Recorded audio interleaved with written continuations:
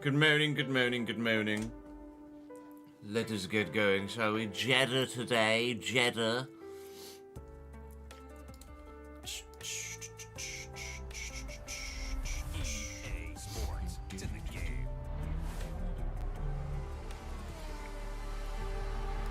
Bum, bum, bum, bum.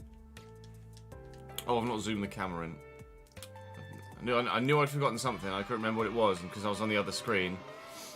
That's what it was. Dom, thank you for the 3rd month subscribed in a row, my friend. Cheers, pal.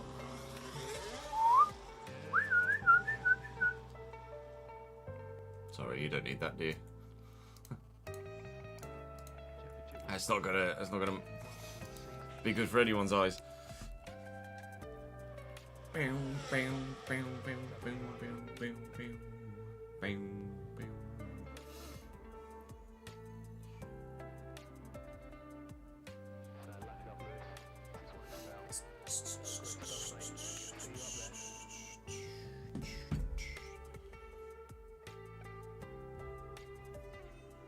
That's your favourite, is it? Your go-to, Jamie?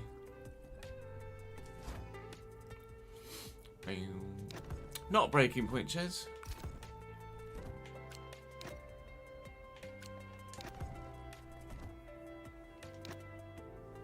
Saudi Arabia.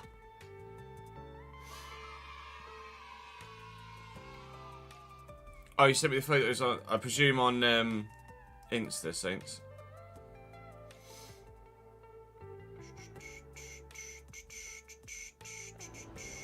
Nothing's come through yet. I'll keep an eye out for it. Gay, thank you for the 2nd month subscribed, pal. It's very good of you, dude. Thank you to Dondrix, Gemini, Moy, and Frayne for the follows whilst we were offline. I appreciate it. Plan for today is the Saudi Arabian Grand Prix on F125, followed by more realistic RTG on FC25. We didn't get an FM25, so it'll be 26 for that next. I saw your message on Twitter, Daniel. Yes, thank you.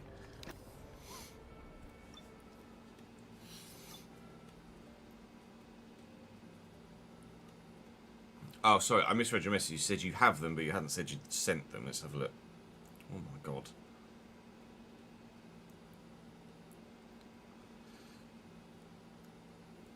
£7'5".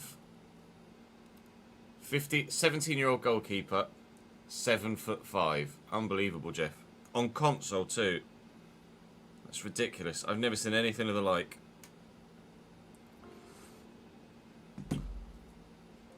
VMA, thank you for the follow, mate. Welcome to the channel. Morning, Curtis. Your entire Jeddah was ruined by your engine running at 150 degrees. Okay. Something to keep an eye on, for sure. Here at Jeddah. With the high temperatures. I haven't actually paid any attention to the engine temperature, actually. So I am going to need to do that. Especially at a place where there's going to be a lot of DRS training. So obviously we'll lose engine power as a result of that. Let's pause the music and then we can just go straight into the recording, can't we? There we go. Right. Ladies and gentlemen, welcome to the Saudi Arabian Grand Prix. We are... oh, actually, what side is it? Here. We're here today. We're in Jeddah. We're in Saudi Arabia. It was Bahrain last time out, which wasn't a great Grand Prix for us. We very much felt like the worst car on the grid there. Whether it was setup related or just the AI are quite strong at Bahrain, which was the case on 24, so potentially, then that might be the reason. Here in Jeddah, I don't normally do very well. It's a really, surprisingly, considering most of it's full throttle, actually surprisingly technical track in a lot of areas, especially that first sector. So we shall have to wait and see if we can keep up with our teammate again, as was the case in the last episode. See our season results so far, see us near the bottom. 16th, 14th, 15th, 18th thus far, but we have finished ahead of our teammate, or have, well, rephrase, because I'm not it's not me and my teammate, technically, is it? I've driven as Victor Martin every single race, and I finished ahead of Zayn Maloney in every single race, albeit only just in Bahrain, and we certainly had to fight for that. Max Verstappen has won every single racing session of the season thus far, including the sprint that isn't shown on there. Fastest lap points aren't a thing anymore, but if they were, he'd have a couple of them as well. Charles Leclerc is currently P2. It's very tight for, well, not very tight, but quite tight for the podium positions in the championship. But Max at the minute is looking like he's just going to run away with this one and might have won the championship by Spa at this rate. So we will do what we can in Jeddah. Here the setup does need a few tweaks, so we shall certainly do that throughout practice and see if we can find some extra pace. But without any further ado, I'm going to jump straight into that practice session. Try and get as many resource points on the board as possible. Do drop the video a like if you're enjoying this save. I'd really appreciate it. Make sure you subscribe to the Chestnut Plays channel as well so you don't miss out on any of this content, of course. Every single weekday, you guys get an upload of this save at the moment at 12 PM UK. So do keep your eyes peeled and check the video yesterday if you missed it. And the first 3 rounds of the championship last week too. But without... any more waffling and unnecessary waffling, we shall head to practice and try and improve the car. Which is probably going to be quite difficult.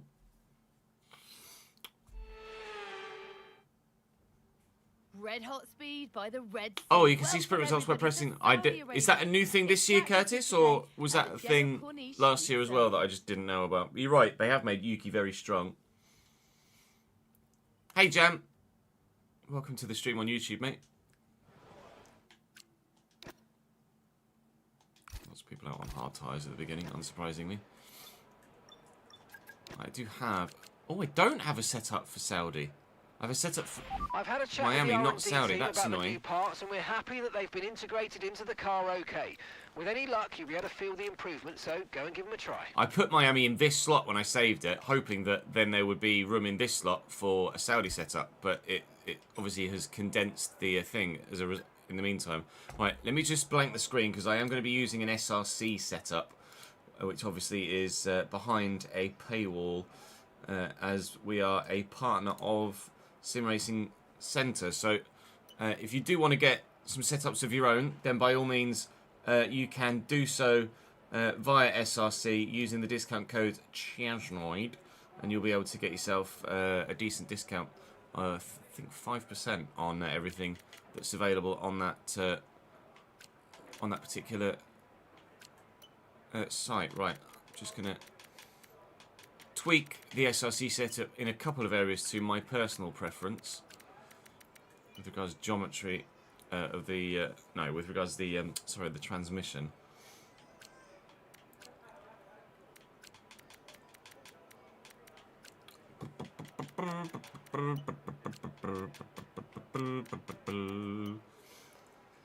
Tyres are an intriguing one always, especially when you're going through a new cycle. Things certainly change as you move from game to game.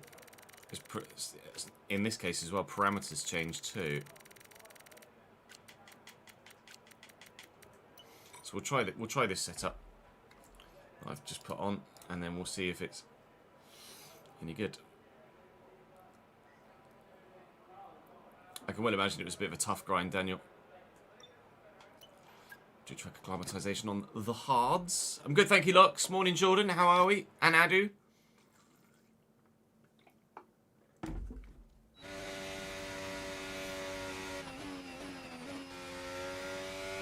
Always weird driving a track that's usually under the lights during the day.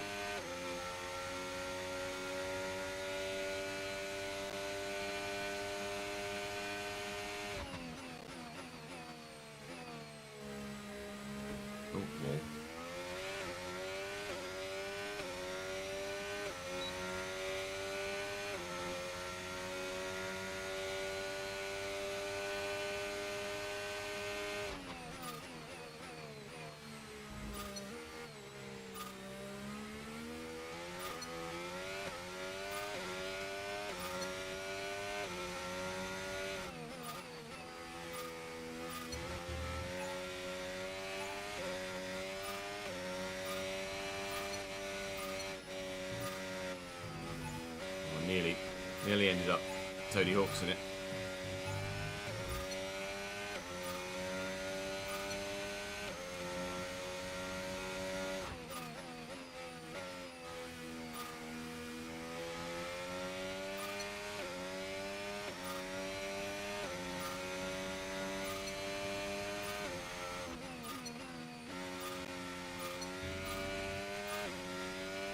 My tyre wear at Jeddah is always very high. Traditionally, there's a lot of gates this year here. I don't think there was anywhere near this many gates in the track acclimatisation last year. Blimey, I know there's a lot of corners, but balls. Afternoon, Reese. How are we, lad? No, Inter were really not even remotely close to themselves last night, were they? Unbelievable from PSG.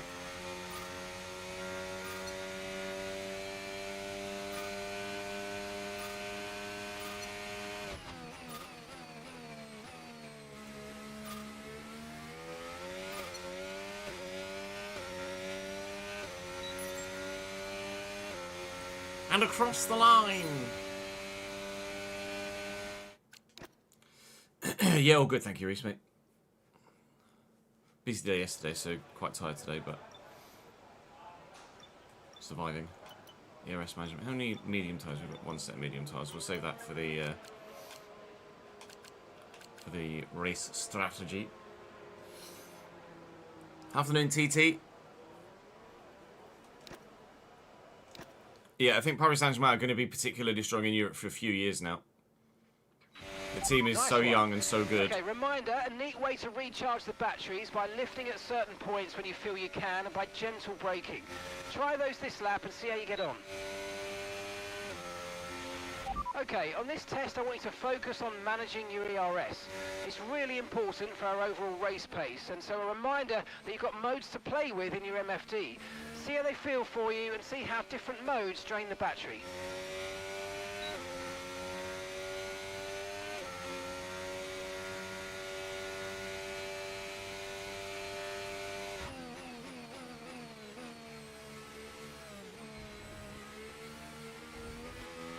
Struggling to get the power down around there.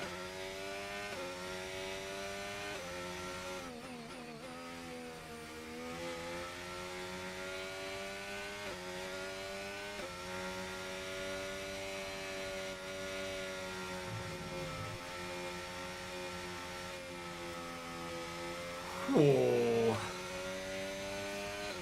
Shrugs in that first sector. Really shrugs. Need to really dial in.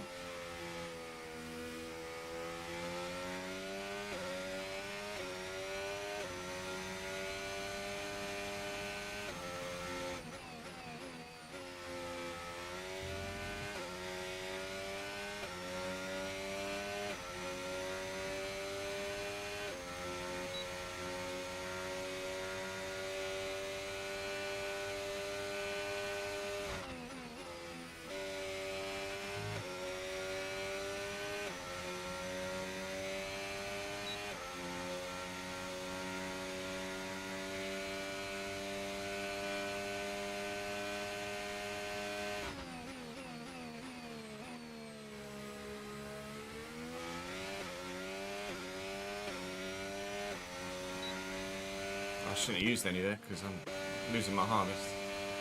Hello, AJ. How are you, pal?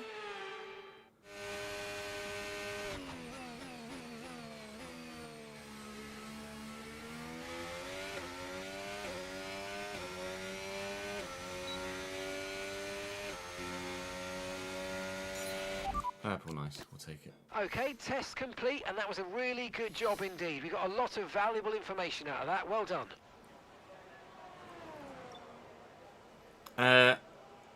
We've just run the one setup here so far, Reese. I don't know whether I'm competitive or not. It does feel quite... But I mean, I've only really driven with the hard tyres so far. It does feel quite loose.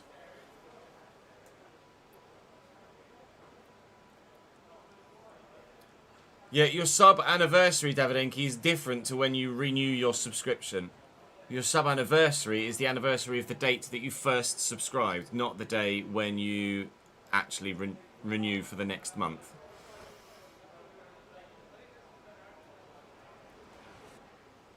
Correct, Mehdi. We've moved the live streams to the main channel.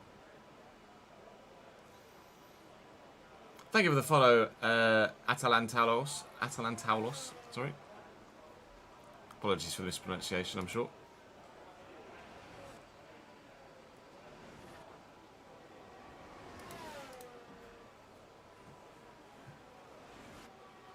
Yeah, final was good. I only watched the highlights, but final was good. Didn't get back from being out till like stayed 8:45 last night. Now, I have a feeling I'm going to be quite weak in Jeddah as well. We'll wait and see, but I have a funny feeling we're going to be slow again.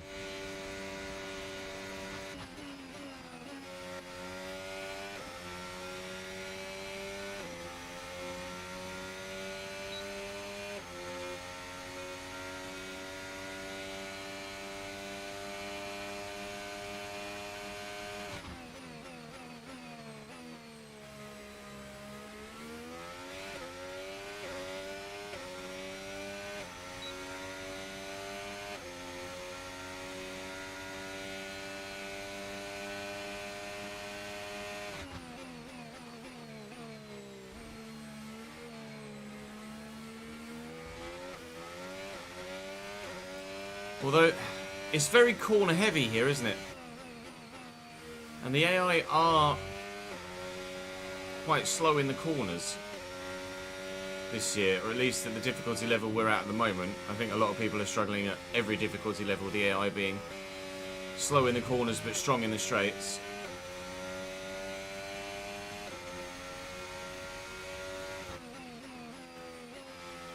So we'll wait and see, actually. They might not be as competitive as I fear they might be. Alternatively, they could be.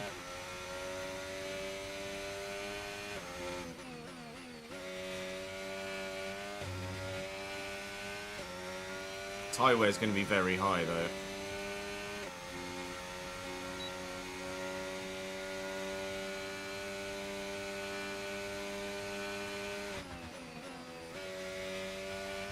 That was much better through there. Starting to dial in, maybe. A bit slowly. It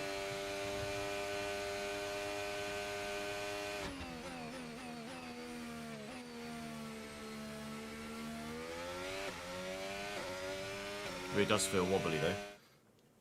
That is rubbing on the back of my head, something chronic.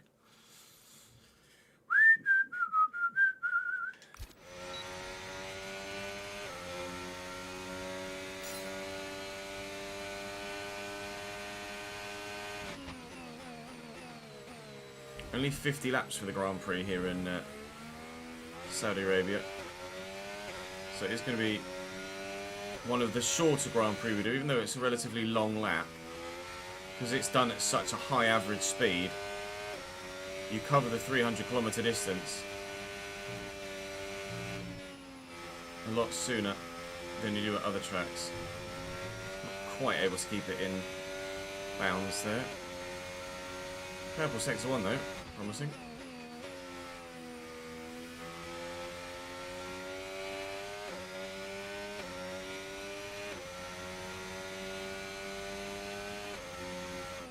I thought it was a different part of the track. Thankfully managed to adjust accordingly, but I genuinely thought I was here, so I pressed Y. I was getting ready to press Y to open the DRS.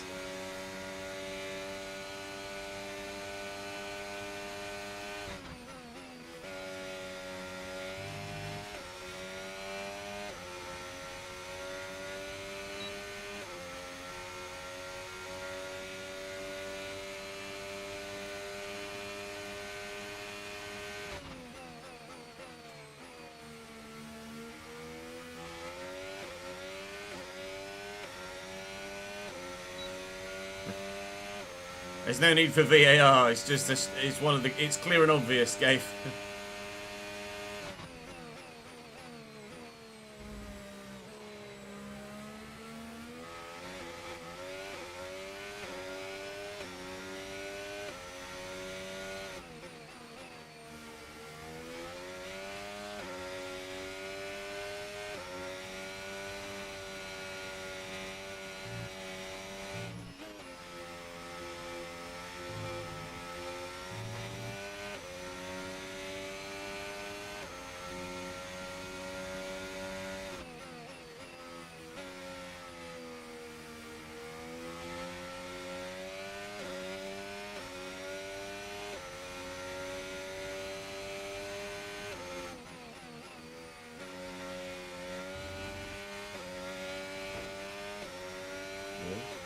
not going to help for the data, is it? So just redo that. This race is in Saudi Arabia, Davidenki, not Qatar. Qatar is the penultimate race of the season. Goes Qatar, Abu Dhabi.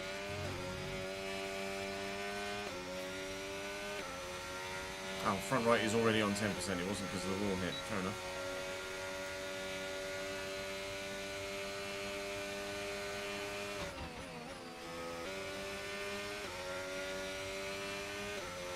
Front right then, apparently, appears to be the limiting factor, tyre wear wise.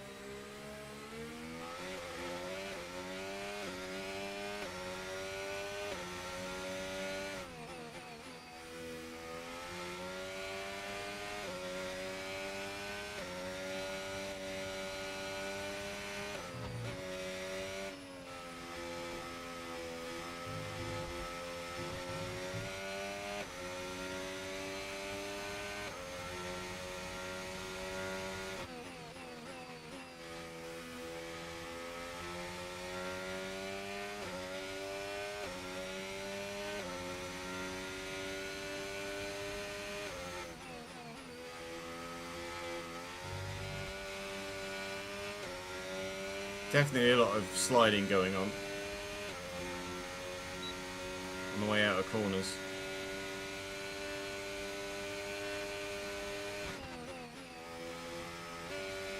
On the way out of the medium speed, should I say.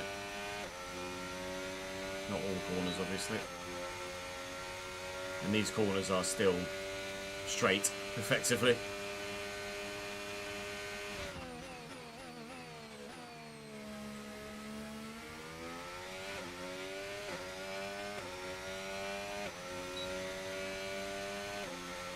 That's my tyre wear after 4 laps, Daniel.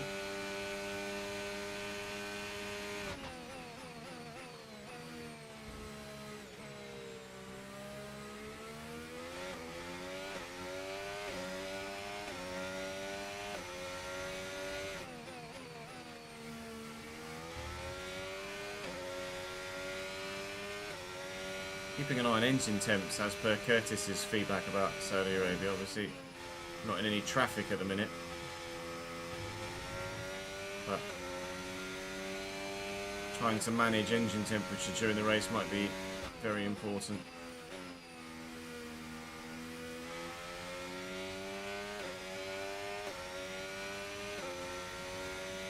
Nicely positioned on track at the minute, and have been throughout this whole stint, but we haven't really run into any other cars. That was slow and really poor. It's going to cost me time all the way down the straight.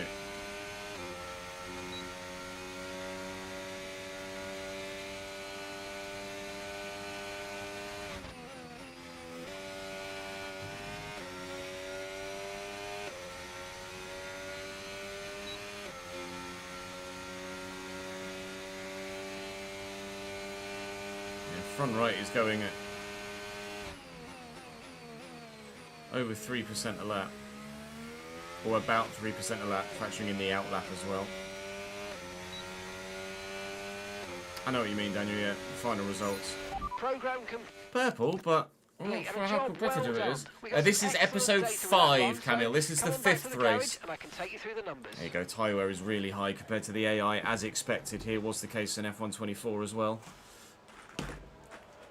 Or, rephrase, tyre wear is high compared to expected. Whether that's the same for the AI or not, I don't know.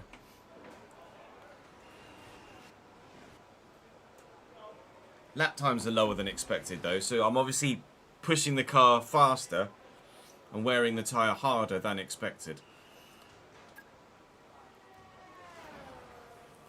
The Bahraini Grand Prix we recorded on Friday, Camille, and that will go live on Monday. This is for Tuesday's episode. We will have the Spanish Grand Prix on above me as well, yes. French Noid, thank you for the follow, mate. Merci beaucoup, mon ami.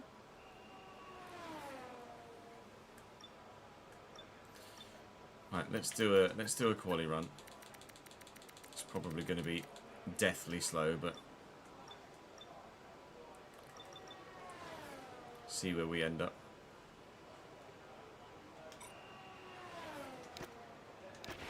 Okay, when you're ready, let's go. What's yours, Daniel?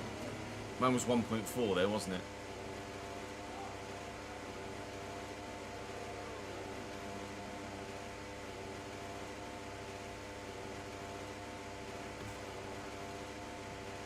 Oh, so I was like, why am I not going? It's because Zay Maloney's just coming back into the garage himself, so I'm to wait for him to get out of the way before I can then go myself. My turn, my turn. 102, Kumi. 102. As we get a more and more competitive car, and we fine-tune the setups more and more as we progress through the save, we will certainly up the difficulty. At the minute, I'm about 102 in terms of my competitiveness.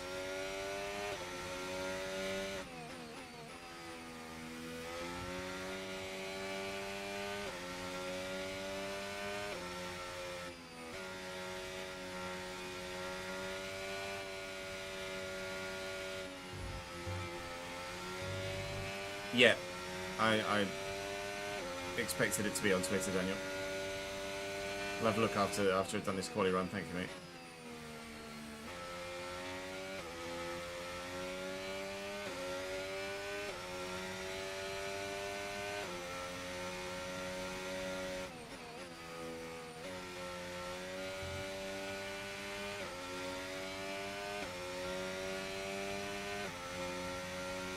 Yellow flags.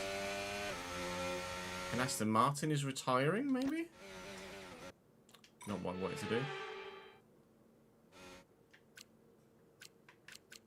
Well, actually, is what I wanted to do. I wanted to do some rewind.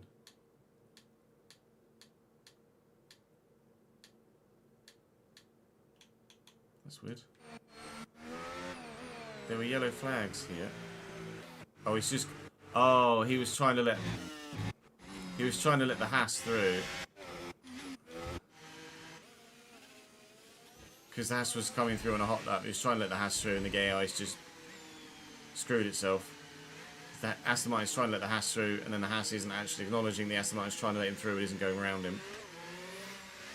There we go.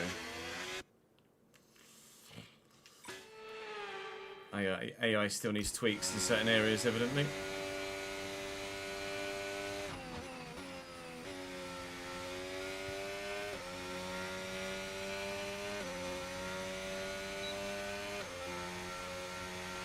Fuel is marginal, box within 2 laps.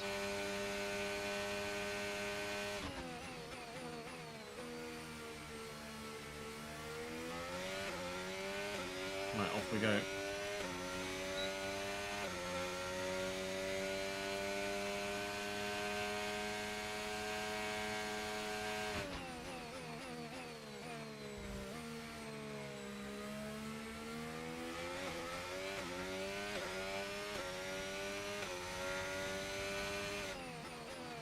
Turned far too early there.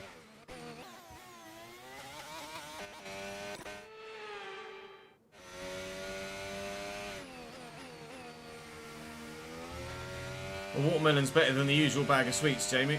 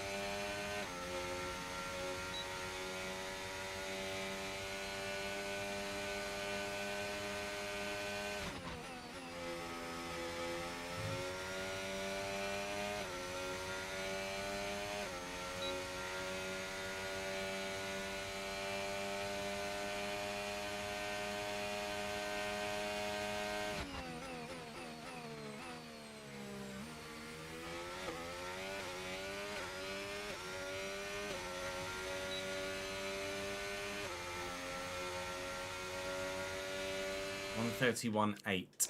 131.8.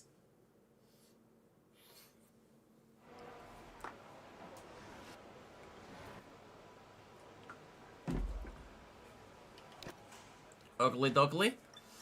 Whether that's competitive enough, competitive or not, I've no idea. Softs really aren't going to last very long at all here.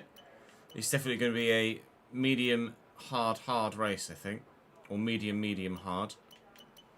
I think we went balanced here, didn't we? I think it's going to be medium hard. There's a big difference between delta on the mediums and the hards, but not a massive difference in lifespan. So 2 sets of mediums is definitely going to be more beneficial.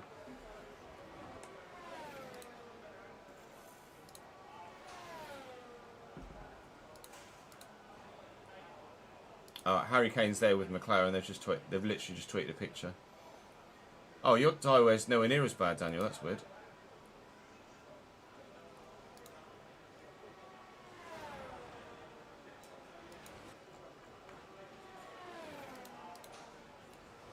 Morning, Cheese God. How are you, pal? All right, I'm actually relatively happy with the setup, I think.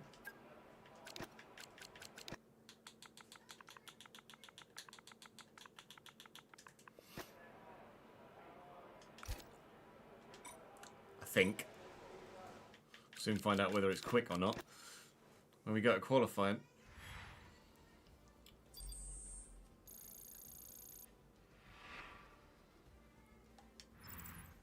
Of course, England Andorra late this week, isn't it? That was, but the fun doesn't stop here, though. Charles Leclerc goes faster than me on a hard set of tyres. Does not bode well at all. My team is significantly different this year, call sign, yes. Big improvements to my team this year. A lot more management-based, so to speak. There's a lot more off-track management involved. It's kind of a hybrid between the old My Team and F1 Manager, which is refreshing, certainly. Thank you for the follow, call sign.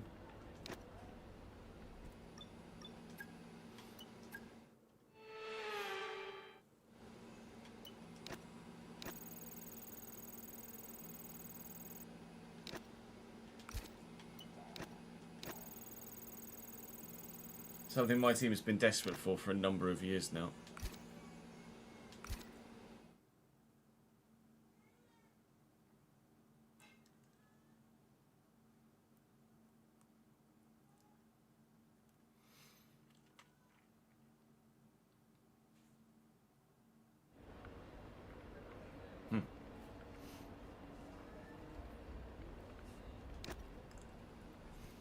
Sounds like you and I have similar tech wizardry, Cheese God.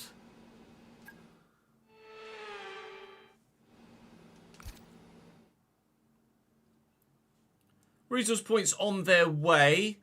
The car feels alright. Whether I'm competitive enough is a different competitive enough or not is a different matter, but the car feels alright. Jeddah is definitely a track where you need to be in the zone and locked in every single metre of every single lap, and it's going to be really tough to try and do that throughout the course of this whole weekend in a My Team car that isn't massively impressive. Our component wear is significantly high at the minute as well, but that's not going to make too much of a difference for us this season because, let's be honest, grid penalties aren't really going to affect us too much over the course of this first year, at least at the beginning of this first year anyway.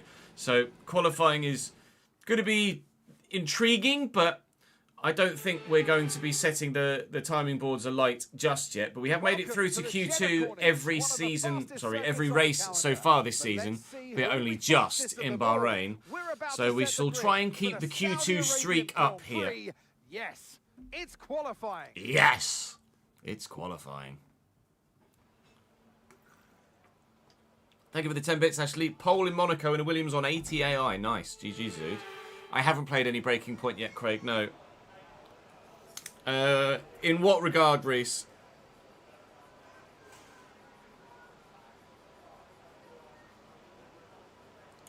Yep, the answer's no, Jambi.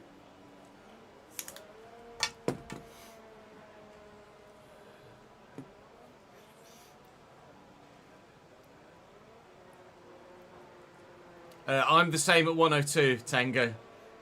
Yeah, we'll be racing while the real life race is on. we've just got too much content to make to be able to afford to stop and do a watch along at the moment. There will be races this season where we are able to stop and do a proper watch along, but at the moment, we've got to make sure that we're actually on it. Race begins at 2 PM UK, so we've got an hour. Alright, let's see what lap times they're doing. We did a 31.8, didn't we? In practice as a test run. Now we've had a full season of the new Champions League layout. How did you find it in the end? I quite enjoyed it because it gave some surprising results. It did give some surprising results. It gave some intriguing matchups as well. But I do think I prefer the league. I do think I prefer the. Oh, 31.8 is not quick. I do think I prefer the group phase as opposed to the league phase. Thank you for the follow, Galaxy. My 31.8 in practice is not competitive enough here, but obviously the track will have rubbered in now over the course of 2 further practice sessions and the beginning of qualifying. So hopefully we can be towards the mid 131s rather than the high 131s, and we'll stand a chance of getting through. That's the dream. Let's try and make the dream a reality, shall we? Checks complete. Everyone be aware, we've got a car leaving the garage. More variety. Do you think, Gabe? I guess it is more variety for you guys at that sort of level because you get to play the big team, more big teams and more small teams.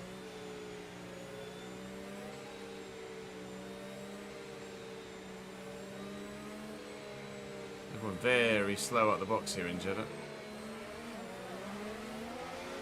Let the Red Bull go. And the McLaren. And the Aston Martin. Go, Lance, go. Everybody gets stretched out enough to hopefully be able to put their laps together. Yuki Tsunoda's just crashed in qualifying. That's not ideal, Yuki, is it, mate? Here we are on board. No, this is Max. Where's Yuki? Yuki Tsunoda has has crashed in qualifying. Here is Yuki. I let him through. He then let Lando through. Well, that's not ideal, is it? This is AI not really knowing how to let each other through at the minute. And Yuki's just turned in there with Lando on his outside and hit the wall. Because that's more dodgy AI than actual a mistake by Yuki, I will just give him the opportunity to not do that again. But I think he might have just done it again. He's done it again. Right, well, that's just going to be unavoidable then, isn't it? AI gonna AI, unfortunately. Might be a good thumbnail opportunity, though, to see Yuki in the walls. Let's try and get a thumbnail picture. Early doors, at least. Not what we've encountered thus far on F1, for sure.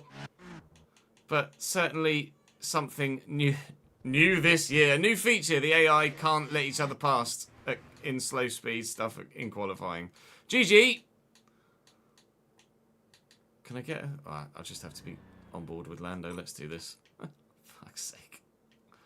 Don't normally get highlights that aren't just me crossing the line in qualifying, do you? But here's one for you, certainly.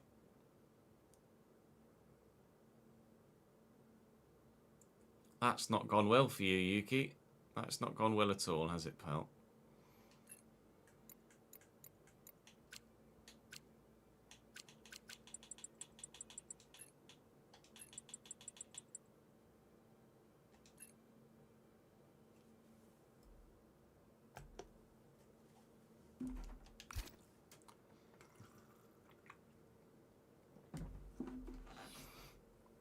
Yeah, that is weird, Reese.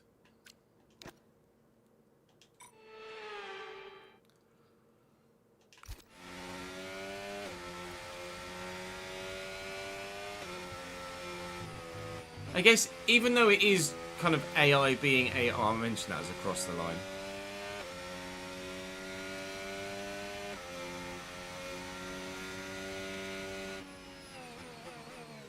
I'll let Lance go here.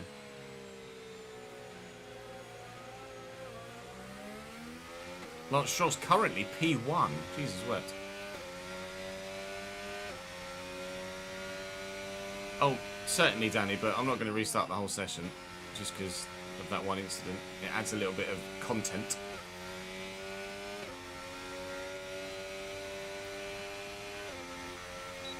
That's the point I'm going to make in the highlight that I'll mention at the end of my run, Ali.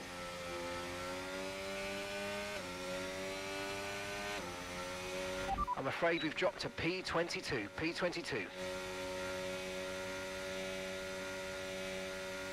Morning, Danny.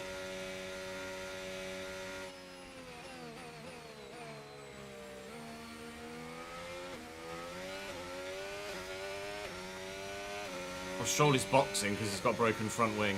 Lol.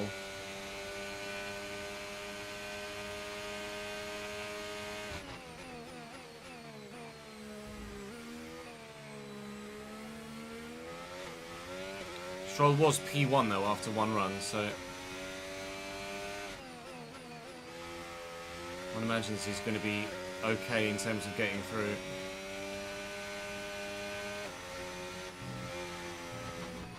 Tony Hawk's in there is not ideal.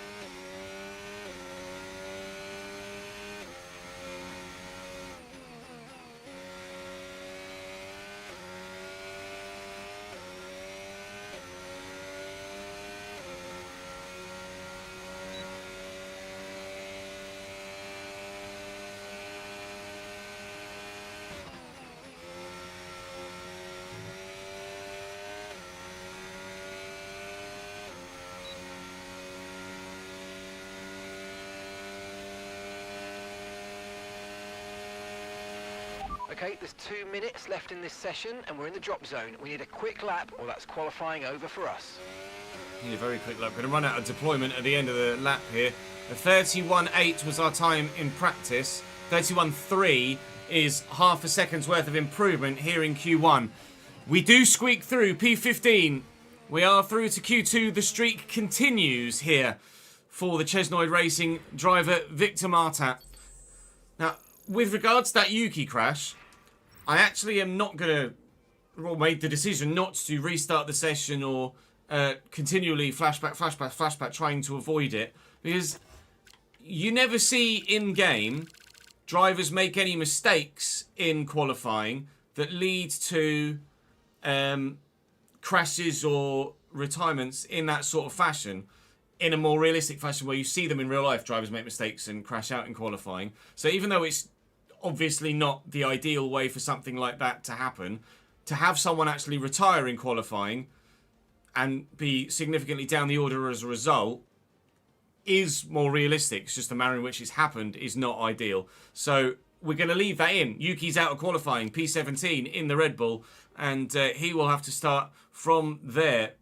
Jack Doohan has gotten a 5-place grid penalty. I'm not sure whether it's for blocking. It is for illegal blocking. So that must be what's happened with Ollie Behrman over the past couple of rounds as well.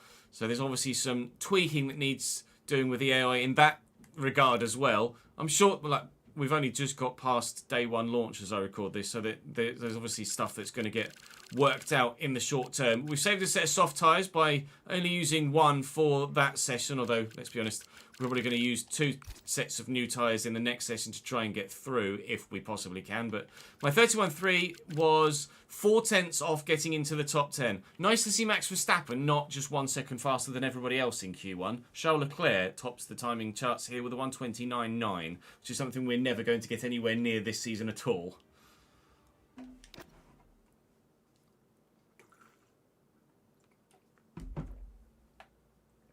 Lando's strong in your save, is he, Danny? Callum, thank you for the follow, mate.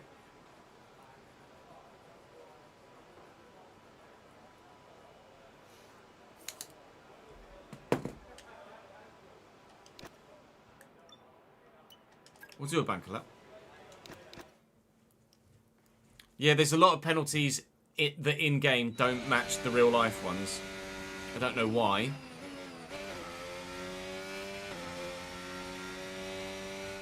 Let me make a note of it on in the feedback for the devs as well.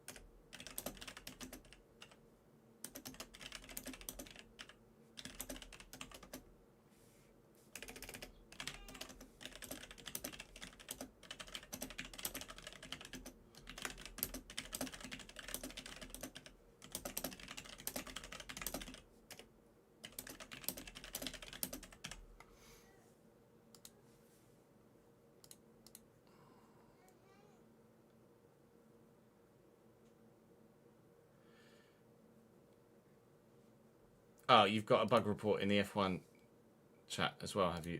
On Discord, F1 game. Oh, but in the bugs channel, is it? Perfect. Thank you, gents. We'll get on top of that. Thank you for the follow service.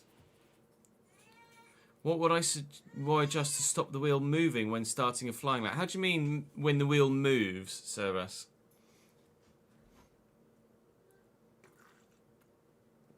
Stop the wheel moving when starting a flying lap. I'm not entirely sure what you're referring to there.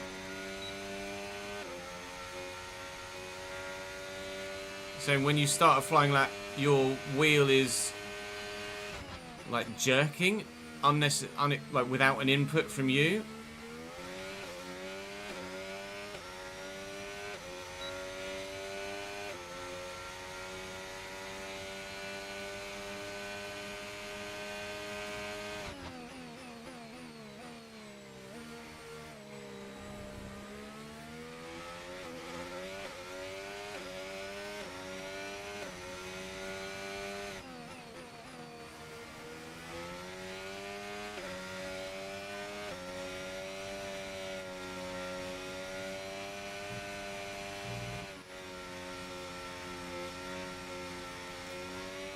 Don't mind me. When you start flying up, your steering wheel gives a jerk to one side and makes you lose grip sometimes. Is that when you're going straight to a flying lap rather than driving out? So like I did here, when you're in the garage, you go straight to flying lap and then the lights tick down and then you're getting a jerk on the steering wheel when you get control of the car. Is that what you mean?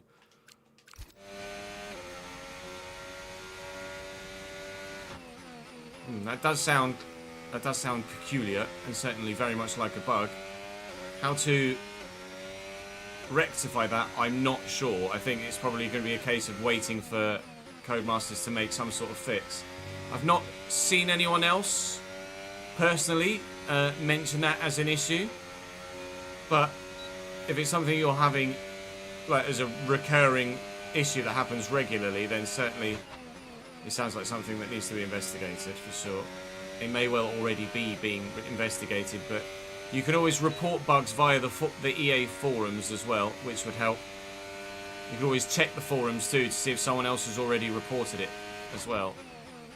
Because EA might have already acknowledged, or Codemasters might have already acknowledged that they're aware of the issue too.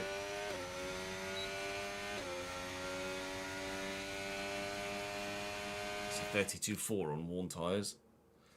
Medium, hard, medium is faster for you, is it, Daniel?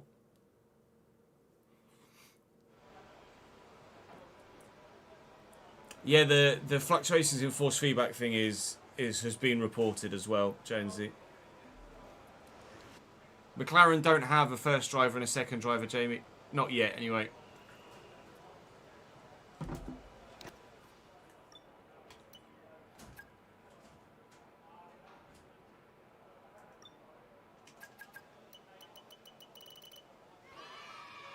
Sockmas, thank you for the 42nd month. Welcome back to the gang for a brand new streak, my friend.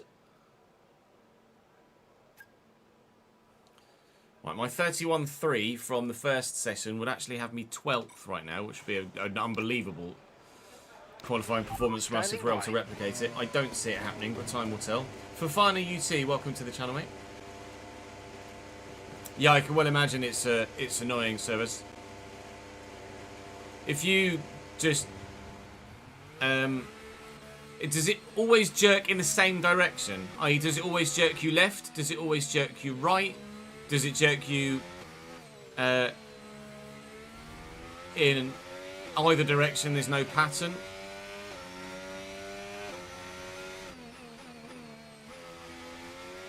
I guess the only alternative to get around it, if it's every time you go out, is to just drive out of the box and do what we've done here rather than go straight to a flying lap. In the meantime, until they fix it. 2 minutes remaining in the session. We need a good just the jerk, no pattern whether it's left or right in a particular way. Yeah, I guess the only alternative is to just drive out of the box at the moment until it's fixed. But do report it via the forums. That sort of feedback is always very important for the devs in helping isolate issues and getting on top of everything. Okay, I'm afraid we've been pushed down to P16.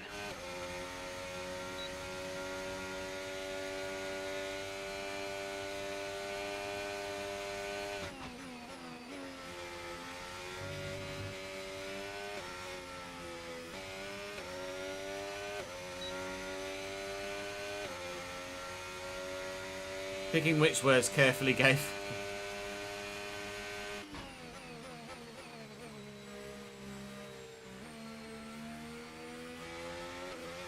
Didn't really prepare my battery very well there, did I?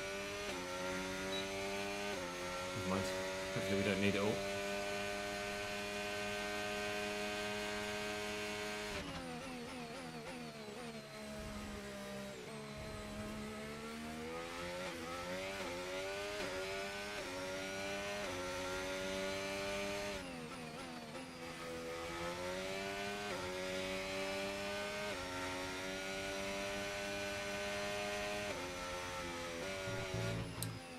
So annoying, I keep doing that.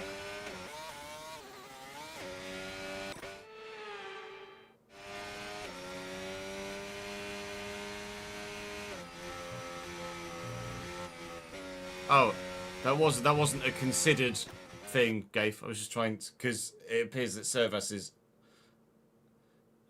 native language isn't English, so I was trying to phrase it in such a way that make it easy to understand. You're the one that thought up and down.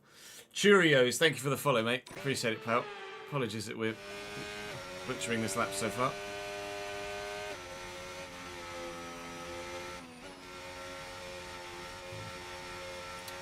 So difficult to take that first set, so I've always struggled with it. I'm just not good enough. Right, that's us down into P16 now.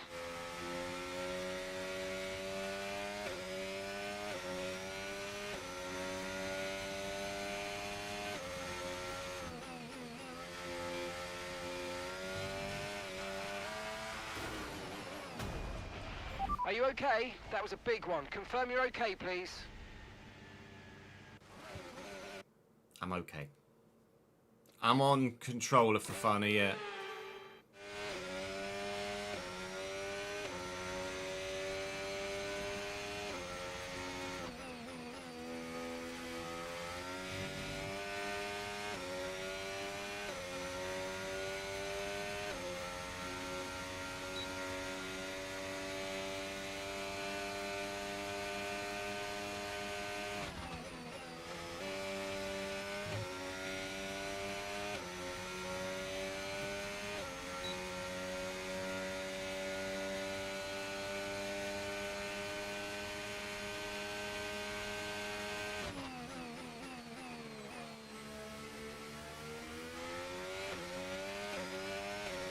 Driving to the line. Might be in the 130s here, potentially.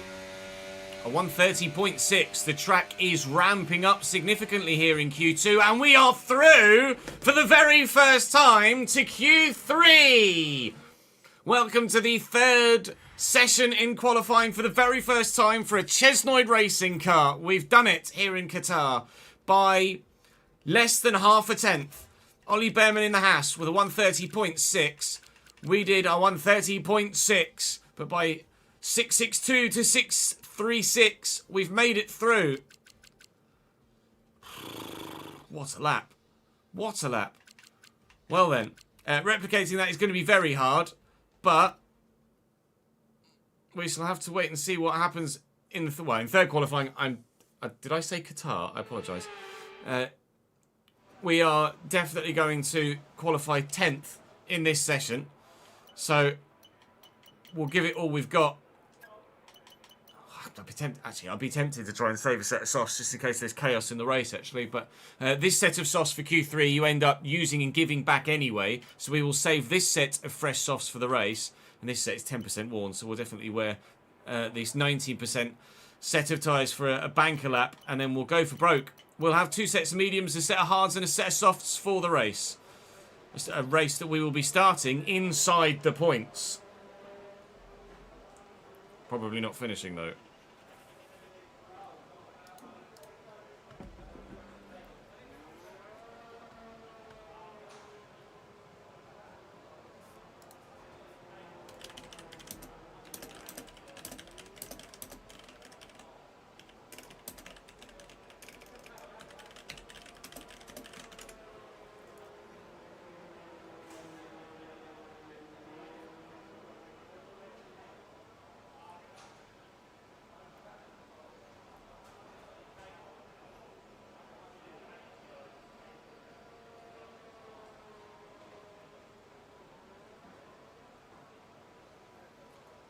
Okay, good that you... that's a very detailed bug report there, Ads. I appreciate that. I will feed that back via the official channels. You say you've replicated it as well with Reese. Thank you for the follow, Anthony Dab. Welcome to the channel, mate. Rather frustrating that I botched that lap that got me through so badly.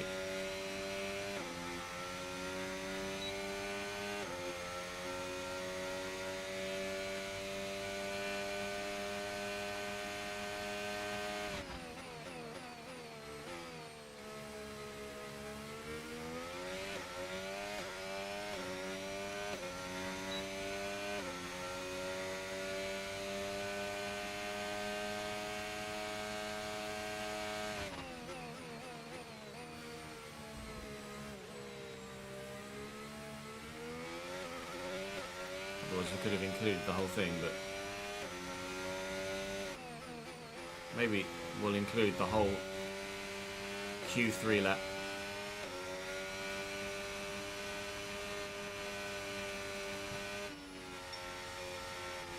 Provided I don't fuck it like that.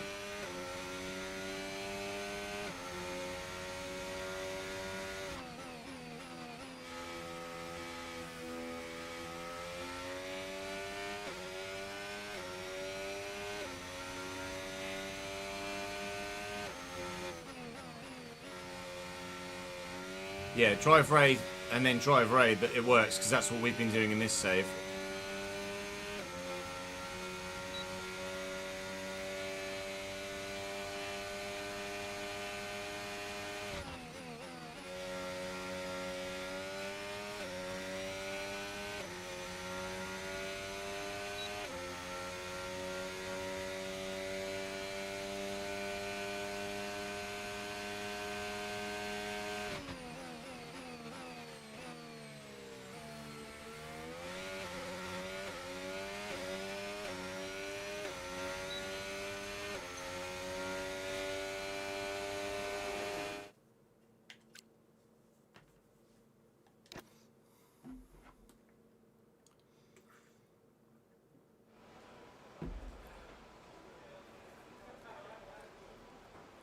Oh, I see what you mean. I don't know. That I haven't.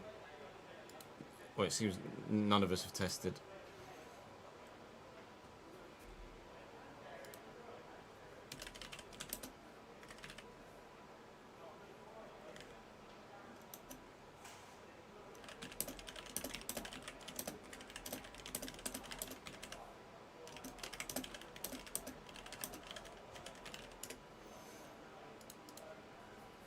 Niall, thank you for the follow, mate.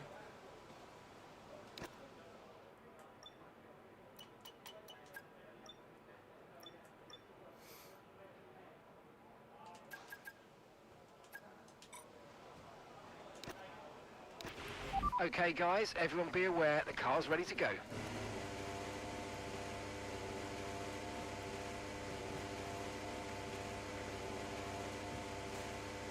Are you both on Xbox, Ads and Reese? You are, aren't you? So that's not been a thing for you, has it, Gabe?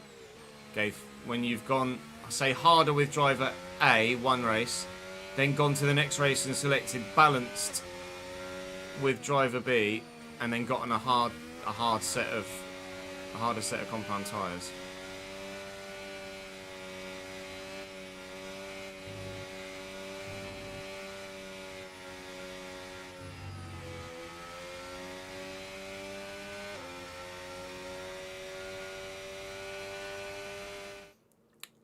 What do you mean by it seems to be just when switching directly?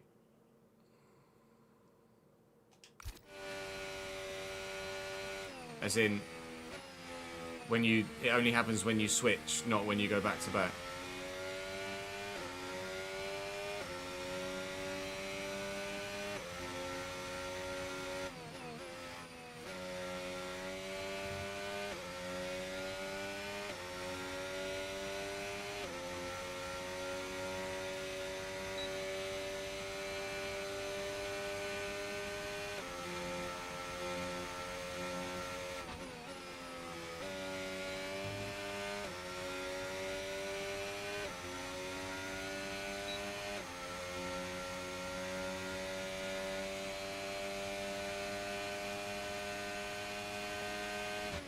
Oh, I've done the thing again where I'm too busy reading chat and I've not prepared my battery properly. We're going to have the Grand Prix on above us, Anthony, yes.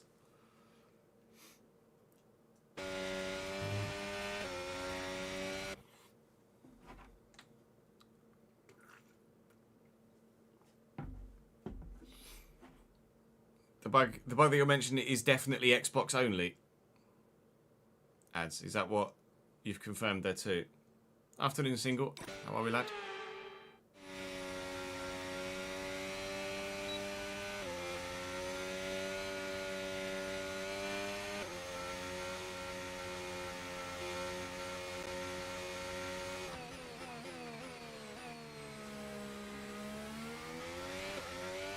Oh, well, provided I don't botch it up, let's see what our very first Q3 lap looks like in full, if possible. With the editing, please, Chris. We shall put together as good a lap as I possibly can here, but I am going to shut up and drive.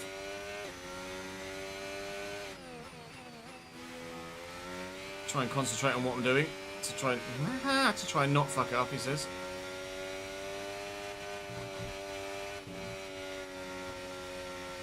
No, I've just botched it. We won't put the Q3 lap in full. Annoying.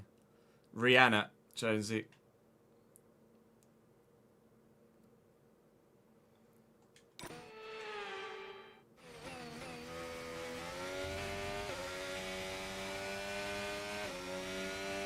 It's annoying. If I'd done it, if it was at any other track, or almost any other track other than, say, Monaco, I'd have been able to put the lap together without messing it up, but not here, unfortunately. Sorry if that's wasted a little bit of your time there, Chris.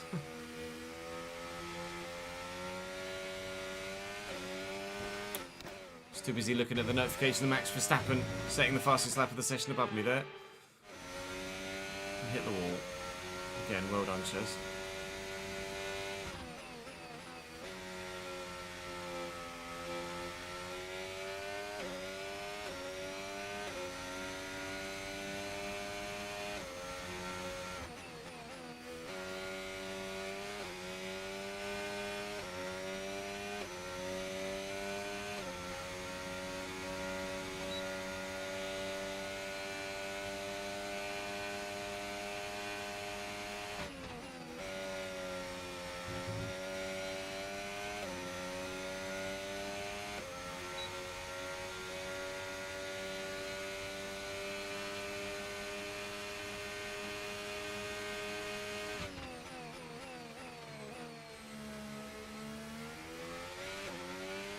Going to run out of deployment again on the way to the line here in this Q3 lap, but shortest run to the line possible.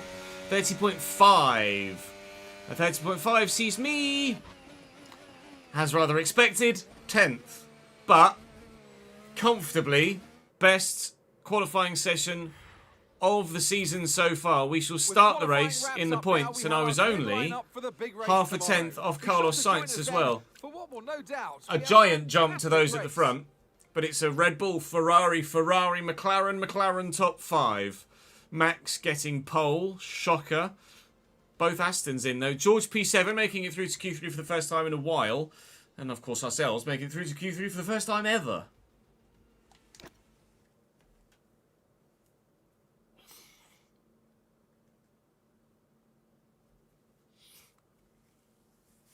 Come on, so you've been watching the content long enough to know why I flashback.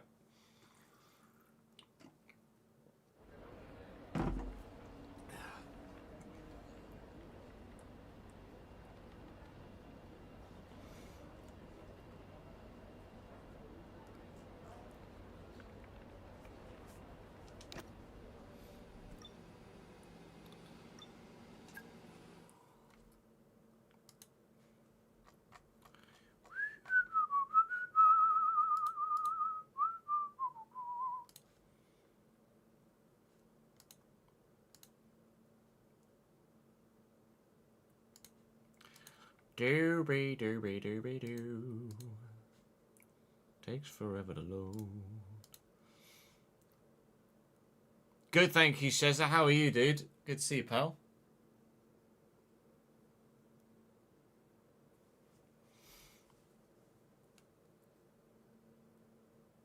Don't ever come at the flashback king. I certainly use a lot more flashbacks at a circuit like this than we do at others, for sure.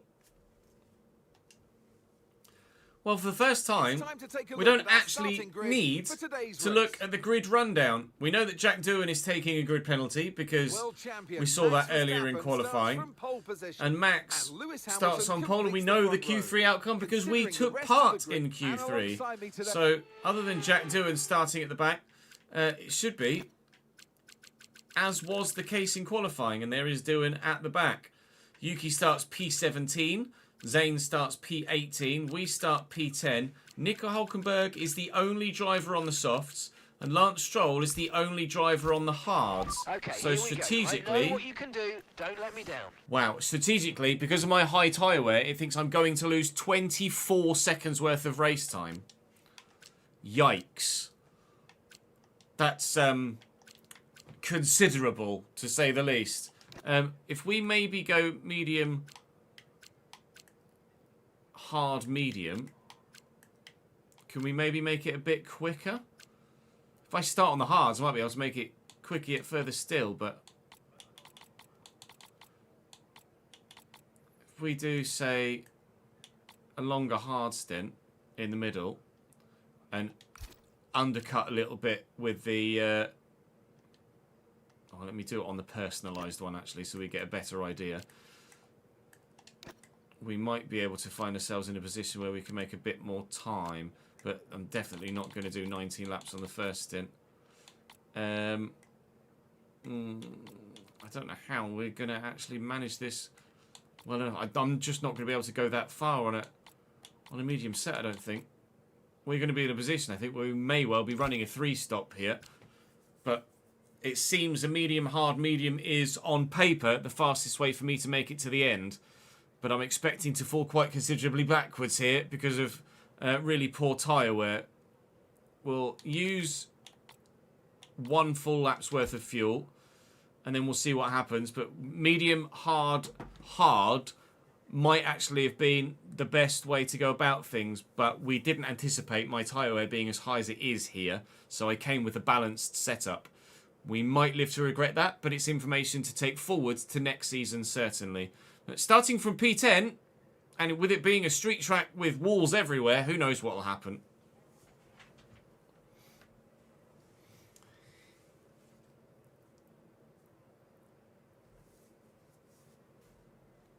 Ah, we have an apparent PS5 confirmation, do we? Thank you, Darren. Maybe it's intermittent then. You don't need to apologise, Shezza, at all. Let's give you guys a prediction for the race. Because we're starting where we are, we'll go a bit higher with the predictions, but I'm not going to get too ambitious. P12 or higher, P13 or lower is what we will offer you via the prediction. I'm going to go for a quick pre-race toilet break, and then we will crack on. Back in a sec.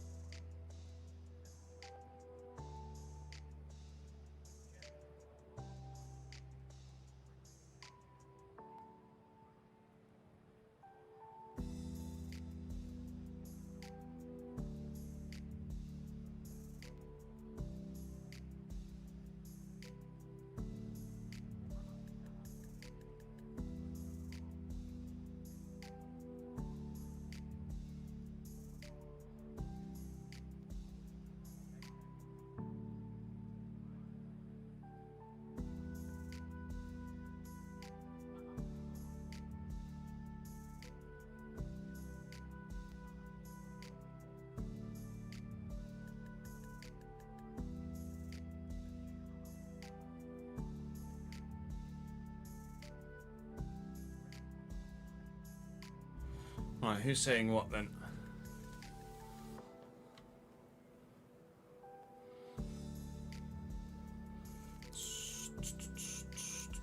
Still 15 seconds left on the prediction.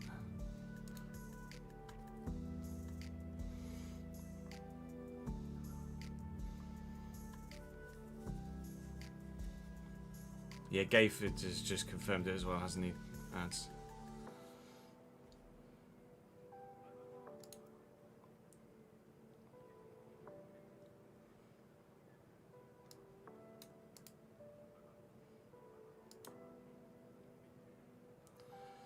Let me report it quickly via here. Post game issue bug. Xbox and PlayStation.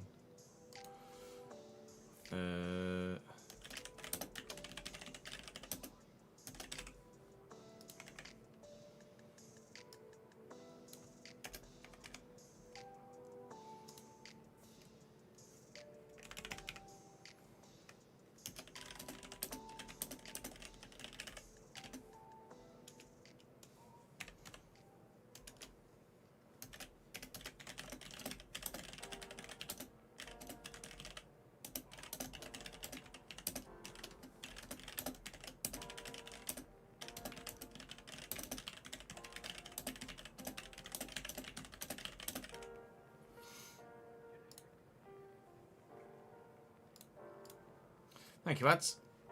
And Gafe and Reese. Ewan, thank you very much for the follow, mate. Welcome to the channel, pal.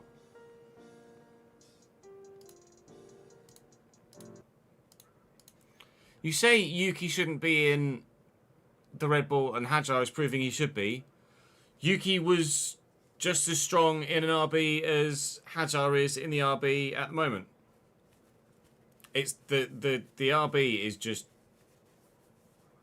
Well, rephrase, the Red Bull is just such a difficult car to drive that only Max can get the best out of the way that it's been built. Yeah, I was going to say, if they gave Hajar the Red Bull seat, I'm sure he'd perform the same as Yuki. Or very similar to. He wouldn't be close to Max. I've used traction control off for a long time, yeah. About 4 years, I think we turned traction off in F121, maybe? Or 22?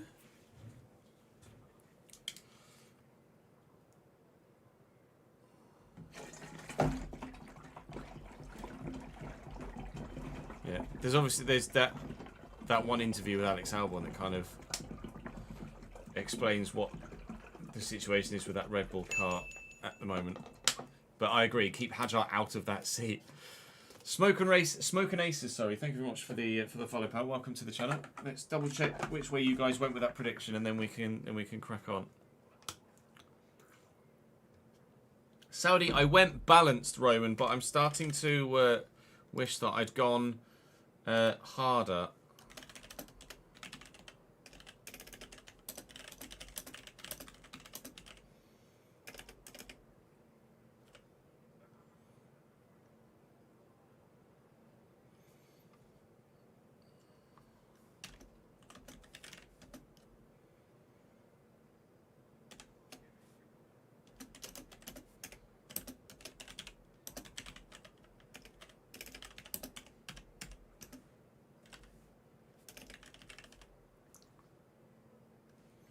We'll tweak that as we go through.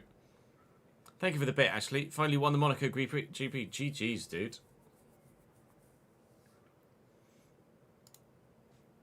Right. Which way did you guys go with that? Oh, a lot of... more people saying P13 or lower, but more points on P12 or higher. So Nathan has gone big on P12 or higher. And there's a lot more of you saying P13 or lower. So Nathan is either in the money or you're all in the money.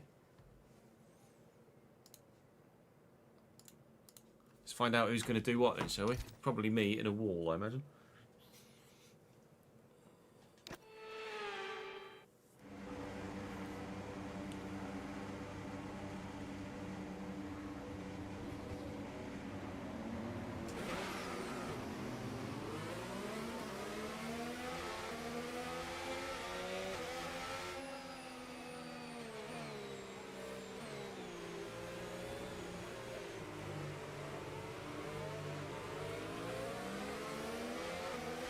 Norris with a snap of oversteer there on the bloody formation. That.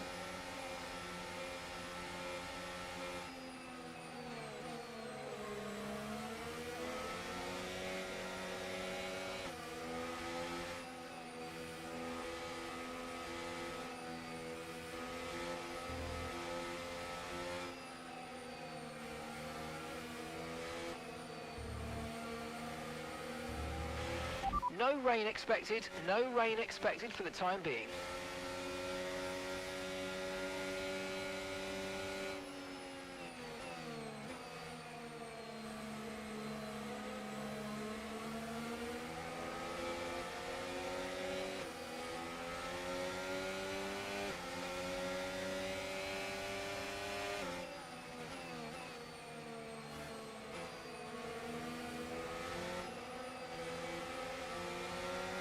Yeah, Monaco either needs a track layout change to accommodate for the bigger cars, or the cars need to be made considerably smaller.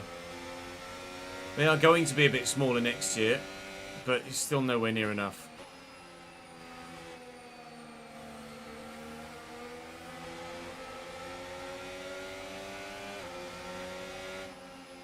We need to sack the batteries off entirely, move to synthetic fuels, so that the cars can be a lot smaller and a lot lighter, as they used to be.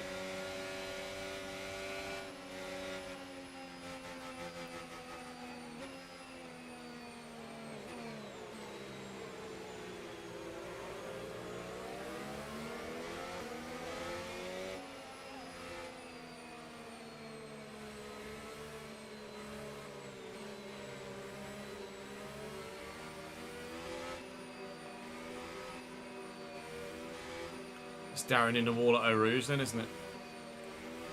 Or over the top of Radion.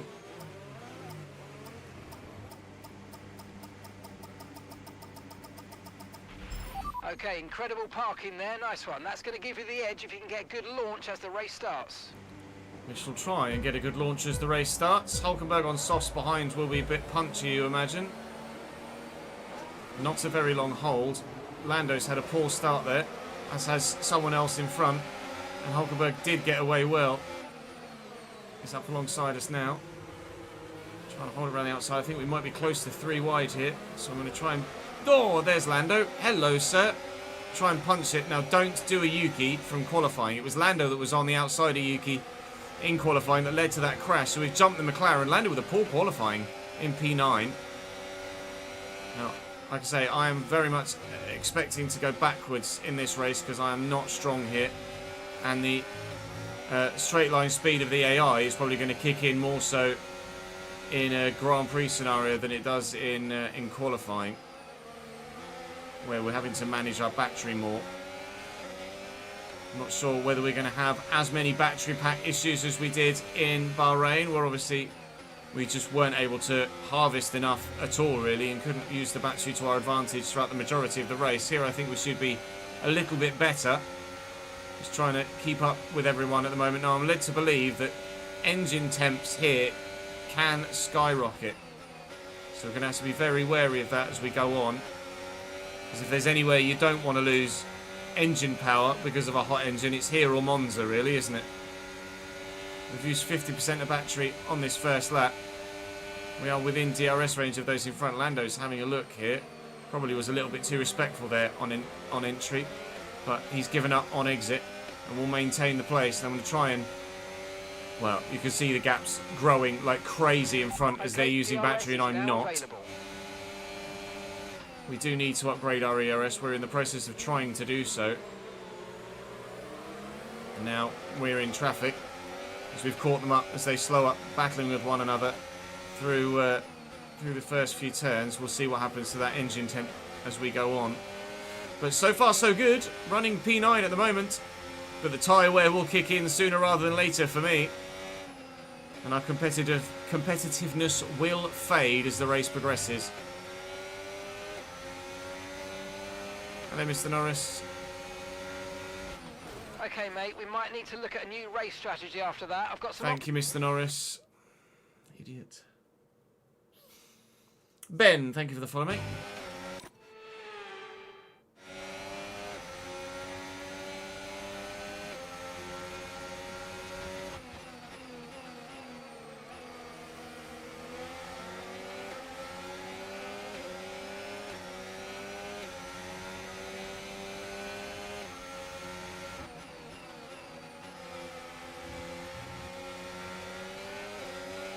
think we might have been within a second through the DRS detection, but I wasn't. No DRS for me. That's going to be Lando past me, isn't it? Let's be honest. Or it should be, but it isn't.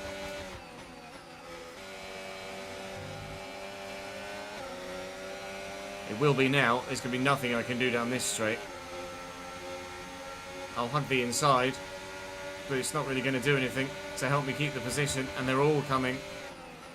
Hülkenberg and the Haas as well. Nico's backed out of it. He's got Ollie Behrman alongside him. We will get DRS now. Okay, we lost the position. Maybe Lando can take us with him. Stroll is the only driver on hard tyres, of course, in 8th.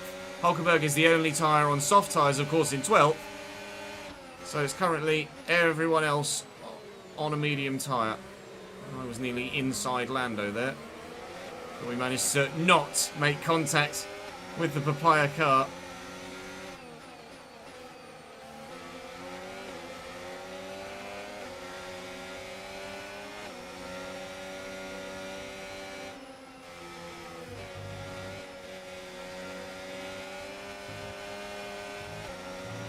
No tyre concerns at the Just moment, can't just take that focus part on of the the track. driving.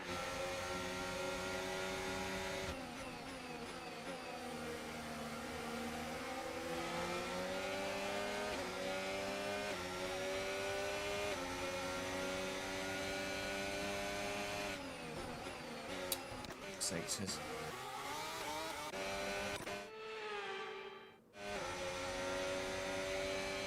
No worries, smoking.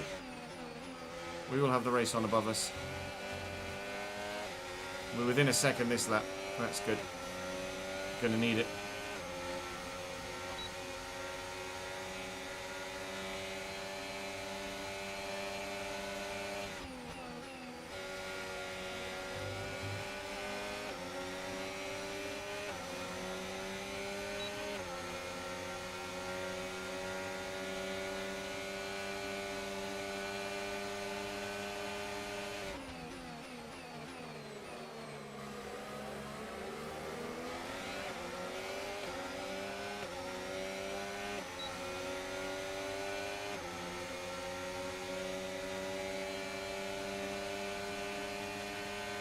Big lock up in front, not sure by who.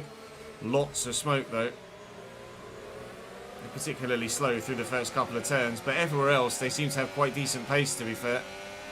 The AI. They're not as slow here as I thought they might be through the first sector, because, oh, well, most of it's full throttle, to be fair, so no reason why they would be slow.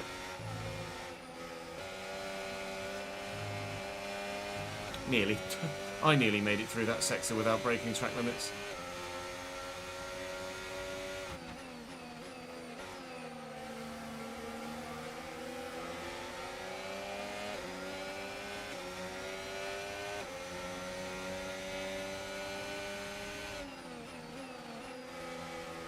Always deep in there. Fuel is okay.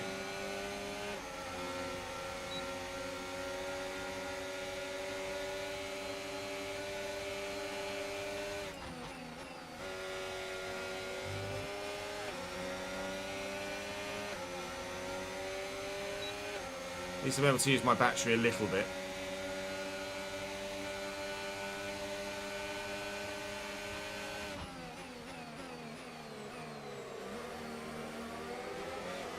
Verstappen with the fastest lap of the race at 34 something.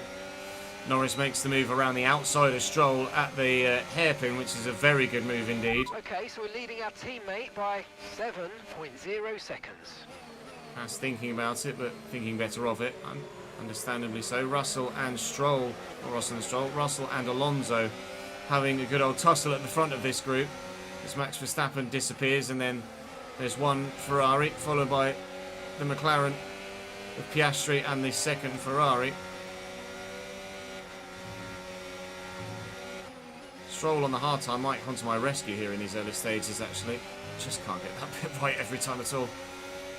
Just clinging onto the back of the hard runner might be our best opportunity of keeping pace with this points tally running positions. Need to make sure we're good through here to get DRS through the detection point on exit, which we have done well. Fuel is okay. Tyre wear is understandably high, but it's not offensive at the minute. Which is pleasing.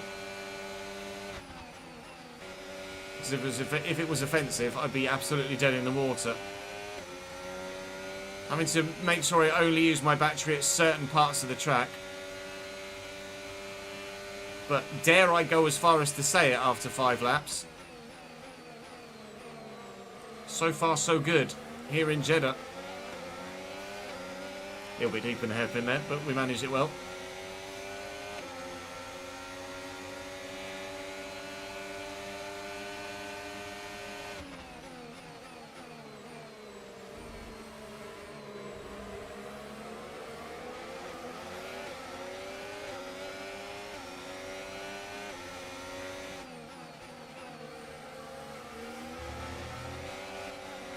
That's poor. We got offline there.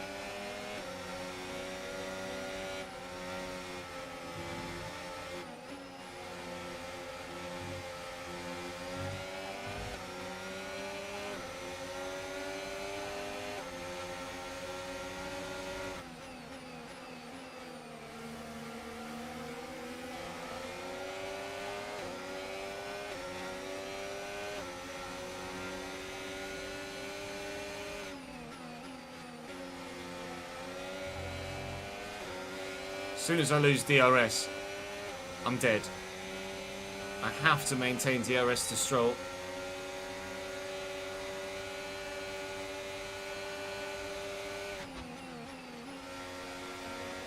Of course, the moment I mention that, I lose DRS to Stroll. Gonna get done here. Bearman around the outside. We are out of the points. Come on, you can win that place back. Don't know whether he's going to get DRS here on Stroll or not. He's not. Should be easier to stick with the Haas than it is the Aston Martin, though. We might actually just catch up to those in front again. Yep. Wait and see. 11th for now. Dropping a few tenths per lap to the car ahead. They're just edging away. It's okay. It's all still manageable at the moment.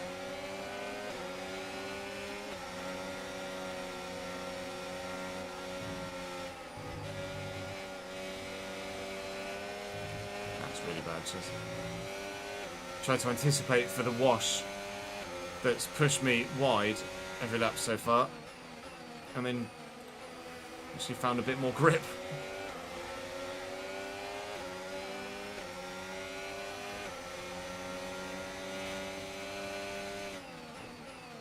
Well done, dickhead. Drive into the wall.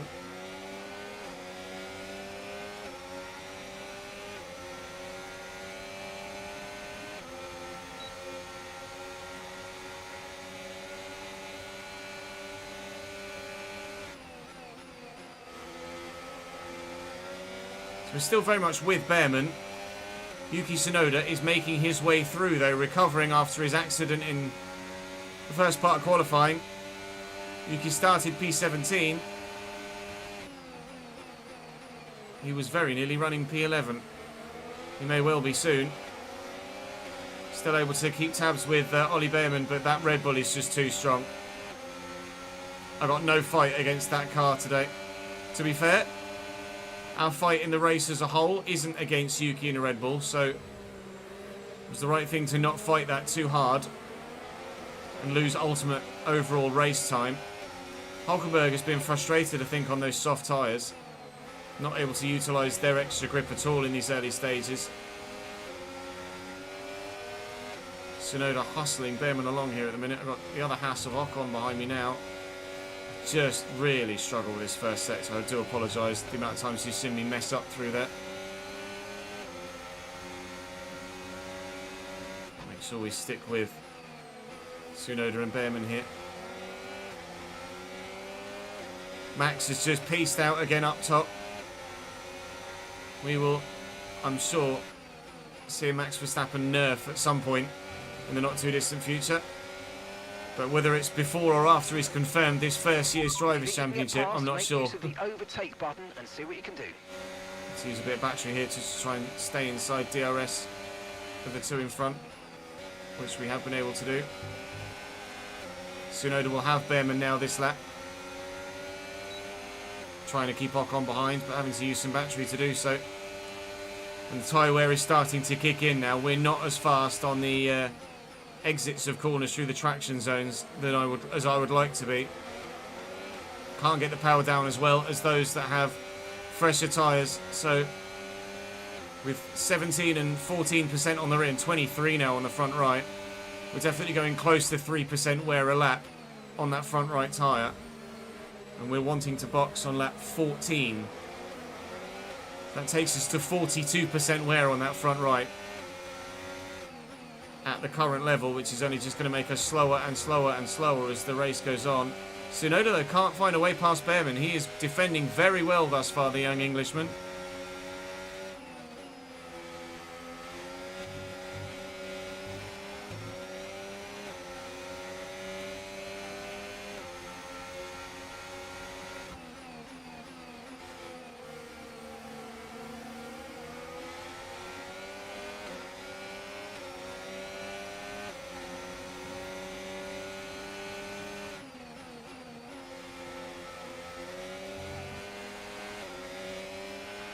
Tyre condition still looking good.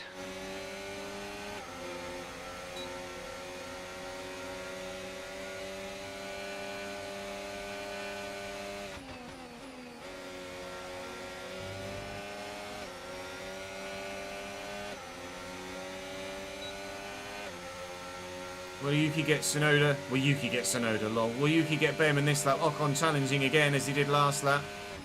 Again, we'll go deep in the hairpin and hold on to the position. We're good under the braking at the moment. Is Tsunoda past Behrman this time? Is Ocon going to pass me this time? I'm going to hug the inside, same as Ollie Behrman. It seems to be working for him. It's not going to work for me. We're down to P13. This isn't really car performance related, ultimately. It's tyre wear.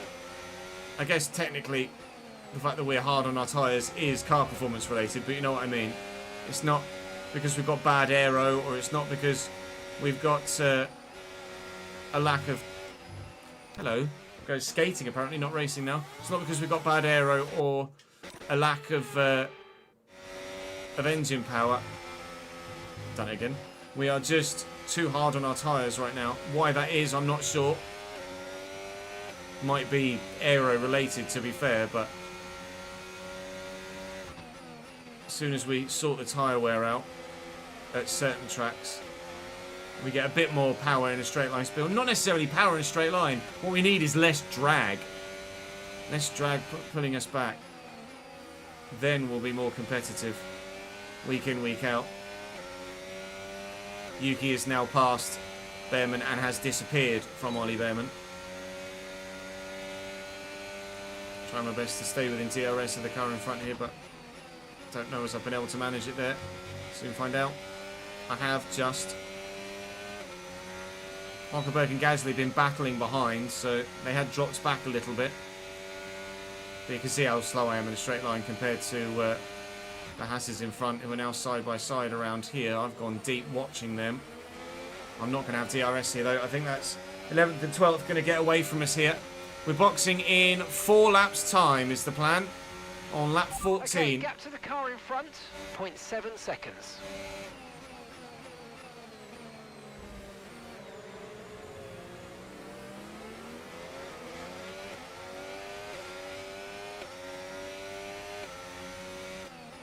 I missed the real-life race start. That's annoying. I got so engrossed. The plan was to pause and watch the real-life race start.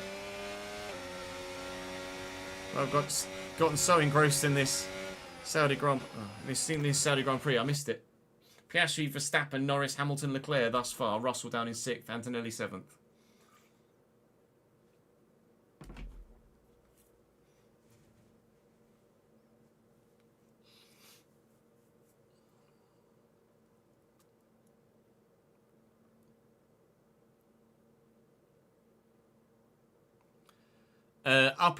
Upping wing angle at the front, at least, just going to make me slower in a straight line, I think, unfortunately.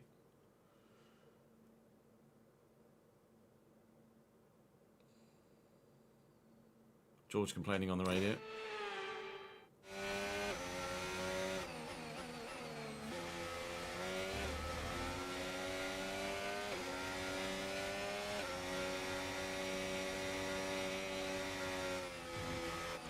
Fuck me. Oh, not the place to have flashbacks there, so it's well done, pal.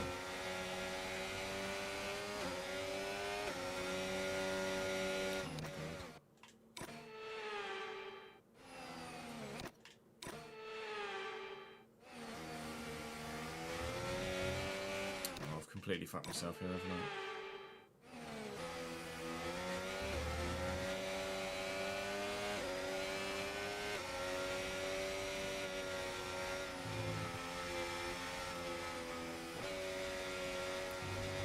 God damn it. I hate that part of the racetrack.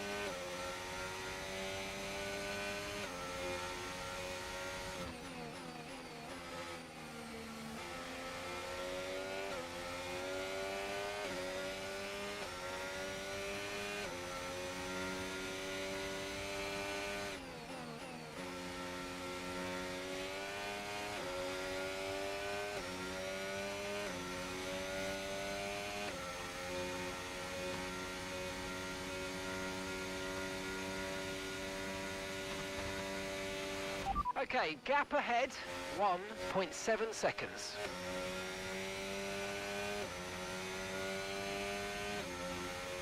Apologies for the really bad driving right now.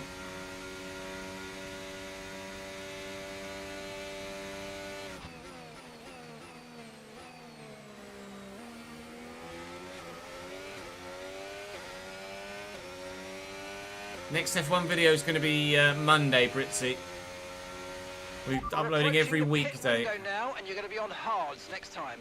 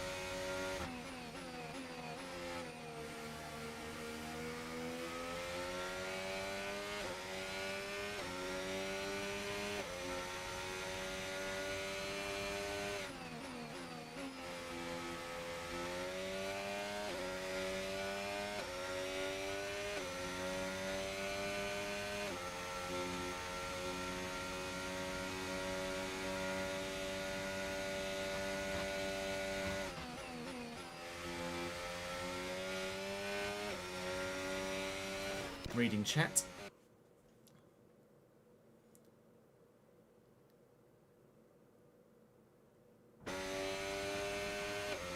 ERS assist off and medium traction.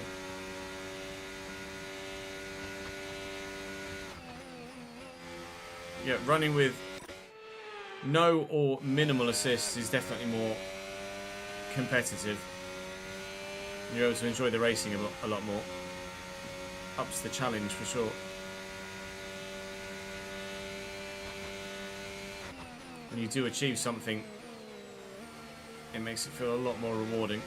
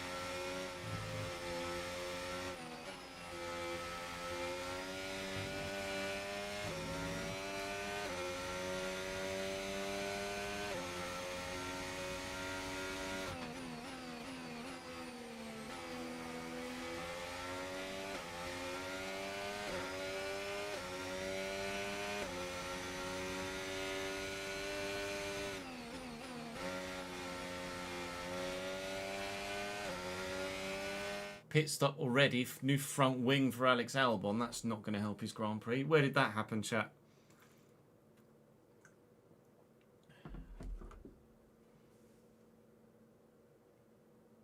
To like 3 days of spins to get used to it. Yeah, it's definitely, when you take a step down on traction, whether it's from full to medium or medium to no, it really is quite the adjustment. Turn one, lap one, was it?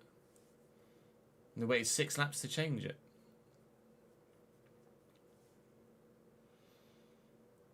Norris starting to reel Verstappen back in now.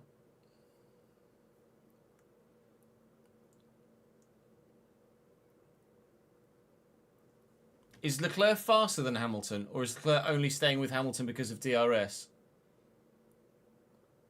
It does appear that Charles is the faster car in red so far, doesn't it?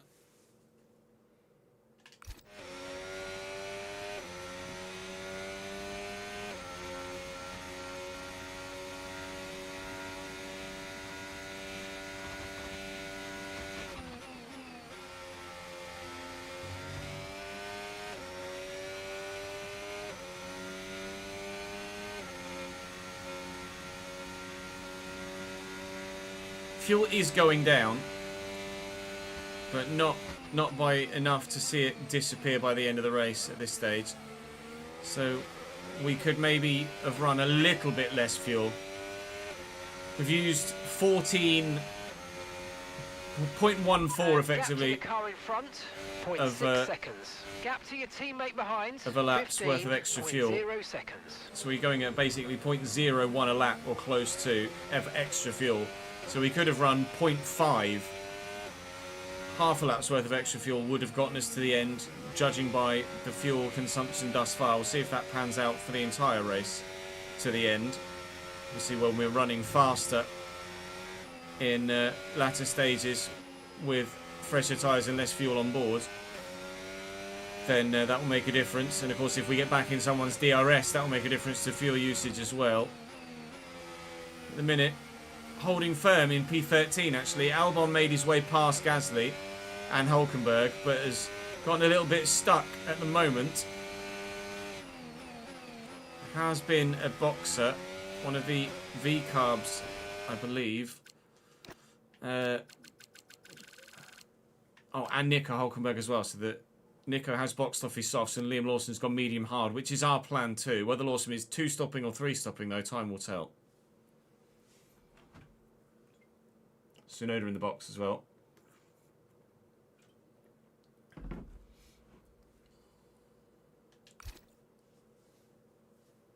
Charles has a better strategy available with tyres as well, does he?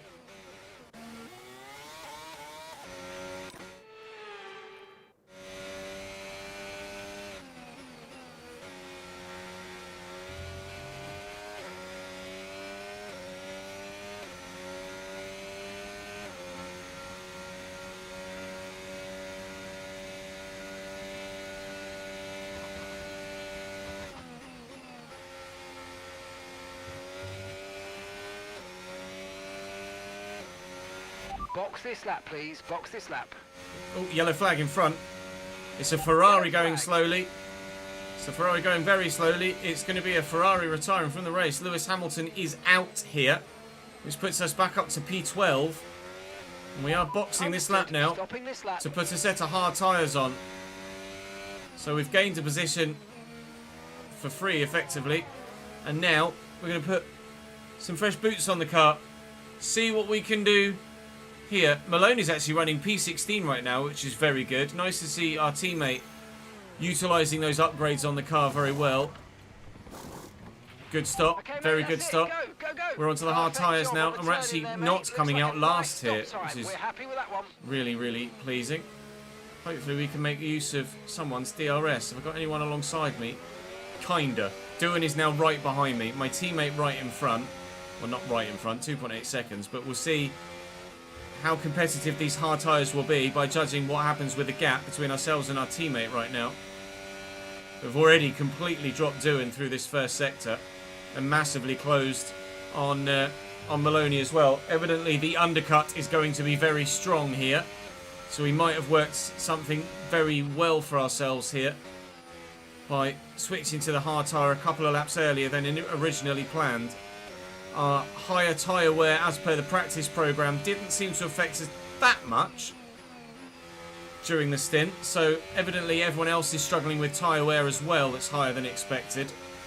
As it stands, we'll go to the mediums again on lap 33. So we did a 14 lap stint. He wants us to do a 17 or 18 lap stint at the end of the race, which is a big ask, but on less fuel it should be doable. But that's if these hards last as long as we want them to as well. We might end up having to 3-stop because of tyre wear. I hope not. And if there's a safety car any time in the next 5 laps or so, it's really going to not benefit us at all. But fingers crossed, we can make strategy work for us. And we can get our best finish of the season. For now, everything's looking good. We finished where we were running pre-pit stops, even before the retirement of Lewis Hamilton. Then we are on for a personal best finish of the season for Victor Martin and for the team. Expecting some boxes in this lap off the medium tyre on the run up to lap 18, where we expect more boxes yet further still.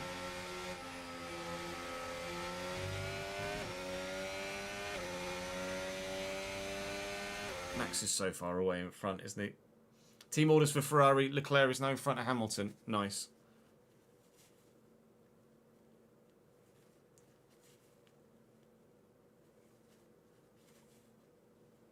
Did I get sector 1 perfect there, did I, Britzy?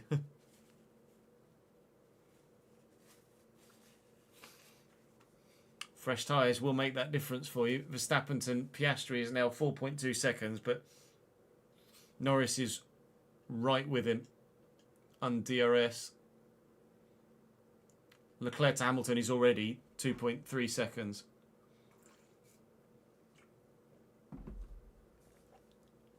Is it 2-stopper or 3-stopper today?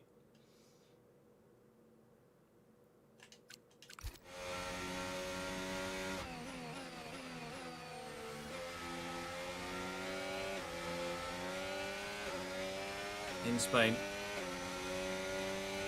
No VAR needed for Sector 1 on that lap. Excellent. You love to see it.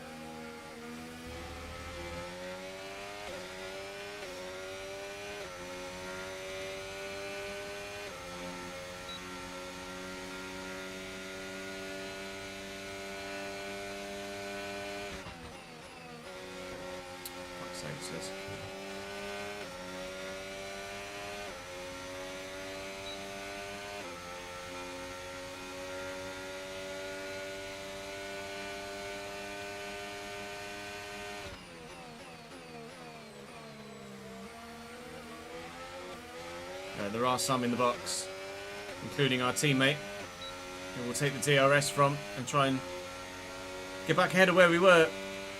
Zane's in the pits. Zane is in the pits. Let's see who we're coming out alongside or right behind. It's Tsunoda. Up to P13 here. Some of them have gone medium, and they're going to run the hards at the end, which was our initial strategy. But we've obviously switched that to run the hards in the middle.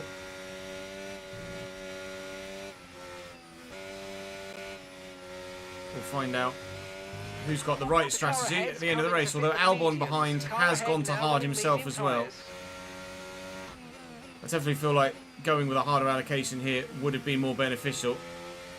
Hard for this final bit of the race would have been probably better than hard medium, based on how high the tyre wear is, but we'll wait and see.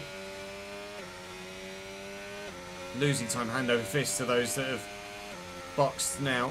They have the tyre advantage over me rather than vice versa now. But we should be up a couple of positions past the Hasses by the time they've boxed. And they're both still out, so one will be going another lap as well. They won't double stack. We'll see if one of them is in here or not by the minimap. They're both continuing on. Very intriguing.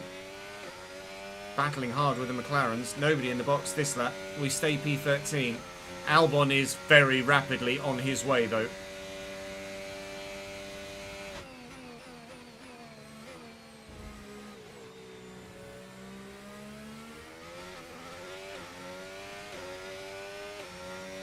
Norris past Max now. IRL, that is. Nobody's passing Max in this save anytime soon.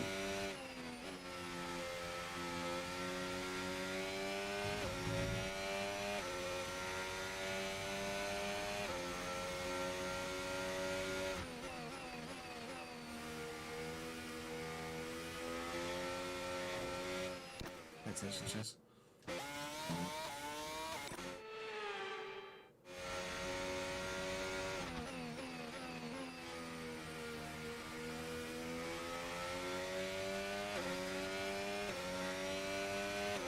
Broadcast crew reckon it's a 3-stop today.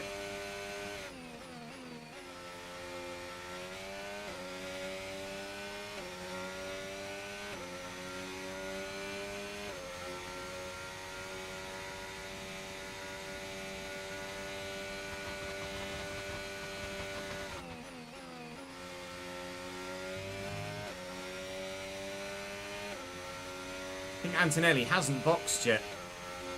The gap to him is just plummeting, so I'm pretty sure Antonelli is not in yet. Or has not been in yet.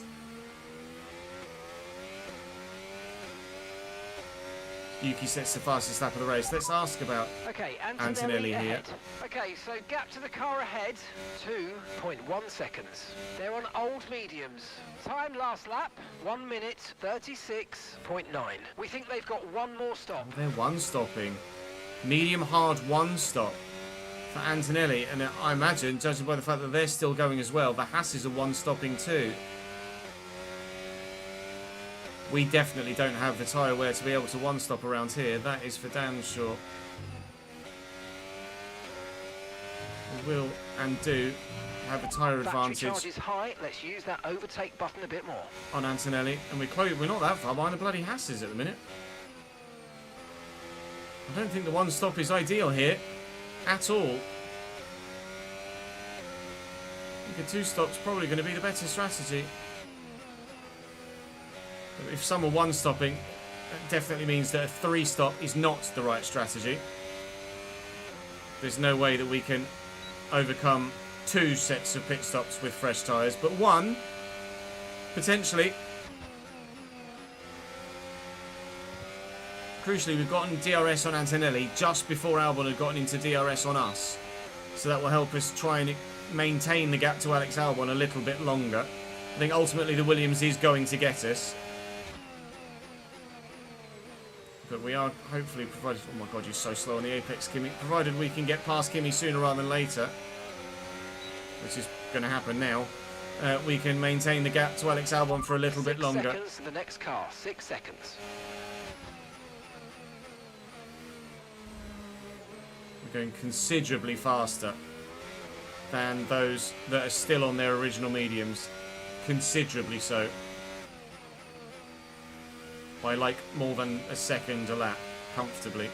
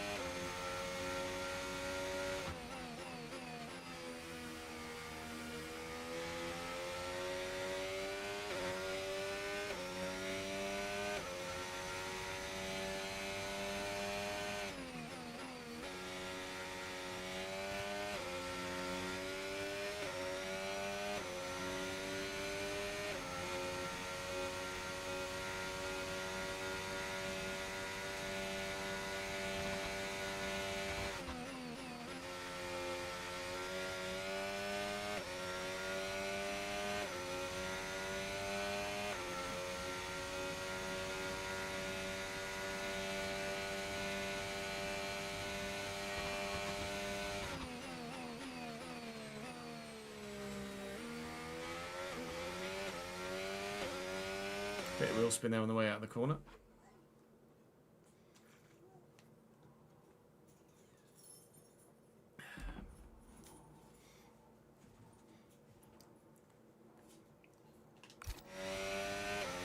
I can't remember the last time there was 5 goals in a Champions League final, no. Lance Stroll in the box. We're back up to P2. P12, wishful thinking. Back up to P12. Closing in on Tsunoda and Behrman. And as a result, Alonso and Ocon too.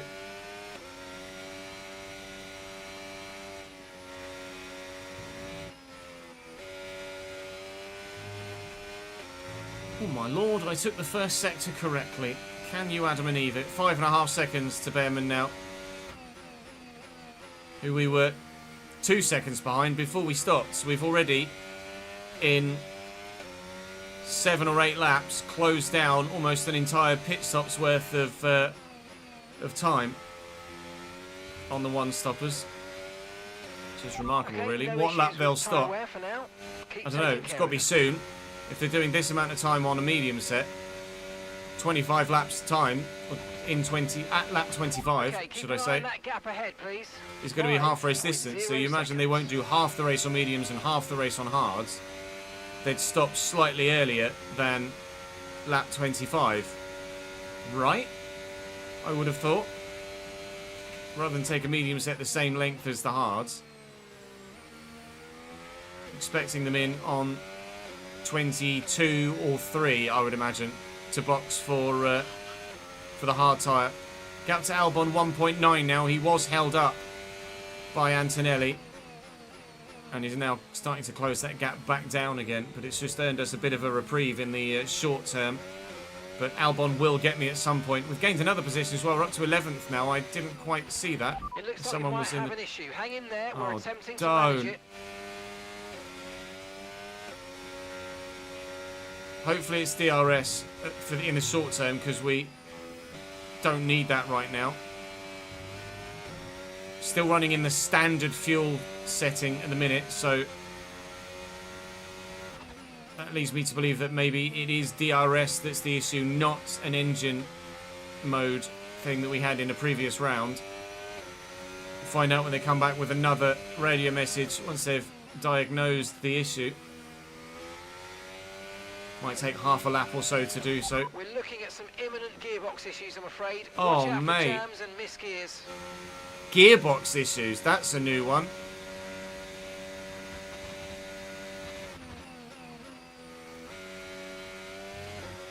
Not seen any missed gears yet. Although we do seem to have lost a lot of pace. Albon, we've just dropped 2 seconds to the Hasses in front, or at least 1.5, and Albon is now right with me.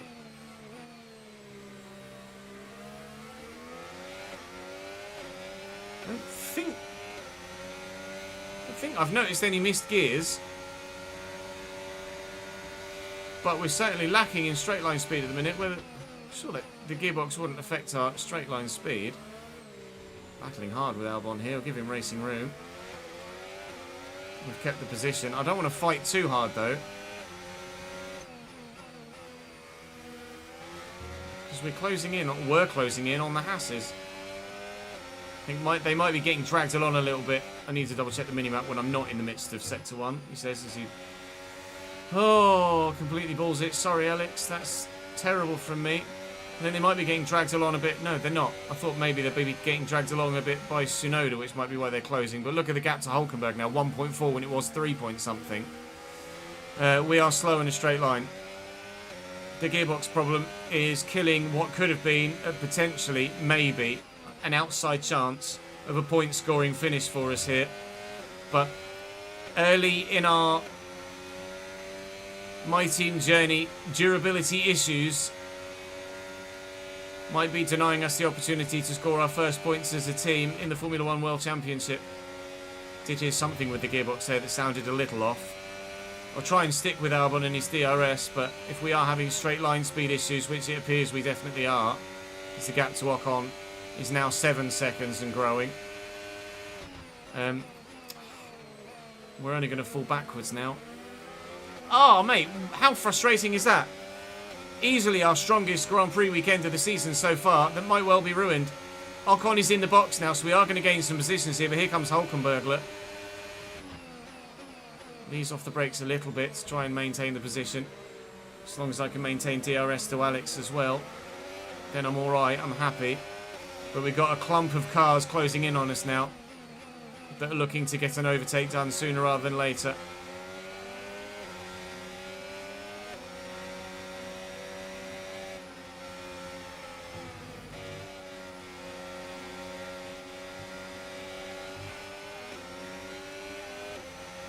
Yeah, straight line speed is just dead.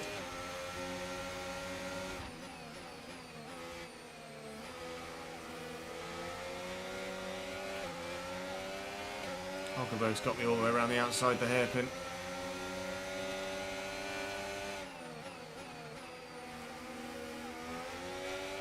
Stroll's just caught up as well now.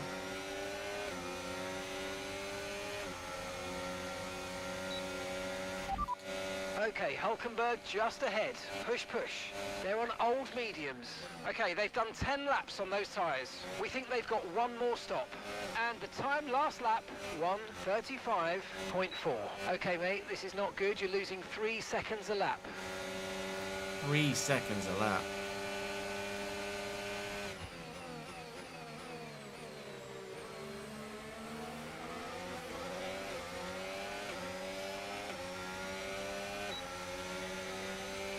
Here goes Stroll. Our race is being ruined because of reliability at the moment.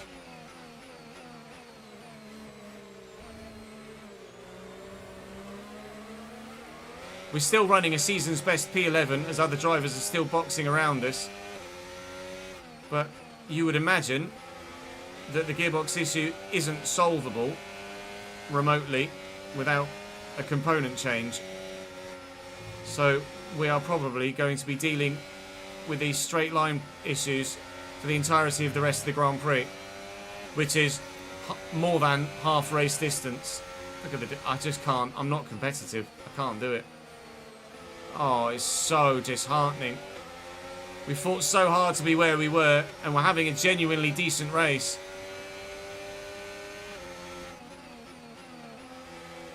Such is motor racing, but it is gutting.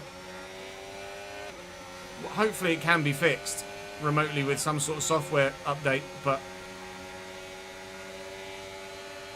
I'm not hopeful at this point in time. Okay, Gasly all over the back of me now. I was poor through that last part, and with DRS there's just no point fighting it. Got no chance. Okay, we've lost a position. That's us down a place. That's P13 and counting in the wrong direction. Here's Antonelli. Never mind, Antonelli's boxing.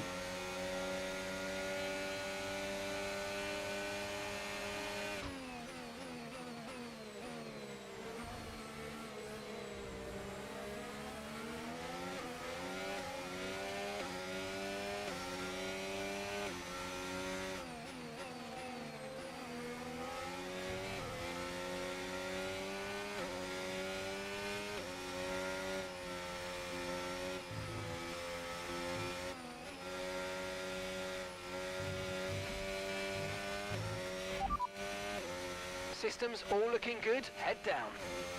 That's definitely a bug as well.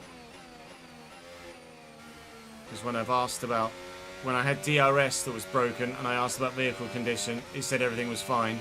When we had the engine issue and I was stuck in lean and I asked about vehicle condition, it said everything is fine. And now I've got a gearbox issue and I ask about vehicle condition and it says everything is fine. So I'm actually going to report that back to the devs via the Discord.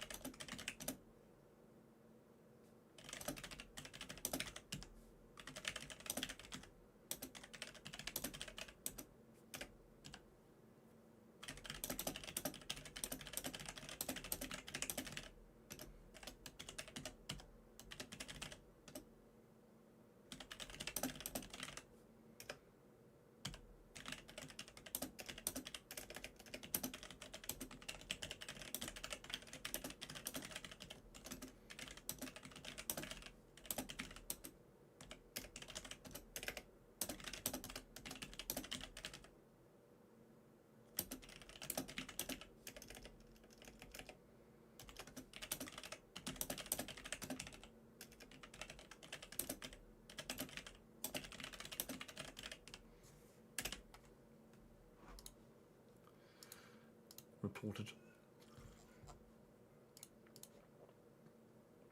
Front wing damage for Albon again. Oh yeah, I've just seen it running with against Lawson.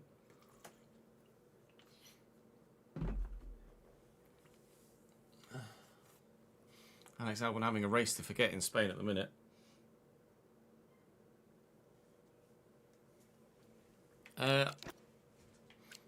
Teammate is doing okay, I think, actually. Yeah, Maloney's 18th currently, with only one retirement. He's currently faster than Antonelli, Hadjar and Doohan at this stage.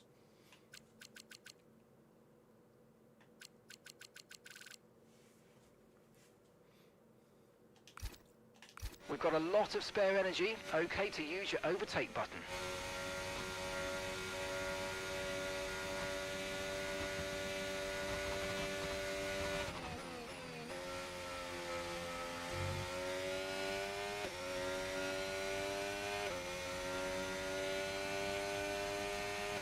Man United have announced Cunha, have they, Jamie? Tyre condition still looking good.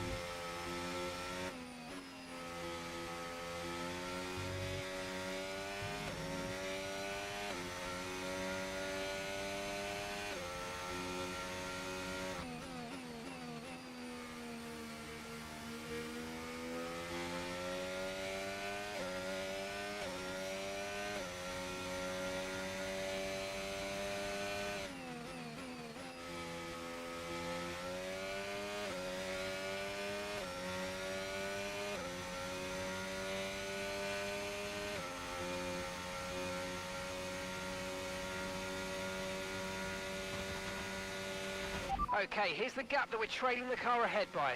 4.0 seconds. I don't want to know that, Mark. I want to know whether you're going to fix this bloody gearbox issue or not. Busy looking at menus. Albon retiring. Oh, rip.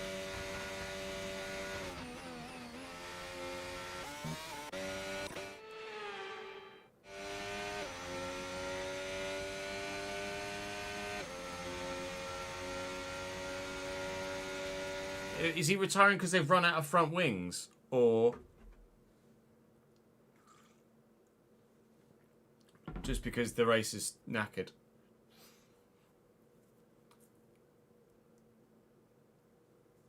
Verstappen's gone a long way on those soft tyres. Oh, Albon's gone back out, has he? 10-second penalty.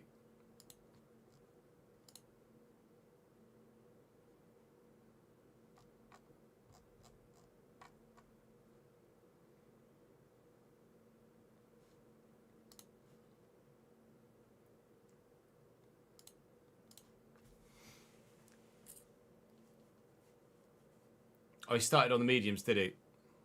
I've barely been paying attention, Jamie, so...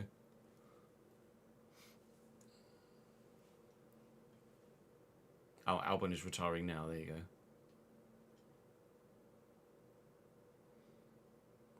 Sad. No, I thought everyone started on the softs.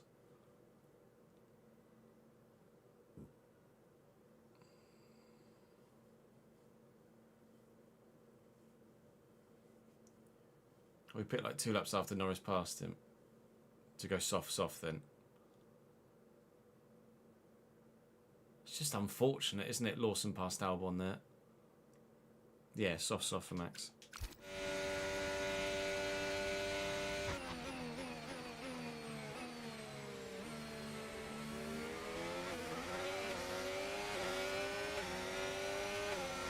Well, we'd gained basically a pit stop's worth of time on the Hasses, and then we got this gearbox issue, and we've lost more than a pit stop's worth of time on the Hasses because of the gearbox issue.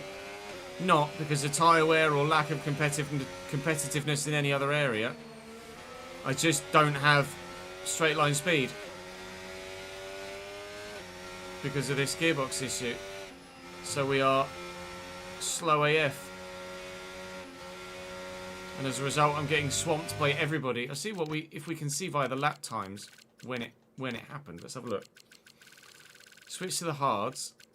And yeah, look, we were 36s, 35, 35, 35, 35.9. It's costing us 1.5 to 2 seconds a lap. Look, we're in the mid 37s, maybe a 38 if I'm getting overtaken, rather than the mid 35s. So 1.5 to 2 seconds a lap is what this gearbox issue is costing us, unfortunately. That is an RIP me. Yeah, Max has just made another stop to go back to the medium tyre.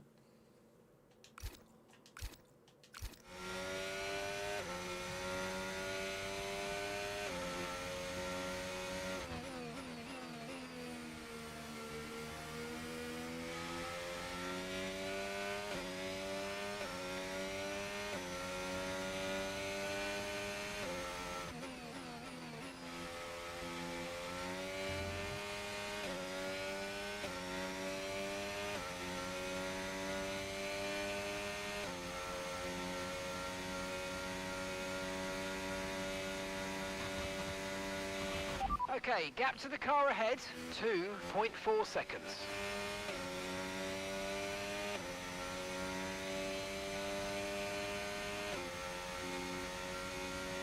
Basically, Zet, yeah, unfortunately.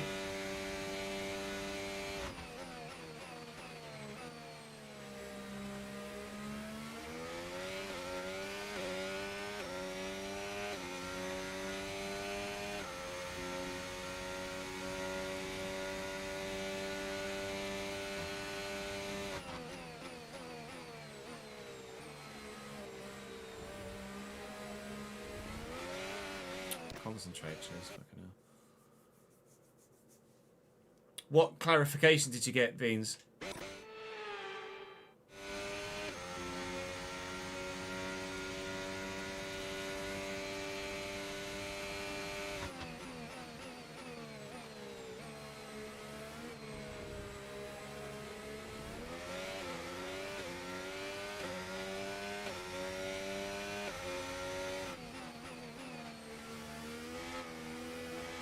Struggling with rear tyres now.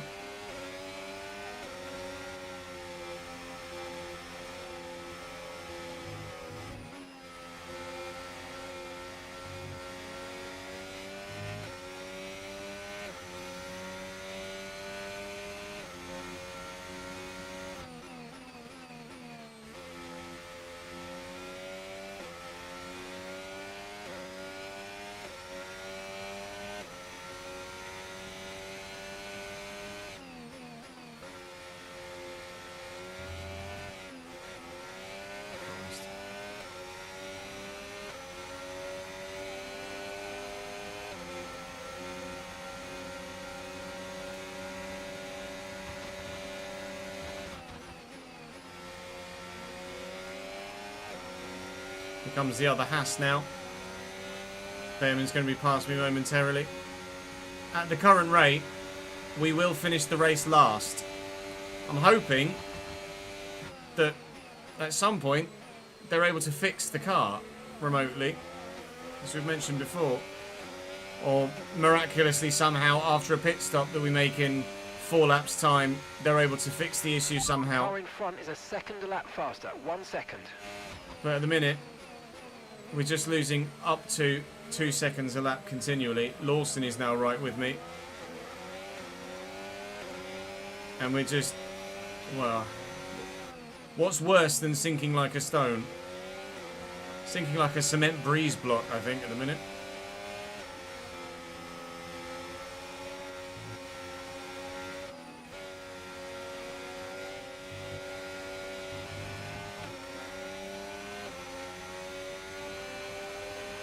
Okay, gap to the car in front, 2.0 seconds. Lawson around the outside of me here, maybe. Yep, he's gotten it done.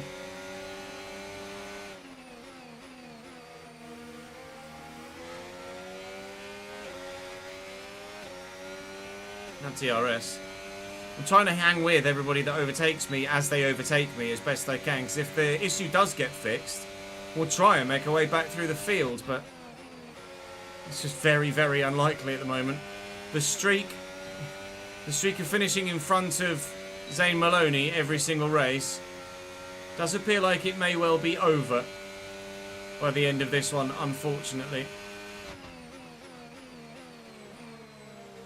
I wouldn't have minded if it happened in the last round of the championship, because Lawson's boxing in Bahrain, because I was not competitive in Bahrain anyway, so it might well have compounded my misery there.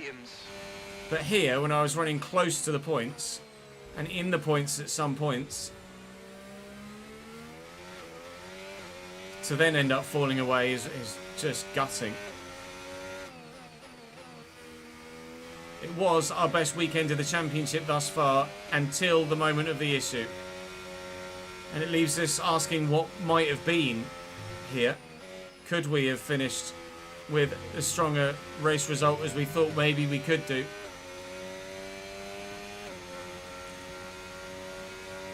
The only way we get anything now is if they fix the issue somehow and we get a safety car or red flag.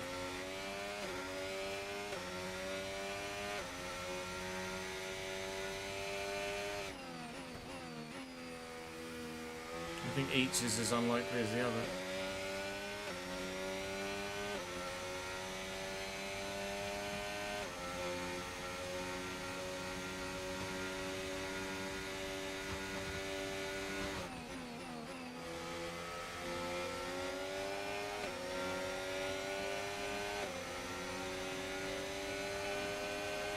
Goes Portoletto now.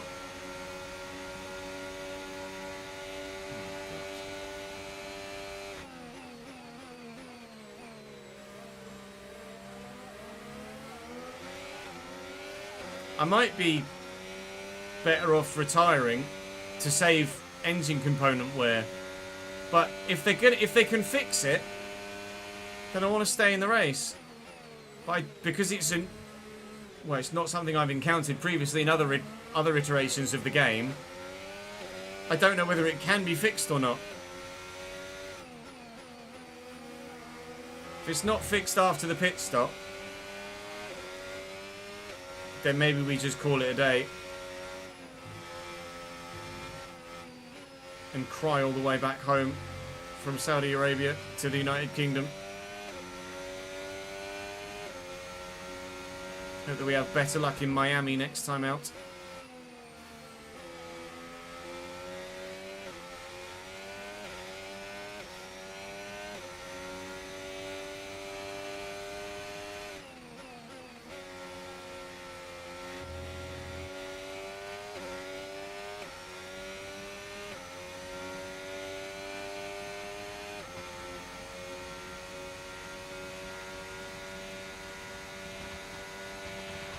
Okay, gap ahead, 1.5 seconds.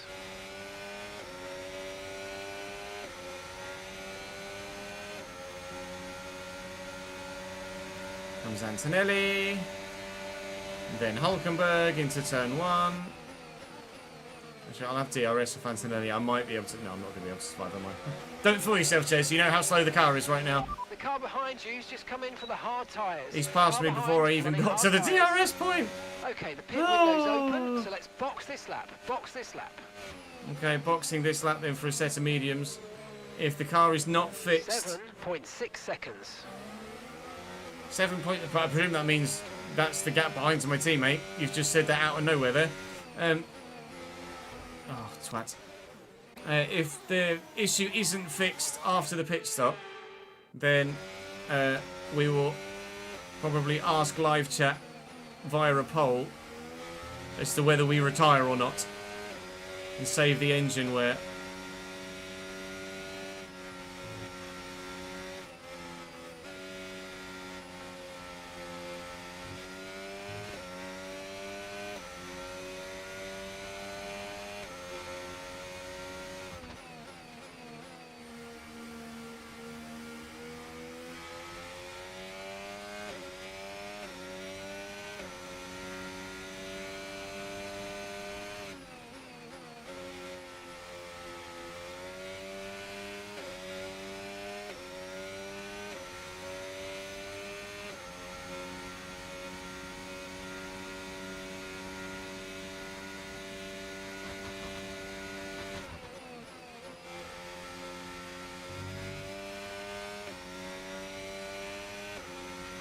box, box, box. Okay, we can take you this lap.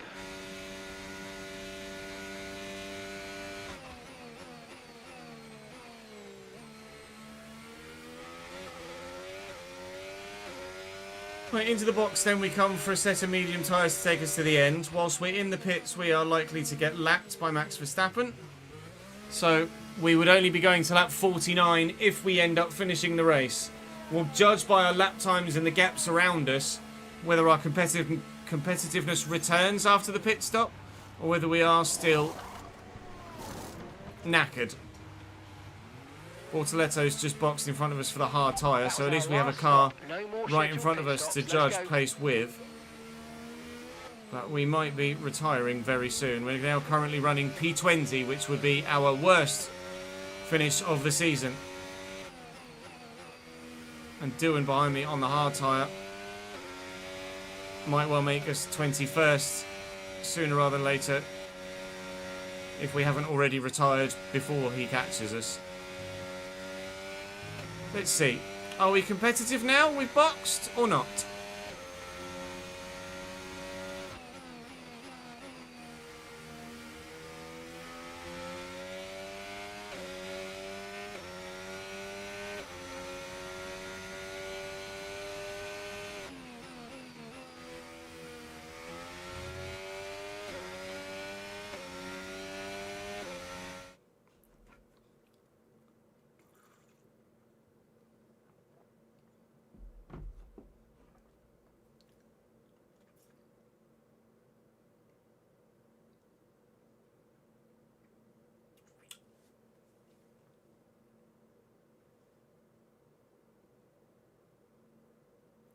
Resboy Swagsy, thank you for the follow, mate. Welcome to the channel.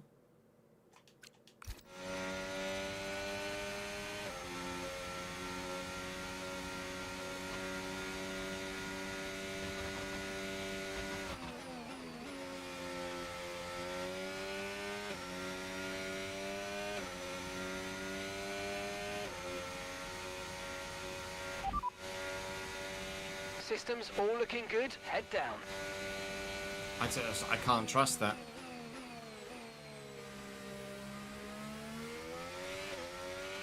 Okay, Zane's coming in for his stop now. Teammate in the box. Gonna pass Maloney here. To the car in front. 0.3 seconds. 3.7 to Bortoletto on hard tyres. I think it's probably safe to presume at the minute. Doohan's boxing behind us, that's why he was so slow. We were extending over Doohan, so I was like, oh, maybe we're not as slow as we think we are, but that's because he was at the very end of his stint. And it seems the gap to Bortoletto is just growing and growing and growing and growing. So, yes, we are still suffering with the gearbox issue. Just focus on the driving. We are still suffering with straight line speed issues. So it's probably wise to forfeit the car and forfeit the race at this stage.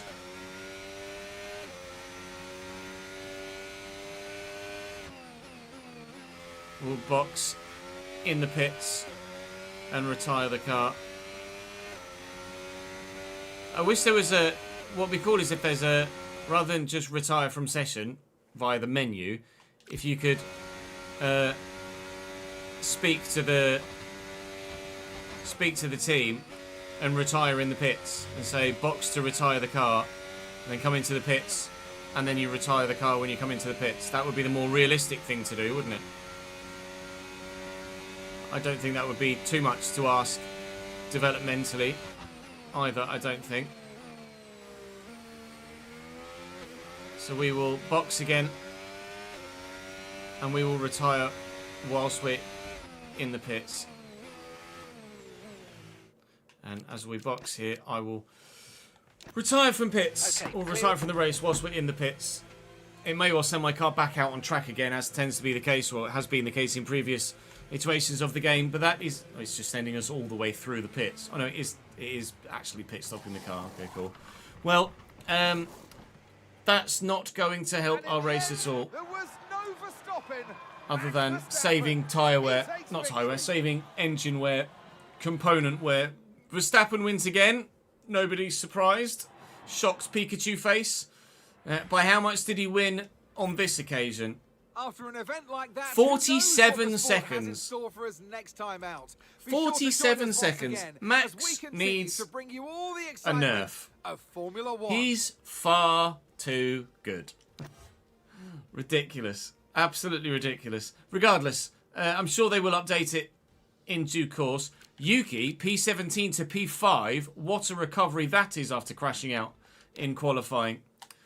But a shorter video, I'm sure, I imagine, than some of the others we've had. Fan rating is still on the improvement side, which is great. Sooner we get the fan rating up a level, we can add more sponsors to the car and improve the decals with the editor even more so. But that's a tough one to take.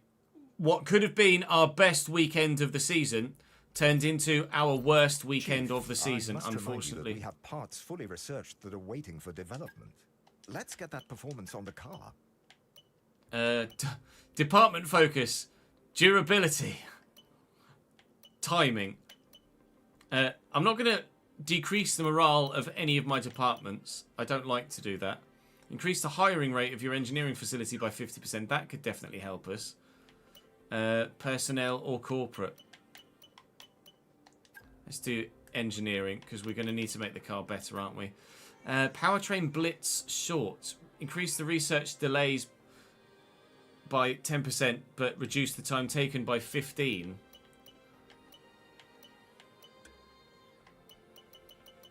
Okay. We'll do that for powertrain and aero. Durability focus sessions. Yes, please. Powertrain focus seconds. Let's go aero to try and make that happen faster, and we'll go chassis as well. And then obviously on the corporate side,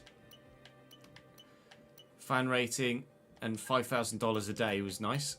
And then fan rating again. I want to get the fan rating up as quickly as possible. We could do the fan rating and the sponsor discovery there as well, which is good. Right, here we've got a message. Disappointing weekend. A concerning weekend. Oh dear. He's not happy. Ultimately, I'm the one that should be happy or not. I'm the team owner, and I understand why we had the weekend we did. So in the engineering department, level 1 on the improved computer systems side, so we can now spend some money on further facility improvements here, and we will do so on the side that allows us to actually improve stuff quick. Actually, what's the phrasing I want to use? Allows us to research 2 things at once, effectively, is what I'm looking to. Allows you to develop 2 upgrades at the same time. There you go. That's development expansion on the aero side, development expansion on the chassis side, and powertrain, etc. We'll go for those initially. Obviously, it would make sense to try and upgrade the facilities to a point where we can add 2 facility upgrades at the same time. That is the ultimate aim, isn't it? I think we did that on the personnel side, didn't we? Build 2 facility improvements at the same time in your engineering facility. So when that's done, we will be able to do that here. That's 14 days in the making, though. So we'll go aero development expansion, and that's what we'll do solely there. We're still waiting on the other 2 to finish, so we can't do anything else there. But we can have a look at the research and development. Let's do the development first to put the fresh parts on the car that we have the opportunity to do. So that's got 4 days, 4 days, 4 days. Gearbox material, improved materials for the gearbox has failed. Lovely. Redevelop that part then. That'll take another 5 days. Should be done before the next Grand Prix, though. Everything should be done before the next Grand Prix on that front. Still unavailable on the drag reduction. I've still got no available slots there. How long's left here? 2 days on the beam wing. Chassis upgrade is complete. And the weight redistribution is going to cost me nothing here. It's not going to be done in time for Miami, but the fact that I can just do it for free is beneficial. 7 days on that. Turbo material improvements is finished now. So let's do ICE durability, please. Yeah, no, we will go ICE over Gearbox. We don't need Gearbox durability. If one fails, then it fails. Like, we've still got a fresh one for every single race weekend. It's just annoying that I put a brand new one in, and then the brand new one failed, unfortunately. So Let's advance a little bit further. I don't think I can do anything else at this stage other than just advance. Have you got a moment? Need your input. Okay, we've got a corporate facility development. Recent merchandise demand has exceeded production capacity, and our retail partner needs guidance on managing back orders and scaling production. Should we invest heavily to meet demand or take a more conservative approach? We could largely invest or small invest. I mean, let's invest. You don't get anywhere without investing in your product, and we will invest in the product. That's the beam win completed there. So without losing any time, let's now... drag reduction, yes! I'm going to do that and prioritise that over the front wing. But because that's now been done, I believe I should now be able to develop that. I could develop it if I had a slot available, but I don't have any slots available. So we need to upgrade the facilities yet further or improve rating of some description. I'm not sure what I need to do to improve there. Unlock further slots. Not sure whether it's... I imagine it's through just facility improvements, but... That's tough. Status.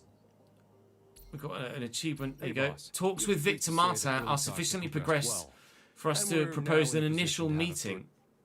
I'm probably going to replace both my drivers, I think, at the end of this season, depending on our financial situation.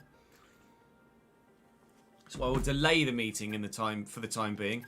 We can now develop the beam wing, which is excellent. It's going to take 10 days to do so. The chassis has finished. So we can now develop the cable assembly there. Development failed on the powertrain pistons. That's excellent. That will be done before Miami, though. And durability of the gearbox is still ongoing. So let's assign upgrades. Can we? We've got nothing we can assign at the moment. So let's go to the meeting and see what Victor Martin is saying. I thought about delaying them, but we might as well just see what it looks like here at this moment in time. So, meeting with Victor Martin.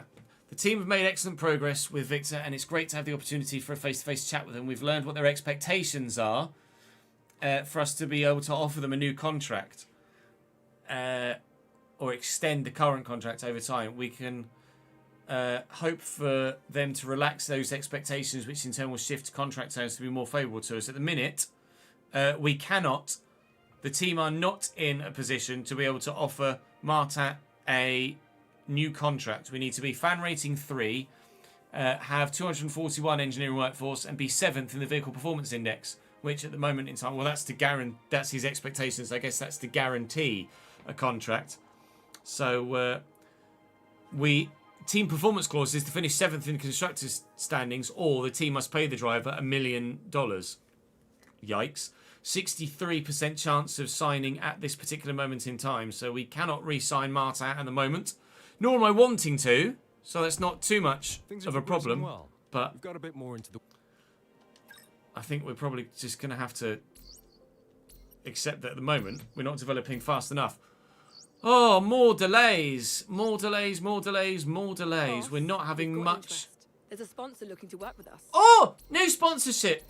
Yes, please. I'm thrilled to inform you that we've secured a new secondary sponsor, Zebra.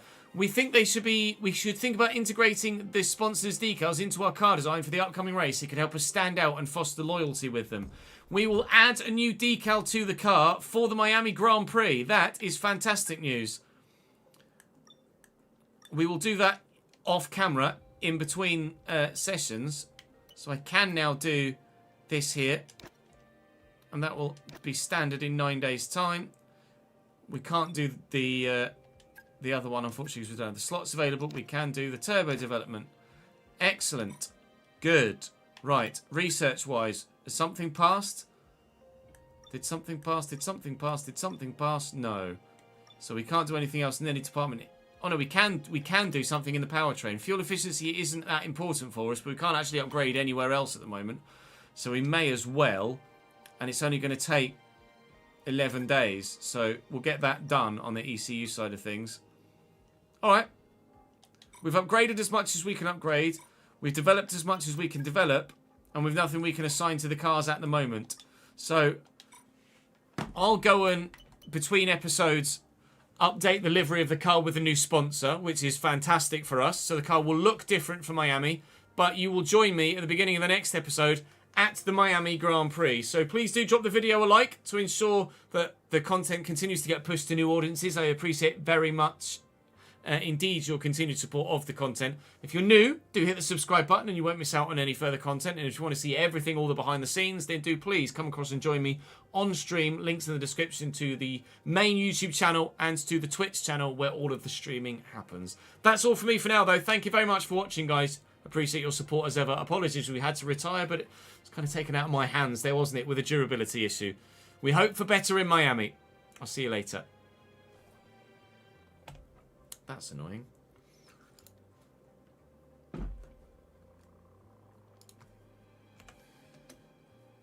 But 2 hards would be preferable. Fuel started 1 above. Was going down by 0.01 per lap, but retired, so didn't see full usage.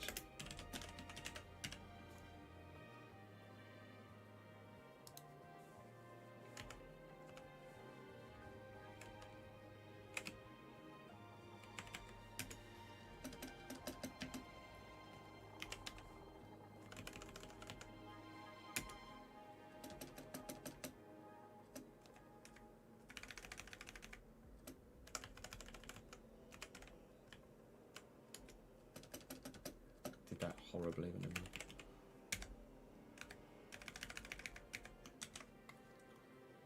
So Miami.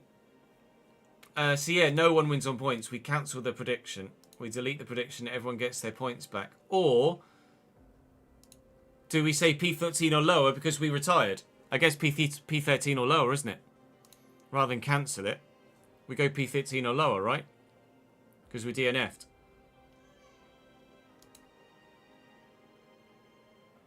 Or is that unfair to those that voted P12 or higher?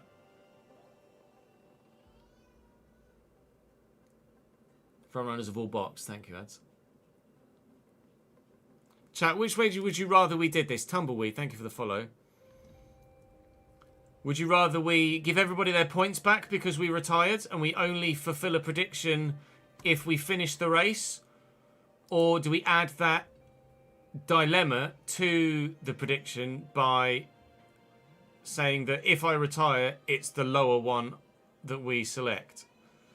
We were using DNFs as the lowest prediction last game. That's what I thought. But would you rather we just send you all the points back, or would you rather we add that dilemma?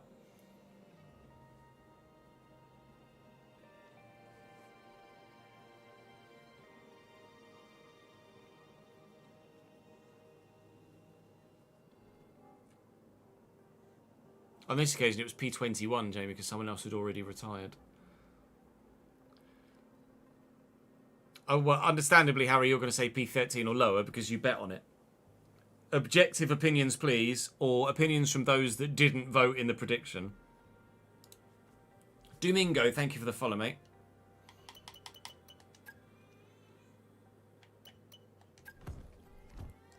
Yeah, there you go. If you were P12 or higher, cancel it. Yeah, I thought so.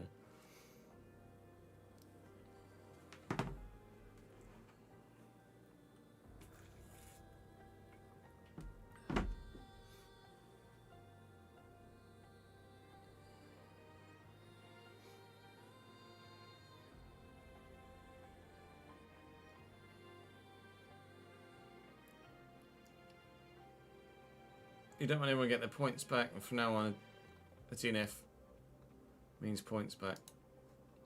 Okay, we'll delete then. We'll give everyone their points back this first time. I could put the option into bet on a DNF, but you're only allowed, when you run a prediction, you're only allowed 2 options. Oh no, I can add 3. Never mind. I can have multiple. Okay, maybe we do that then moving forward. And that can be like the 0 on a roulette wheel. You either bet on red, you bet on black, or you bet on 0.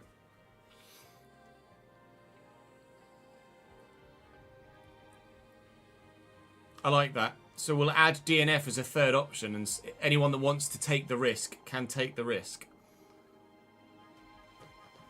Perfect. That's what we'll do moving forward then. Let me just cool the office down a bit with the AC unit whilst we add that extra livery piece on. Team identity. No. Race kit. Car. We've got a new number style as well, haven't we? But we're not going to utilise that yet, I don't think.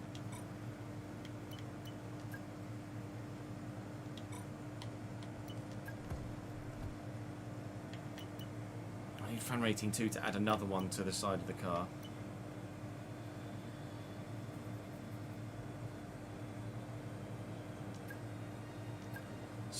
I saw someone add their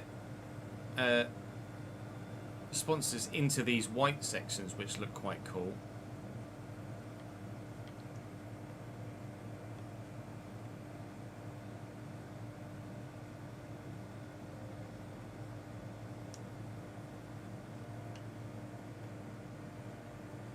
Also, I think what we will do is add sponsors in a list down the flanks like that, but rotated like that. We can add a list of sponsors down the flank like that.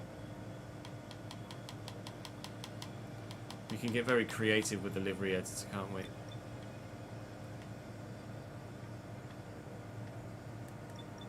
Actually, let me just cancel that. I don't have any extra slots I can put anything on though at the minute. But I should probably change something that has multiple.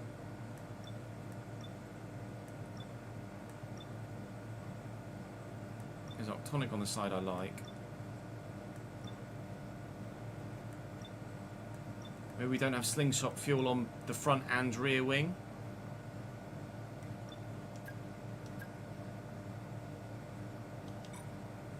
Let me delete that decal. And then maybe we use... Who was the new one? Zebra.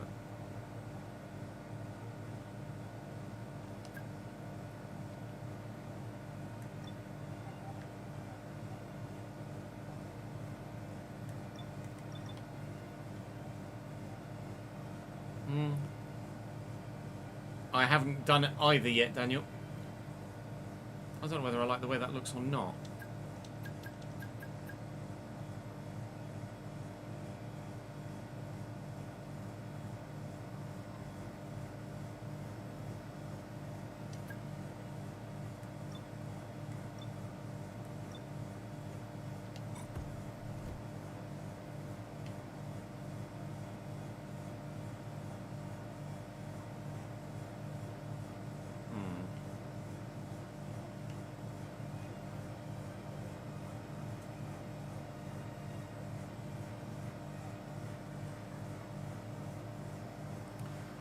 We'll do that for now.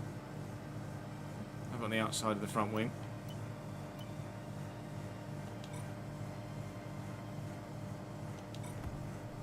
Safety car in real life is Kimi Antonelli in the gravel trap and beached.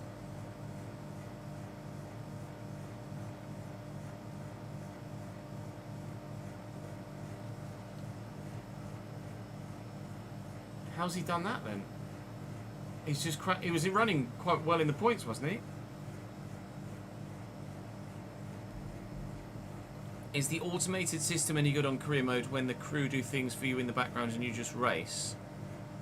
I don't know, Callum. I've not used the automated system personally.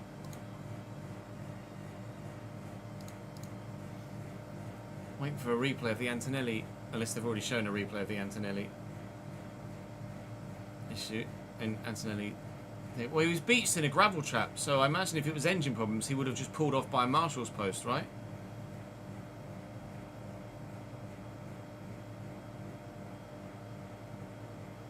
Yeah, Seren are the title sponsors there.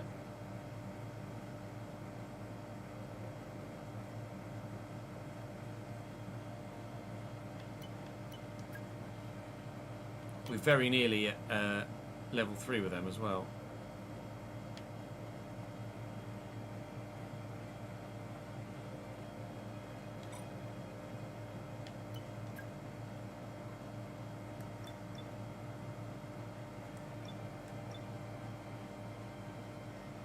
Still well under the price cap. No worries, Callum.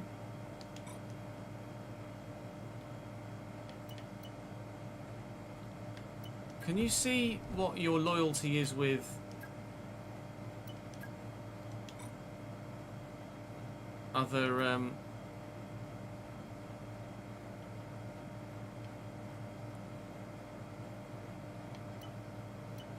it's neither the see it works there, but on the yellow, unfortunately, you just can't see the sponsor colour. I wish you could change the colour of the sponsors. I don't necessarily have a favourite go-to track, Zet. No. Wish you could change the colour of the sponsors on the uniforms. Oh yeah, the car is smoking like crazy, isn't it?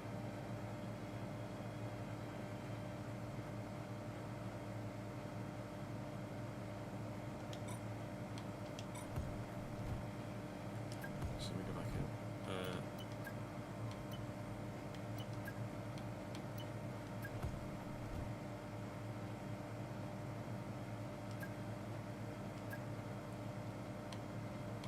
Can't actually see. I don't know where to see your loyalty with any given sponsor. Can you do that? Max has gone hards rather than softs. I mean, I might not have had another set of softs available.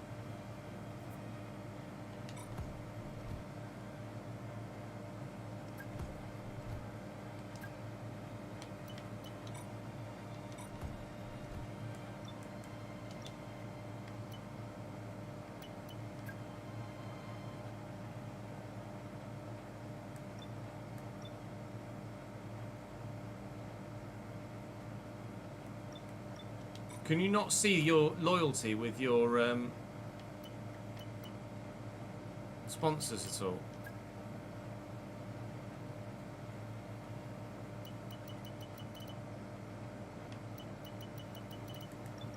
Seemingly not.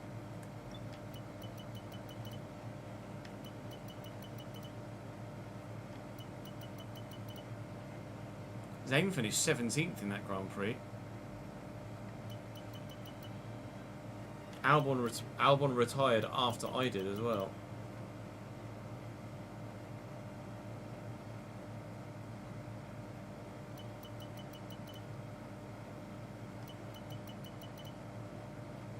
Yeah, power unit phoner.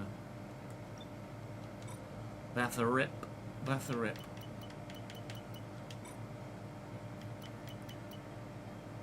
Right, Miami, I think we'll go. Hi. Notice we've got some spare cash reserves.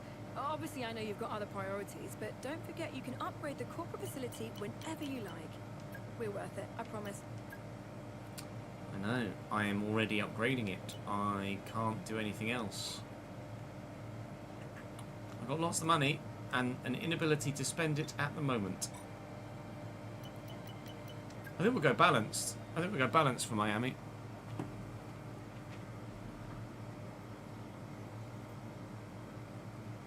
I know, what a problem to have indeed. Wish I had £14.19 million in my bank account. No way to spend it. Oh man, I'm gutted that we. I bet because we retired, we don't have the opportunity to actually. Let's go to the Miami Grand Prix and see what. See, where can you see the performance index again?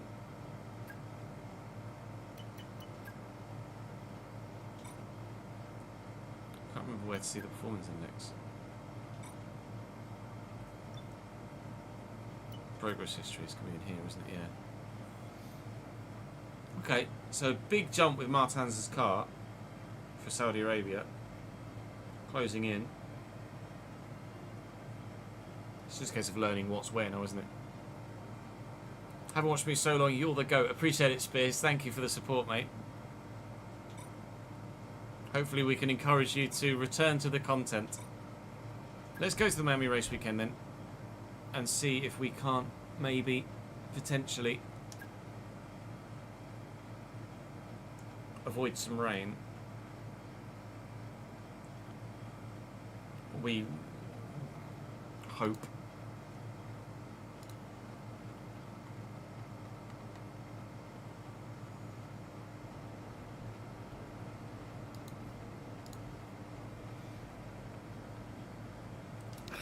In the race and quali.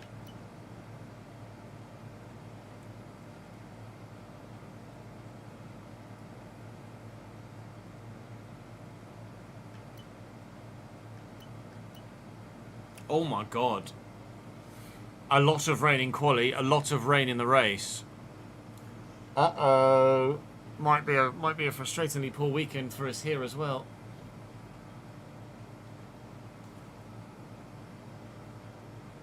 Huckelberg P8 at the minute. Hajar P7, best of the rest, so to speak.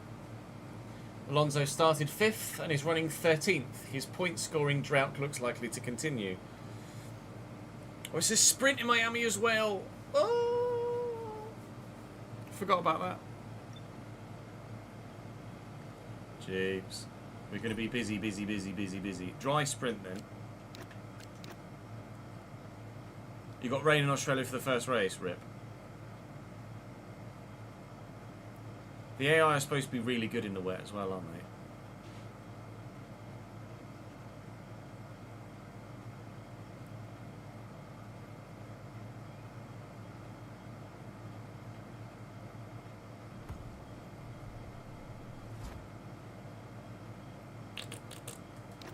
Got some podium pass things to claim.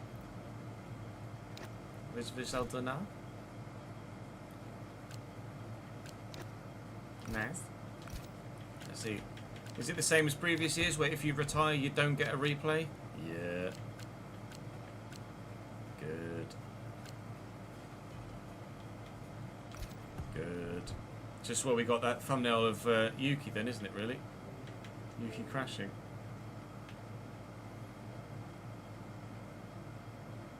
Yeah, I was aware, and thank you though for just ensuring. We'll watch the final 6 laps of the race then, and then we will we'll switch to FC for the RTG for the final part of the stream. We just load the game in the background.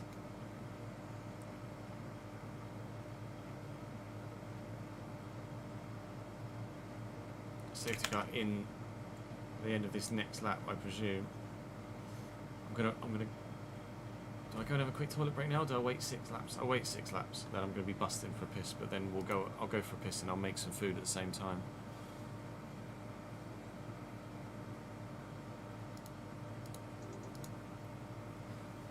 Nice.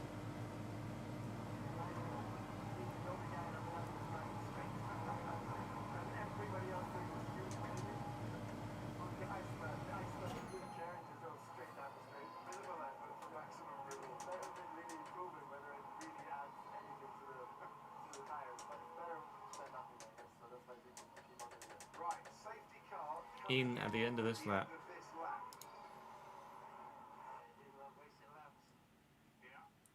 I do think they're allowing the back markers to get as close to Pierre Gasly at 9th as they possibly can. And if Liam Lawson's smart here, he can just time his run to the back of the pack perfectly. And when we go green, get a really good march on Pierre Gasly. But we'll see. He's catching up a bit. Right, so now brake balance back into its optimal position, engine mode back into the right mode. Need to remember to do all those things. And now, now Piastri slammed the brakes on there to let Bert Mylander get away. Because he just entered the 3rd sector. Yeah. And into the 3rd sector, he is the guy controlling the speed. He doesn't need to stay near the safety car anymore.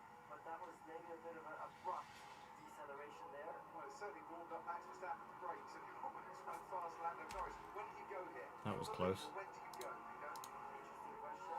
Now, Hindsight is a beautiful thing, my friend. We're now racing. We have green flags. Just update the. Max Verstappen's under pressure from Charles Leclerc already, and you can see. Oh, Max is just From Verstappen as he dead. makes his way around the final. Charles going to have him. Max will fight this in true Max fashion, but it looks like Leclerc's going to get the move. Oh, Russell on the inside. Max goes wide to keep the position. Not sure how I feel about that. No worries, Jen.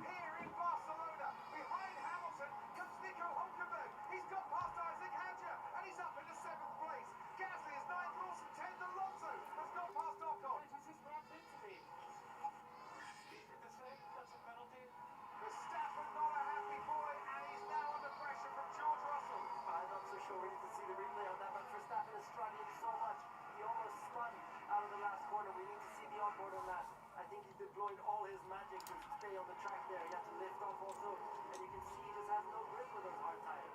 It's going to take a couple of laps to warm up. Charles just grabbed into me on this straight. He certainly timed his luck.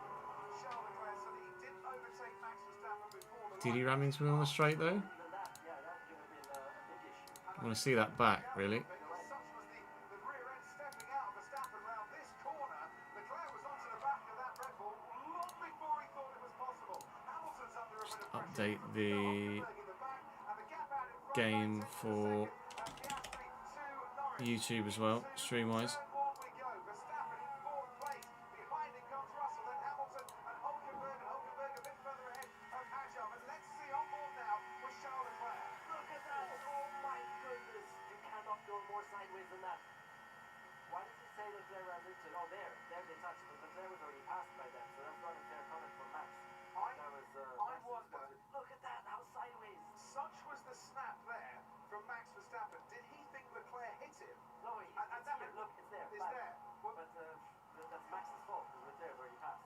well, let's just have a little look here from the helicam. This will give us a... Charles just trying to squeeze and Max just holds his line. Max's fault. Verstappen's got his Leclerc Leclerc. move. Exactly. What are you talking about? And now, on the exit of turn one, let's have a look. There's... George might have bumped him, to be fair. That's why Max had to go off the track. Is he talking about George Russell? The stewards are looking at George Russell Leclerc now. and George Russell. He hit two cars on that straight. But the stewards are looking at this next moment here, where Verstappen and George Russell make contact. Yeah. So George overcooks him, and he has to open up because he has the rear end go out. So it was George's fault there. And Charles didn't. I don't think Charles rammed into him, Spears. Yeah, that's what he was complaining about as the Mercedes briefing happens and the stewards are taking a close look. Max just didn't react to the... Charles is allowed to squeeze. Max just didn't react to the squeeze. 0.2 seconds the gap at the end of lap 62 between Piastri and Russell as Bernie gets past his teammate Ocon. Those medium tyres not firing up for Esteban Ocon here. Liam Lawson still under pressure from Gabriel Bortoletti. 4 laps to go, including the one that we're on. Piastri from Norris still. Leclerc now on the podium in P3 and pulling away from Max. George is still all over the back of Verstappen. With Fernando Alonso. Alonso trying to switch back on the Sauber Bortoletto, but it's not worked. Is a Sauber currently of Gabriel Bortoletti. He's trying to force his way through, it's not working. He nearly got past Bortoleto as well. wow, that was close. Bortoleto thankfully saw it. Yeah, Hulk managed to nab Hajar on the restart, and he's using the DRS off the back of Hamilton to pull away from Hajar as well. Hulkenberg's having a great Grand Prix, or great finish to the Grand Prix. All they're really good friends as well, and they're pointless for this season. And for this season, they want. I don't think Charles should give that position back. Come on, Max, stop talking nonsense. He has to give the position back, right? What kind of rubbish is he talking about? Well, he thinks Charles Leclerc hit him, and I'm sure when he sees it afterwards, he'll realise that he was the one moving over. Of course, sometimes it's difficult. You're in the heat of the moment. You might remember things a little bit differently sometimes. Max, can you let Russell through, please? No! Let Russell through. No. I advise us to let through. But that's the rules. Oh, and as he tries Max! George Russell going round the outside at turn 5 makes contact with Max Verstappen, who was in no mood to let him through.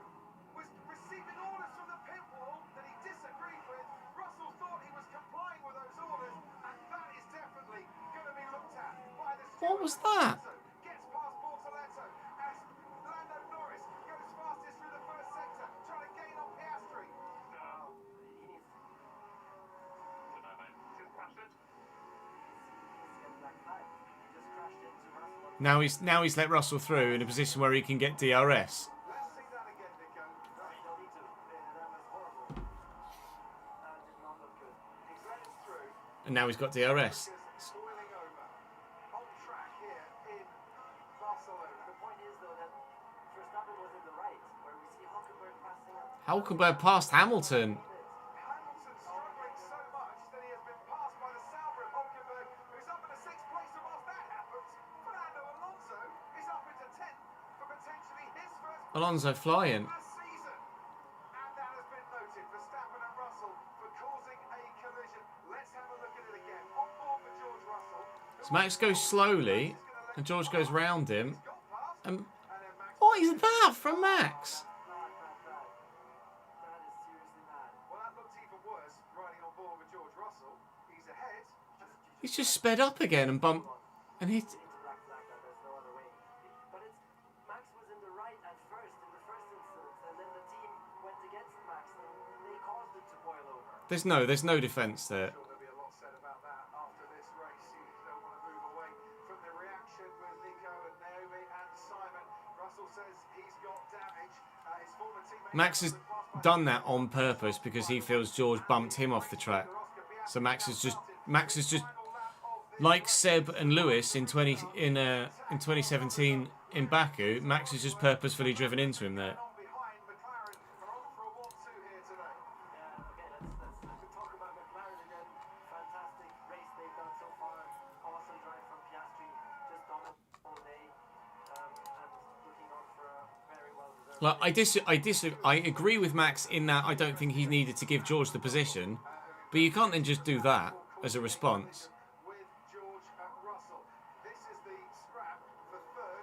And then This is going to go on long beyond the end of the Grand Prix, isn't it? out in front, Oscar Piastri is rounding turn 9. And after suffering a bit of disappointment in Monaco, where it was his teammate Lando Norris who led from pole position to win there, Piastri is going to round off this triple header in the style that he would want to do so.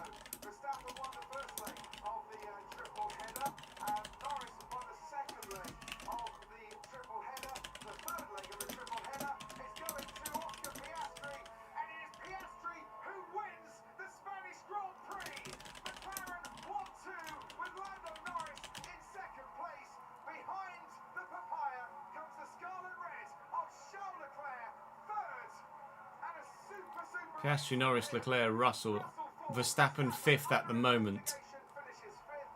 Hülkenberg, what a performance from him to finish sixth ahead of Hamilton, Hazard, Gasly and Alonso in the top 10 for the first time this season. It's Piastri that wins the Spanish Grand Prix. What a well-deserved weekend. I mean, again, just executed to perfection. Just so strong mentally. That was ridiculous from Max.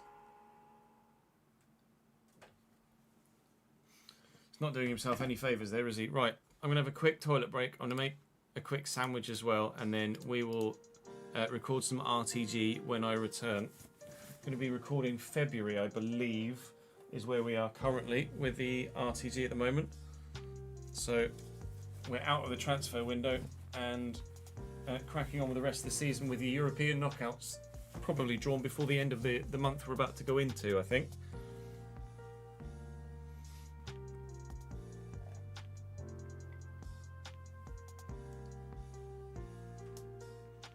Right. 10-second penalty for Verstappen for causing a collision. There you go. That will drop him even further down the order. He finishes 10th. He finishes 10th. Back in a sec. BRB.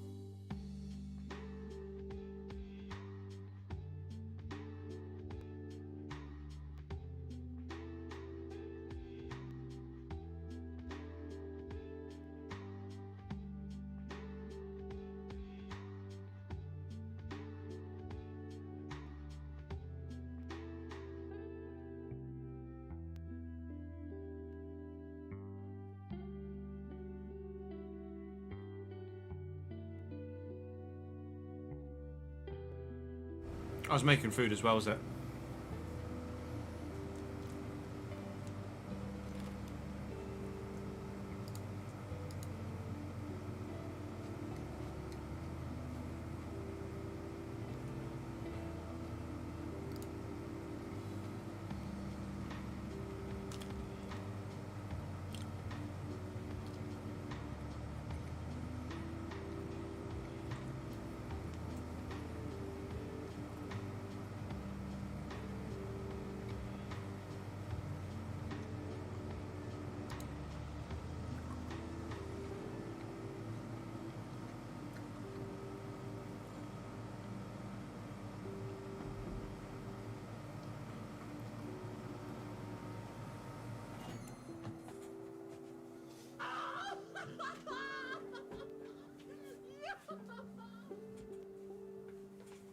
Right, let's see where we are.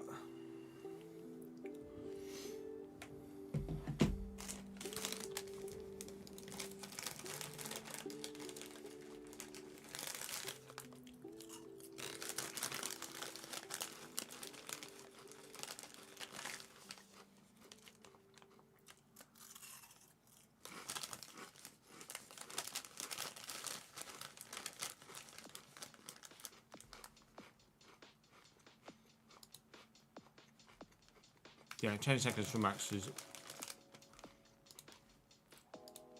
the least they could do. The least they could do.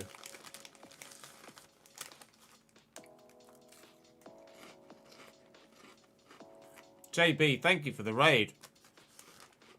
I appreciate it, dude. For some reason, alerts seem to not be working, although it might be because Botrix has logged me out. No? Alerts just don't seem to be working. That's weird. Thank you for the raid, though, mate. I appreciate it very kindly. I didn't have my... Oh, did I not have my headphones on? Is that why I didn't hear it? There you go. Apologies. Welcome in, everyone. You join us as we're about to record an episode of our realistic RTG. I just paused for a bit of lunch. A spot of luncheon. We just finished a...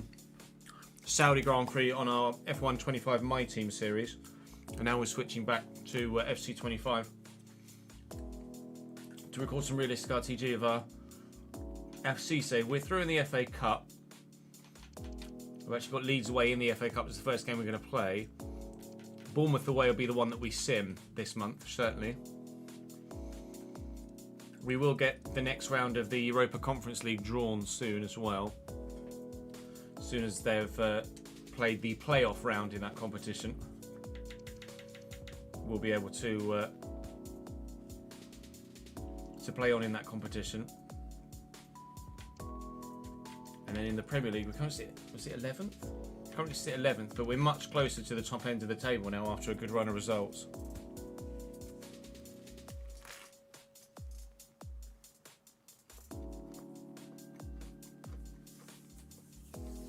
Wow, that was a long time ago, FM. Thank you for the support back then. Welcome back to the content. F1 film is out in June. I'm not sure when the exact release. Not sure when the exact release is.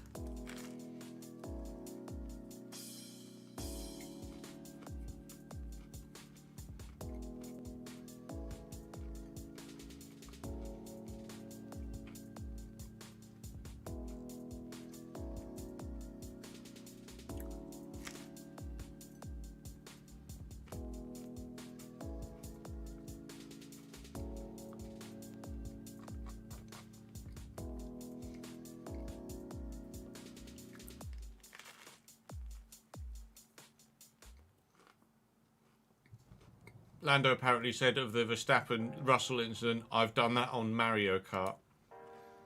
Lol.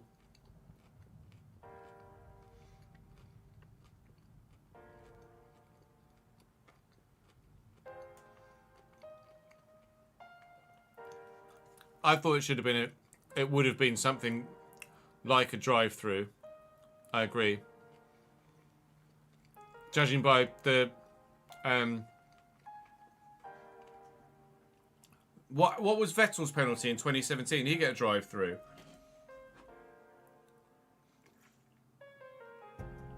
Was it 10 seconds stop and go? F1 Movies 27th of June, is it?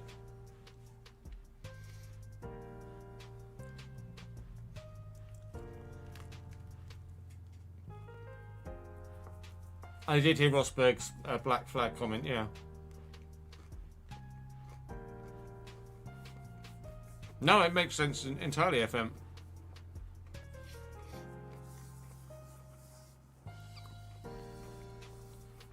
Yeah, I remember doing that save.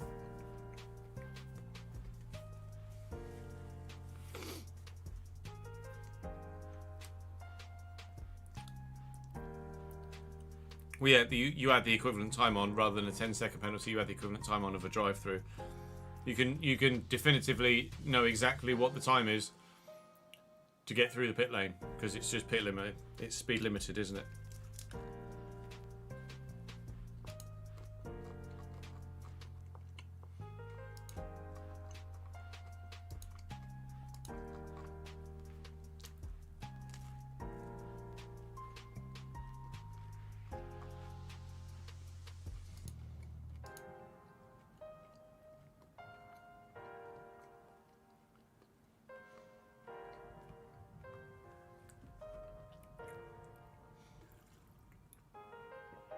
The whole England squad were at the race, apparently.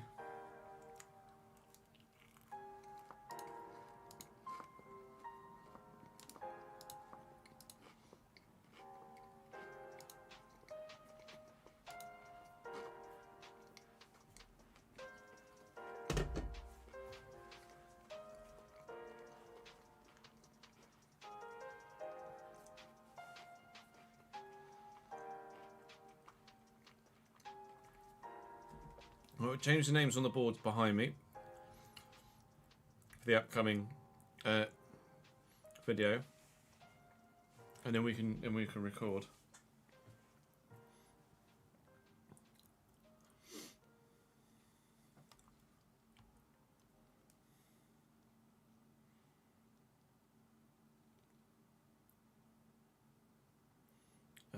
Let's take Darren out. In fact, we'll put J Live in for the JB Live, sorry, for the raid. JB Live _TV. I'll put TB because I'm really good at typing. And then I don't know who wins the Club World Cup, to be honest.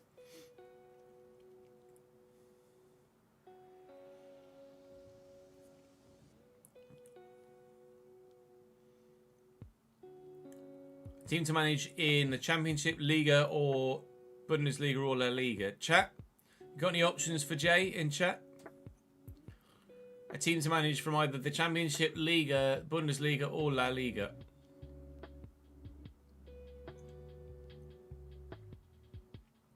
Yeah, Hulk P5 is huge.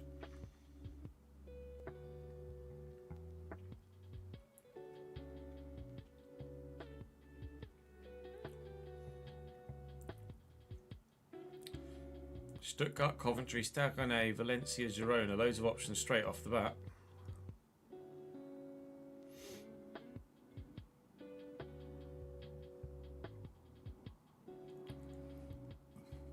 Let's see.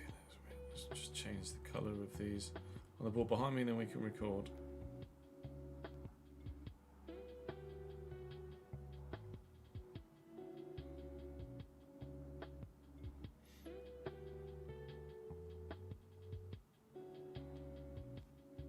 I have a feeling there's going to be quite some fallout from the way that race ended.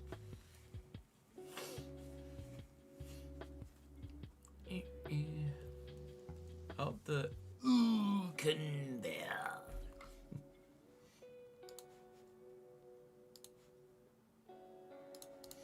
Right.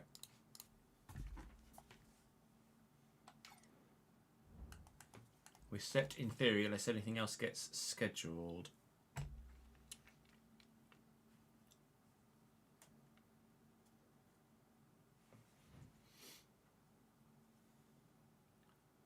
Welcome back to the Realistic Road to Glory. We've finished all of our January transfer action. Players are in, players are out. The team is set for the rest of the season.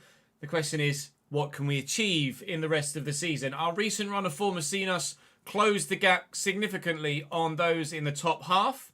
And even though we're still 11th in the Premier League, we're very close to European spots now. And if the form continues, there's no reason why we can't finish in a European spot via a league finish this year. Of course, we may well have the opportunity to do so via the FA Cup again this year.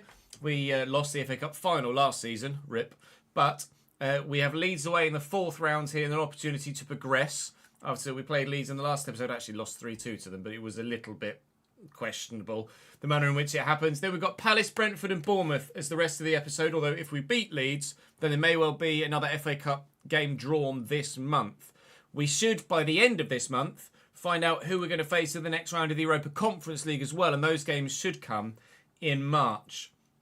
But for the time being, 4th round of the FA Cup, 11th in the Premier League, and looking to improve in both areas as we begin today's episode. So please do drop the video a like if you're enjoying the content. I'd appreciate it very much. Thank you for your continued support on this save. I know obviously at 9 seasons in, we're certainly not getting anywhere near as many viewers as we used to, or I might like, but those of you that are still continually dedicated to the save, I really appreciate it. I'm not looking to finish the save early at this stage. If views continue to drain off, obviously my hand might be forced, but I'm trying my best to finish this save without having to do so prematurely like we did in the RTG last year, although that was because this game launched, so that really was taken out of my hands. So Leeds in the FA Cup, followed by a couple of Premier League games, unless another FA Cup game is drawn should we beat those in white at Ellen Road. So thank you to Jason, Fatal Shezza and JB Live on the board behind me. Thank you for your continued support. JB very kindly raided us on Twitch as we're recording this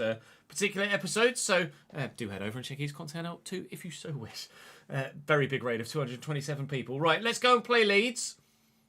If we can win every game today, then it's perfection. Now watch me lose the first game today. PSG got the go-ahead, did they, for their parade? Wasn't sure whether they'd get it or not, in all honesty. After the chaos that was last night.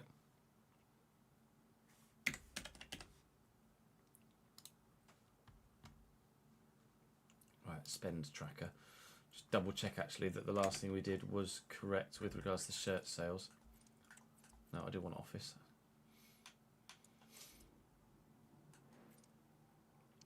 Match ticket shirt stadium. Did we do the... Yeah. It's the Leeds game. Okay.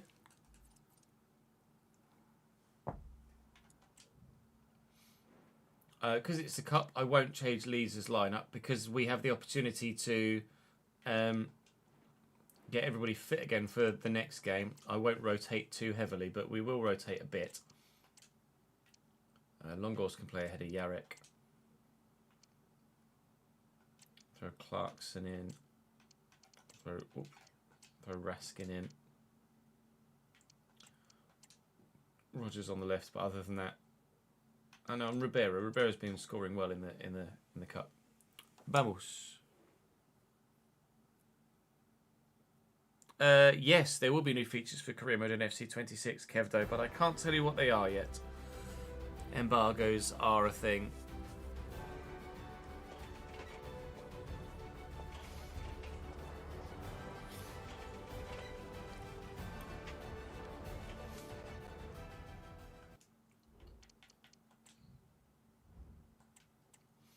Leeds line up with Mohamed Diouf in goal for them. Eric Garcia at right back. Strauch, James De Bayo and Roman Vega.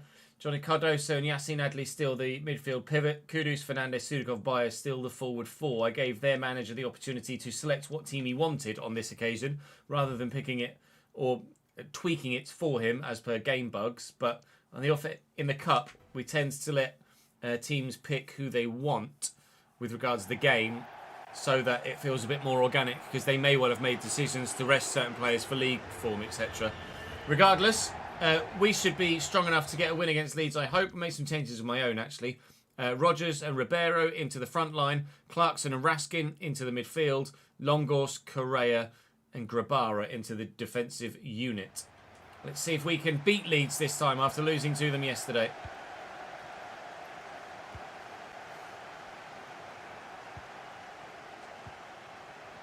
Lovely turn by Dibbling. Good tackle by Vega. Never mind.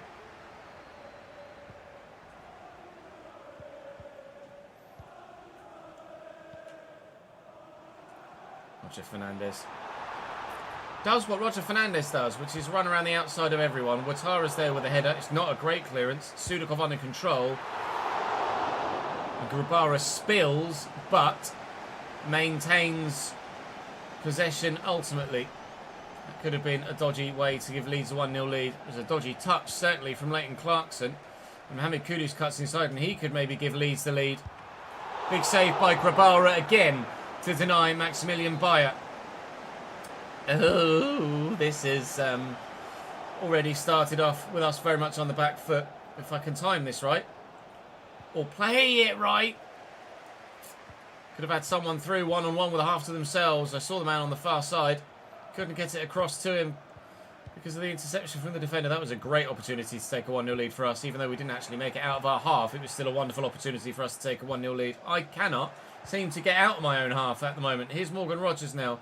Beats his man. Ribeiro's there on the shoulder of the defender. Looking to break free. That would have been certainly a straight red card for Leeds United, I'm sure.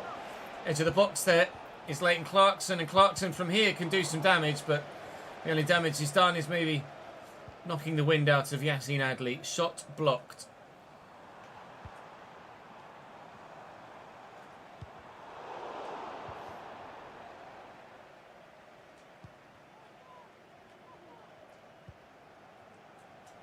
Drill it.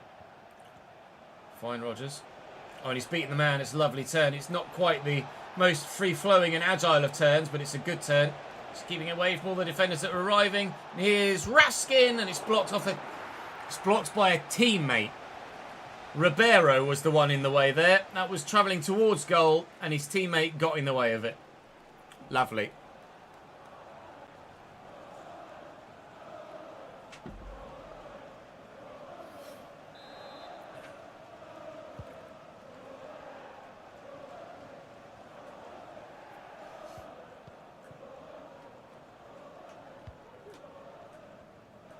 Bayer.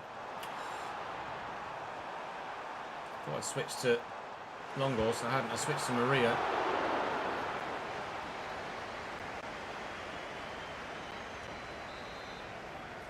Corner for Leeds. Adley to take short. Roger Fernandez delivers early. And Cardoso got to the header, but it's gone over the bar.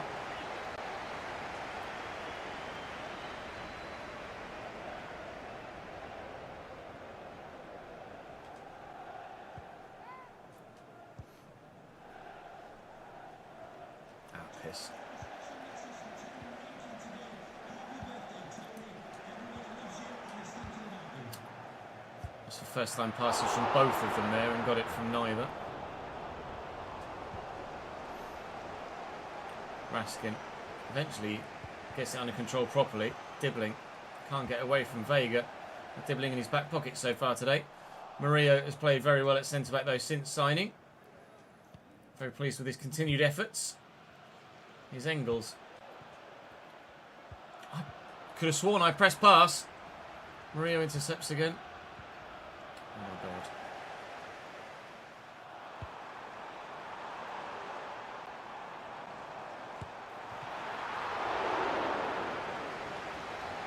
What is happening?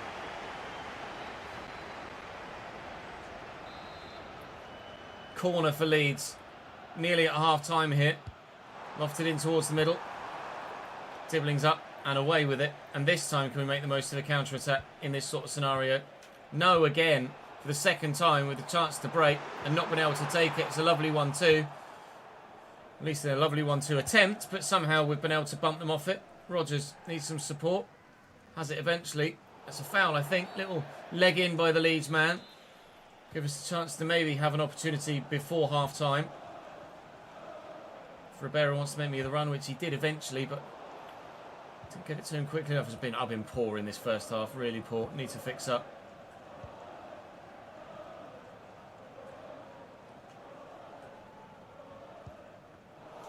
Clarkson into Rogers. There might well be one chance left at the end of the half. Pull it back. Meant to go towards Ribeiro, it didn't. Oh, Oh, come on, ref.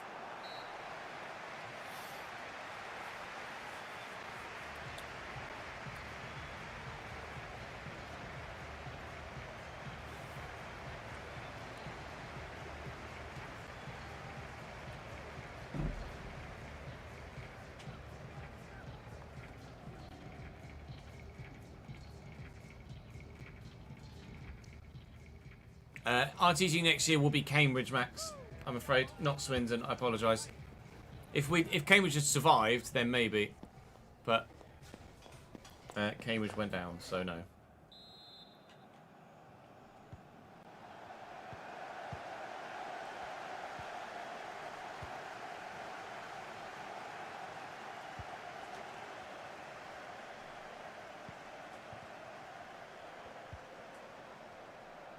Sudakov finds his teammate Bayer. That was far too close for my liking. It's a lovely run by Rogers. Look for... Oh, he's overhit it. Oh, but Bayer nearly turned into me.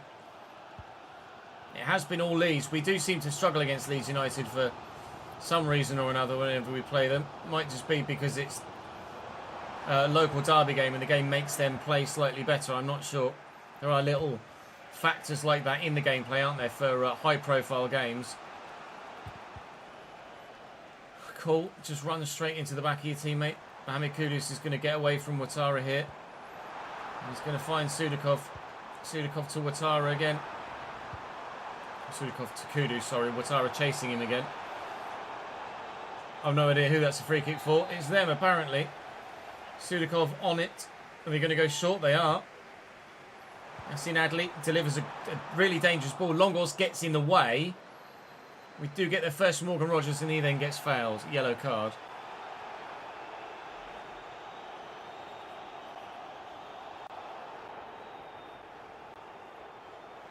I don't know, Mike. I didn't see it.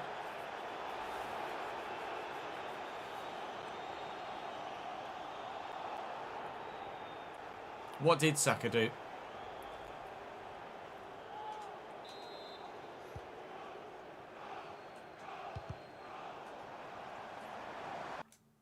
They gave Kudus a red card. Right. Okay. He's just trying to... He's trying to stop me getting out.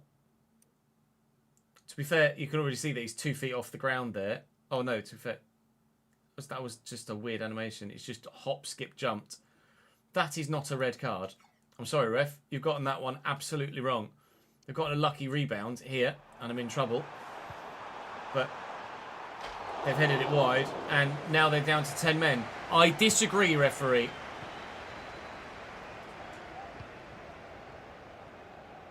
Dibbling. Big switch. Knock it down the line.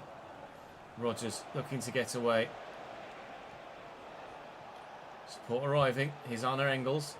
Ribeiro's made the run. Ribeiro's found. Good footwork. Looking out for Morgan Rogers. Parisi cuts it out.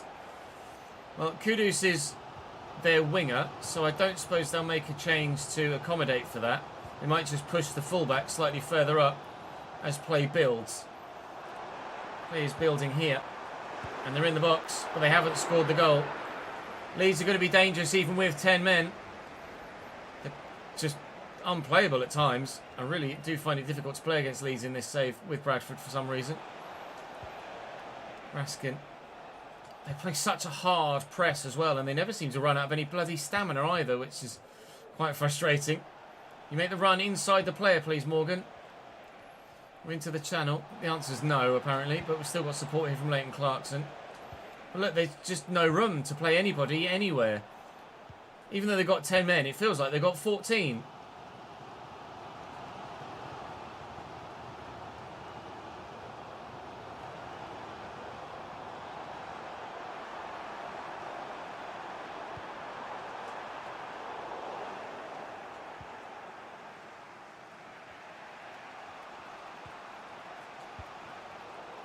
How in the fuck?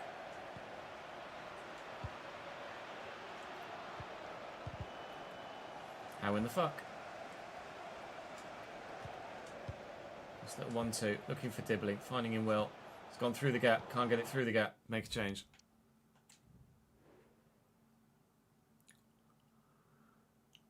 I find that when you run down the line, the centre-backs don't run back with a striker, so it's just an easy cross for a free shot.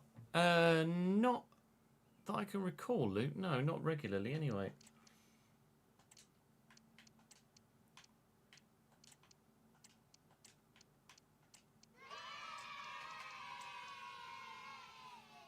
Jamie, thank you for the 5th month subscribed, mate. Very kind of you, pal.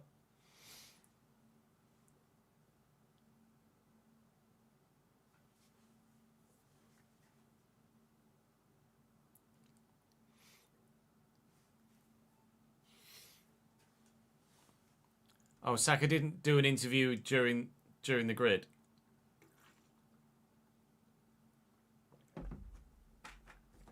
Someone just come and duck in camera there. What happened there?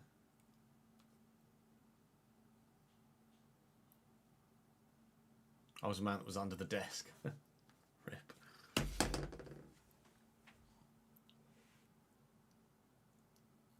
What sliders are you using, Luke? Are you using the sliders that we use or a different set? Sudakov with options, one of which is going to be Bayer in there with a header. Well stopped. There's really not long left. It'll be an extra 30 minutes if the winner cannot be found. Might be down to bloody 9 men soon if they keep that up. Rogers looking to beat the man. Rides the challenge. Foul is given. Johnny Cardos will be getting a yellow here. I make changes. They make changes. Let's see what ours can do. Murillo looking for Agbinon. Oh, that turn is so heavy. But he's somehow managed to win the ball back again. Lancashire back inside. Dibbling! Wow. Manager on his knees. And I get it. How's that not gone in? That surely everybody in the ground thought that was going to fly into the back of the net. And we'd be winning the game by a goal to nil. It hasn't. We haven't. And extra time is seconds away. Unless they could have done something there, but they haven't. Another 30 minutes. Appreciate it, Momo. Thank you for the support, mate. Use my line depth, width and height if you are the ones of your own. I'm not sure then, Luke, honestly. If you got any footage of it, you could tweet me or something.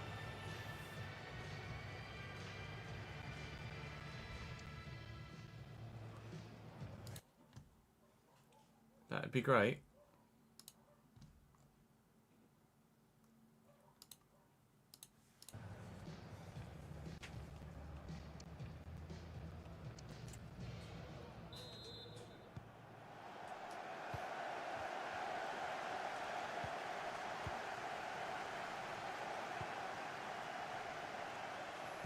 Fernandez up to Correa.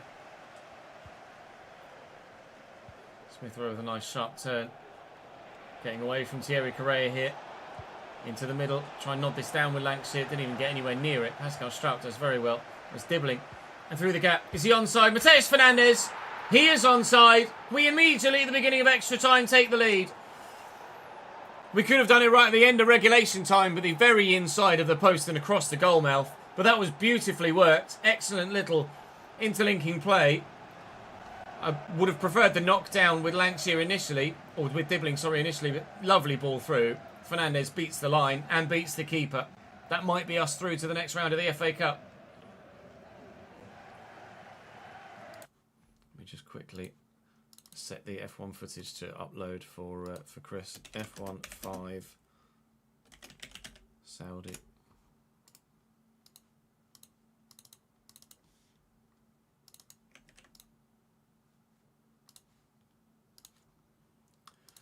On Dropbox.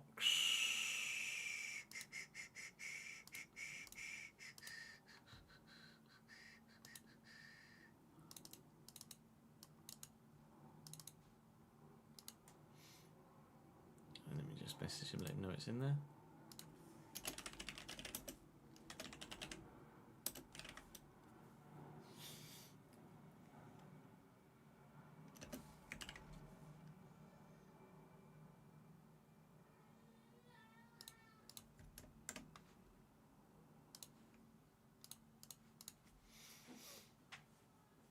Tor indeed, Jin. Tor indeed.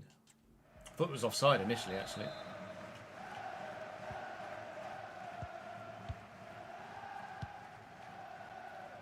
That's a hit and hope. Got an injury to Gruev now. I hope for their sake they have the available substitutions to make. That's not a foul. At least I don't think it's a foul. I think he's won the ball there. Lancashire furious with him. It is a second red card. This is certainly a heated local derby, isn't it? Did he win the ball? He's gone through the man to get to it. I think on this occasion, that is fair cop for a red card. Engels with a free kicking opportunity. Well, he has the better stats. Mateus Fernandez just. We took Clarkson off, unfortunately, so he can't take the free kick. But Fernandez came on for him and scored a goal, but won't be scoring another. That was a poor free kick, to be fair.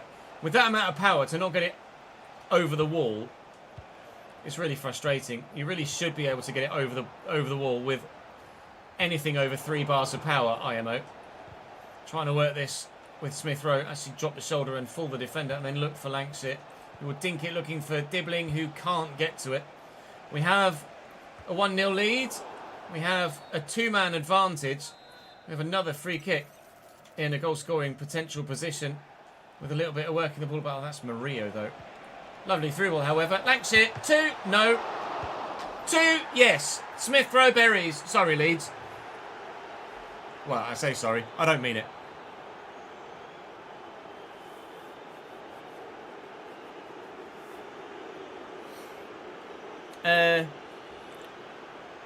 VAR does exist in the game already, in theory.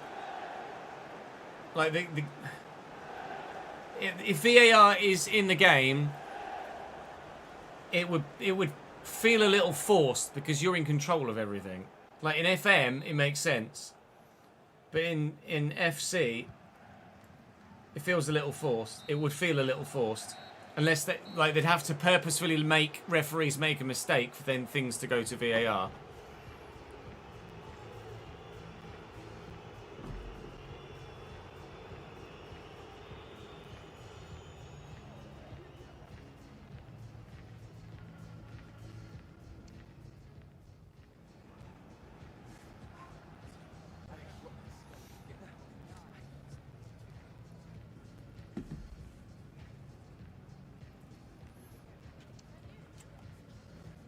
Let's West. Well, actually, no. Let's West Ratara. Correa can play on because we don't need him. Oh, he's fringe. He's one of the fringe players anyway.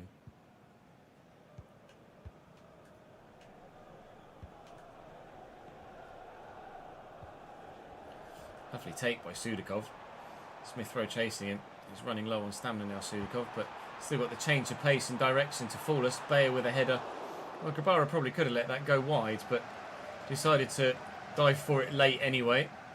Get that forward. I wonder where Leeds is. Oh, that was not meant to go there. Supposed to go to it's Fernandez in the first place. I wonder where Leeds' gaps will appear now in their back line. They're still pushing bodies forward and trying to get themselves back in it. They've got 3 at the back and 3 in midfield, I think, by the looks of things.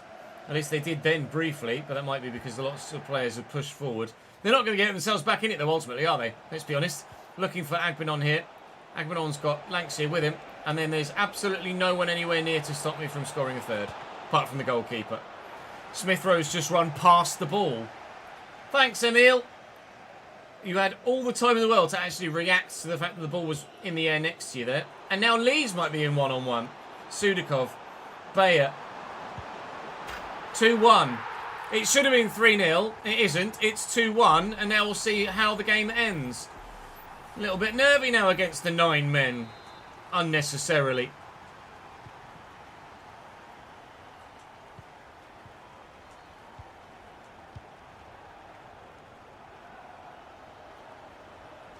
Agbenon. I tried to play it down the line. Took a deflection. But that'll be game. Take the throw in and the whistle will come. At least it should do. I mean, it hasn't yet. There might yet be an opportunity for a third. The whistle should have come. It will do as soon as they kick off. That'll be 3-1 then. Fair enough. I mean, the whistle should have gone. I feel a little bit bad for Leeds. I guess. The first red wasn't a red, so I feel a little bit bad for them there. And they shouldn't have been in the position to concede a third there either. The referee should have blown his whistle. So I feel a little bit bad there. But it's a local derby, so at the end of the day, bollocks to them. We're through to the 4th round of the FA Cup at their expense. And now we can focus on the league game against Crystal Palace, who are certainly underperforming this year. Clarkson will leave us to go to Brighton as well. That is now confirmed. Mateus Fernandes is up to 86 rated. Fantastic. He has now, though, definitively, absolutely peaked.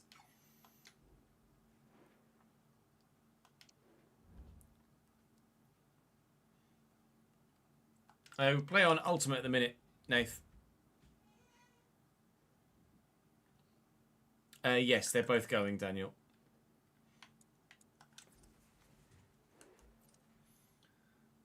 Just wages and thingy, okay.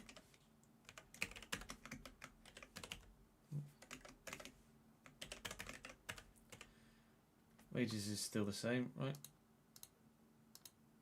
324, yeah. Shirt sales, 600 grand. And then financial hub, prize money, FA Cup 4th round win, 120,000.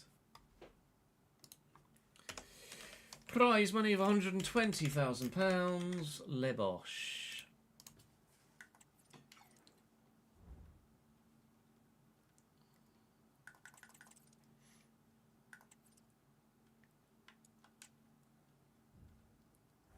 Confirmation of Leighton Clarkson going to Brighton at the end of the season.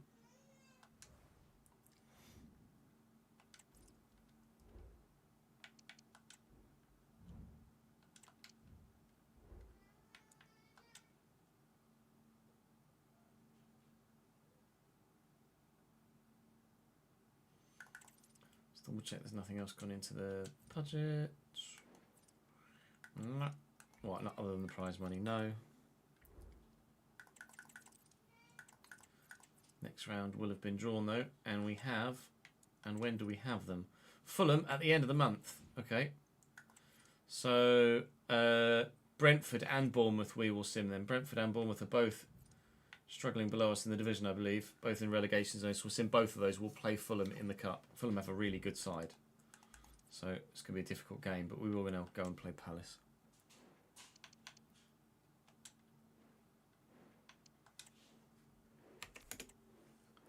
They have a different kit they can play in? Not really, actually.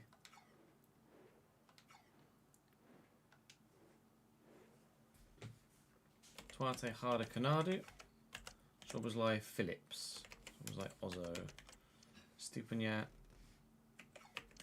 Concert. Devo. Hoyson. Armstrong. Kunigo. Are there any other mids? I can't really put Szoboszlai and De Ketelaere in there. It's just not. Alright, Gallardo, Cam, right mid. Gallardo should probably play. Oh no, Canadu's fair enough. Right, I'll put Ezra on the bench. Ezra for Schnegg. Ezra for the goalkeeper.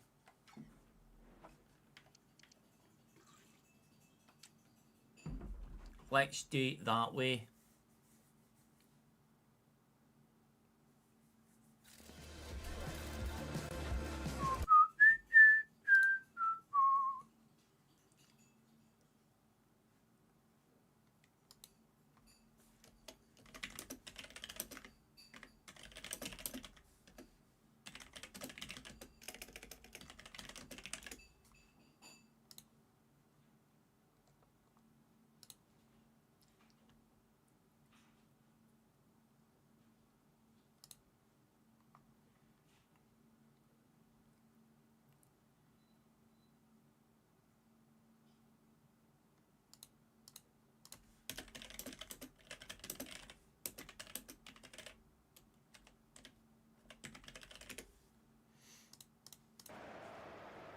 Schnegg's a great name, yeah.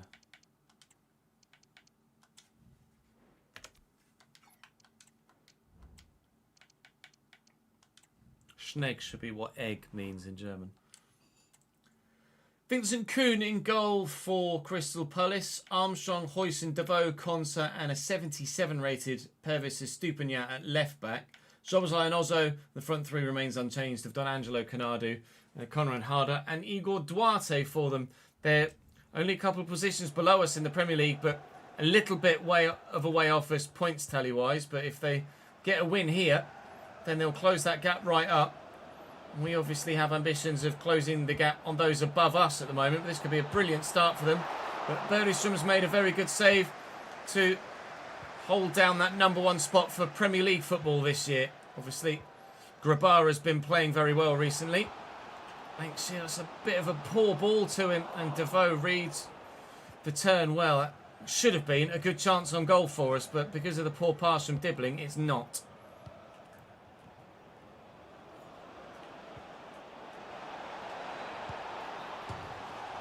I was offside.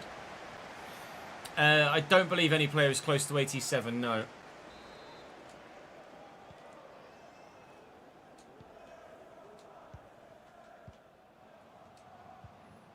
Fernandez forward to Dibbling, great touch and turn, looking to send Lanxier into the channel, well intercepted by Ezri Konsa, who continues to be rock solid for Crystal Palace in this save, despite the fact that he's getting on a bit in years now.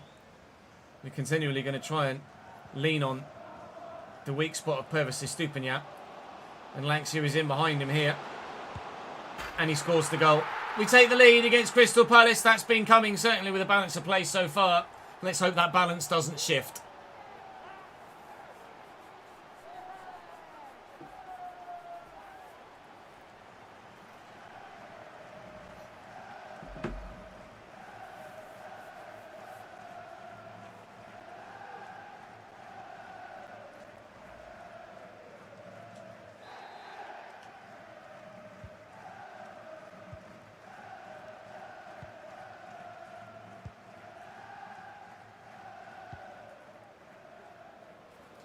Oh, it's a lovely turn by Harder.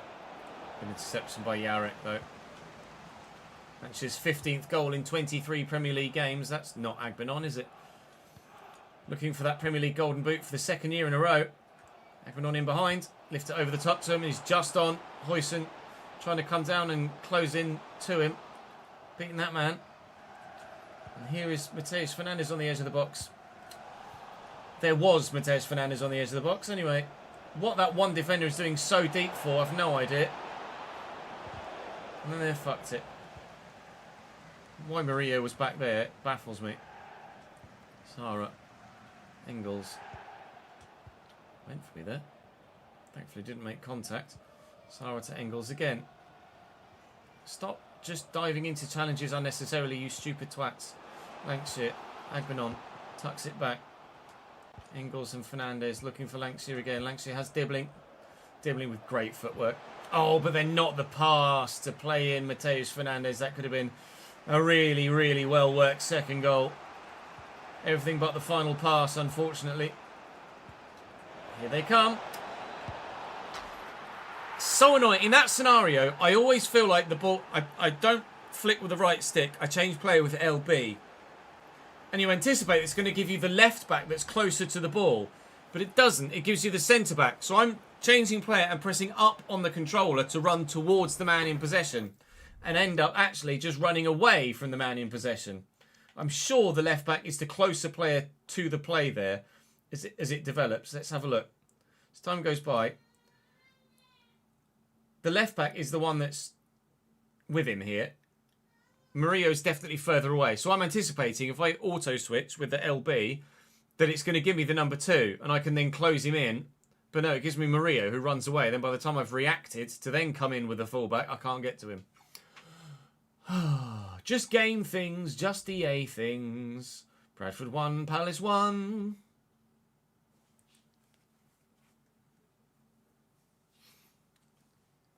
Max saying he's choosing not to speak about the incident is because he knows he's in the wrong and he's just lost his head. But he won't admit that publicly.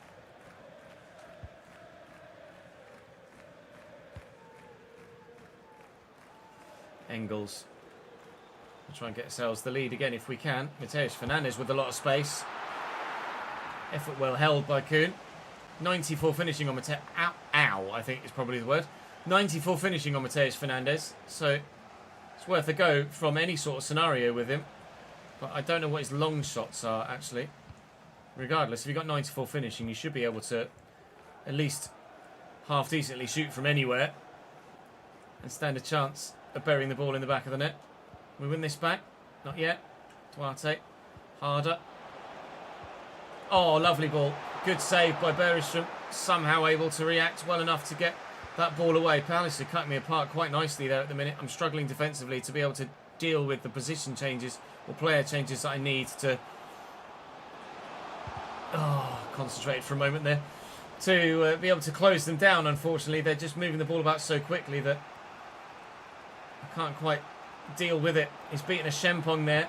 Murillo's coming across, but it's going to find harder. He's got a man square of him that he's elected not to use, but he's shot wide.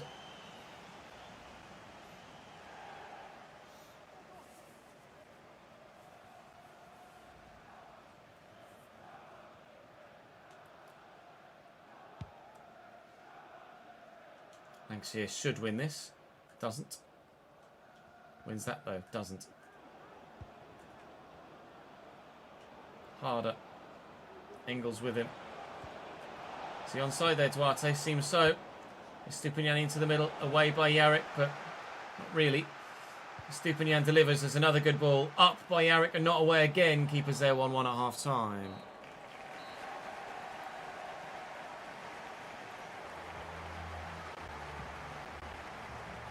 Just a brain fart there, Max. Happens to the best of us. Hulkenberg had a great result, you're right.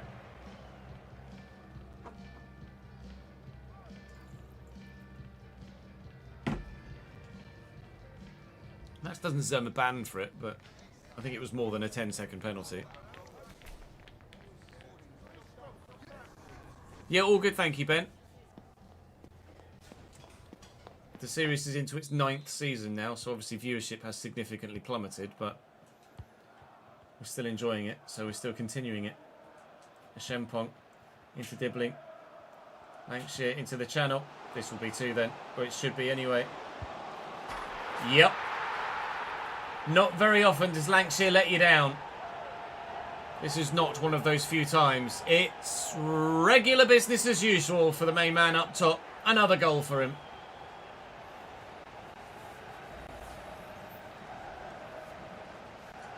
Lebosch.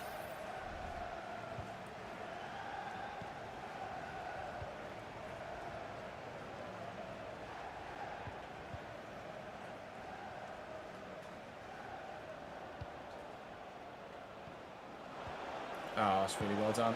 Good save. Glad to hear it, mate. Corner for Palace. Ozzo's gone off and Eze has come on. Eze for Ozzo is quite a fun... Oh, no, it's going to go wide. Oh, quite a fun substitution. There's Constance's header. Looks like it was destined for the back of the net there. Lucas was nowhere. Bergström completely lost his positional sense there. Swinging at the ball. Fernandes, that's well blocked.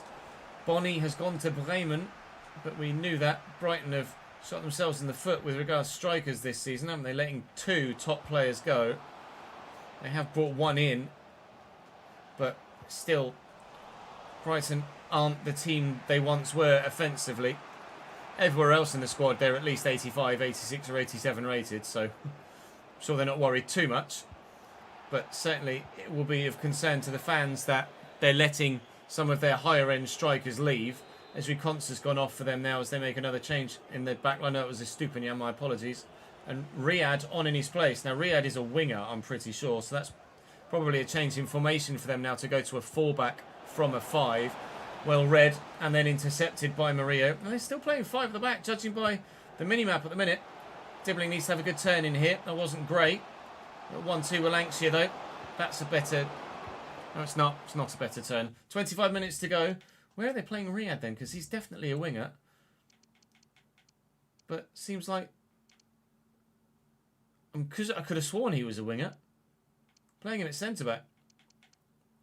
Ezri Konsa now playing right-back. Okay. Yeah, good, thank you, Ads. How are you, pal? Who else have they got on their bench? Am I getting Riyadh mixed up with someone else? Katamo, maybe?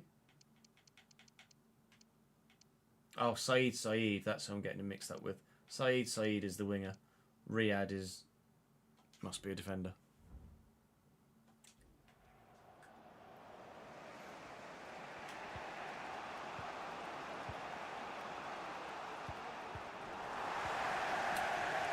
A press pass. Oh, how many times am I going to get screwed by gameplay, man? Defender intercepts it, you press pass and nothing happens. Glasner celebrates another one. I mean, the fact that Harder even came in and got the slide tackle on both of them anyway is ridiculous. That finish is equally as outrageous from Dominic Zoboslai. And Palace equalised for a second time. And I've got an issue with both goals for them. Sara into Fernandes, who shows good strength. And then good agility to get to that loose ball. Sara looking to get away here. Rise one challenge. I squeeze that to Lankshear. Probably not. Maybe now, yes. Lankshear's in. Give me my lead back. Screw you, Crystal Palace. Hat-trick Will Lankshear. 3-2 Bradford.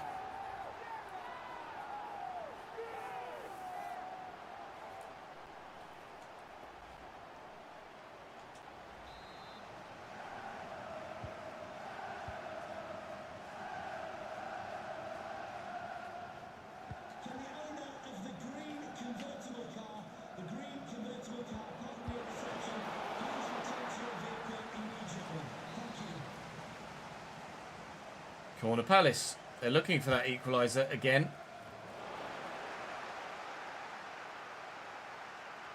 Why would you head that, you fucking moron?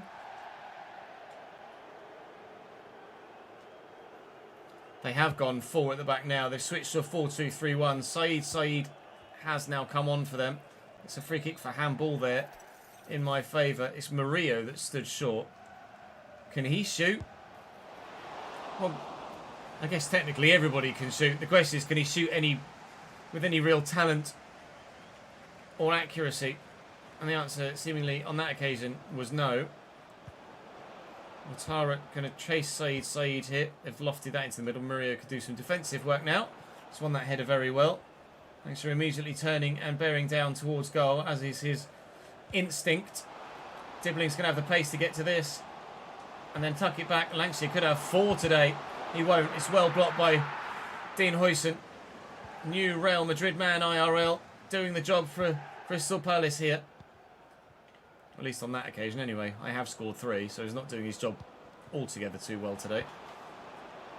Canadu. No, Don Angelo. Thank you, Bergstrom. 4 minutes to go. Big save. Relatively straightforward save, but still got to make him. It's Canadu's first shot of the game. Huijsen wins that header. Saeed will get it back out, and in it comes again. All my attempted headed clearances at the minute are going nowhere near clear. Volley is awkward, actually, for the keeper, as that was moving around a bit, but Bergstrom does get it down and under control. And on the counter-attack, actually, we could make it 4 still. I've lost the ball. Dibbling's run straight into the man. There's 3 minutes added on. It could yet go all pear-shaped for us here. Let's make sure that we don't let them have another goal. Canadu with options. Here's Saeed. Brilliant positioning by Ouattara. Get himself in the way of the shot. Murillo as well. That hit a hand though. It's going to be a free kick for Palace on the edge of the box. Down the flank with milliseconds left to go. Yarrett wins the header brilliantly. That time a clearance did end up being a clearance.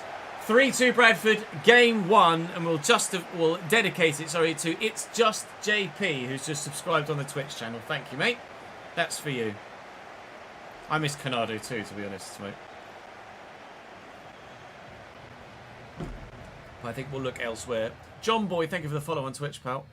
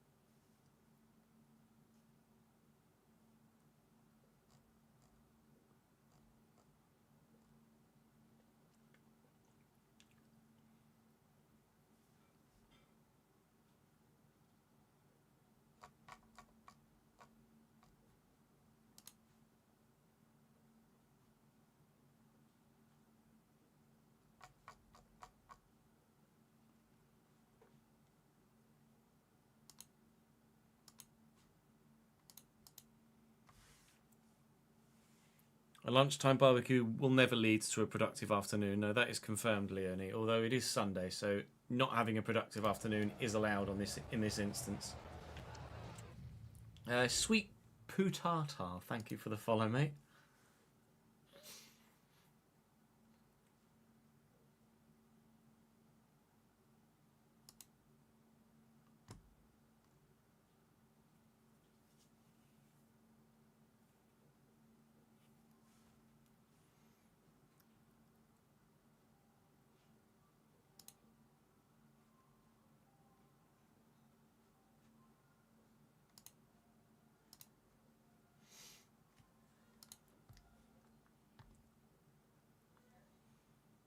It's exactly what the lunchtime barbecue was invented for, yeah. I just had the ice cream van out the window as well. Yeah,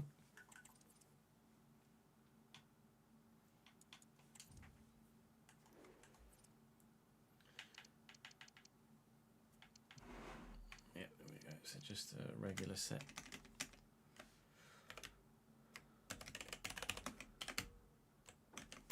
Shirt sales 240 again, so 240, 120, 600. Match tickets 25,001 people at that game. 28197. 28197.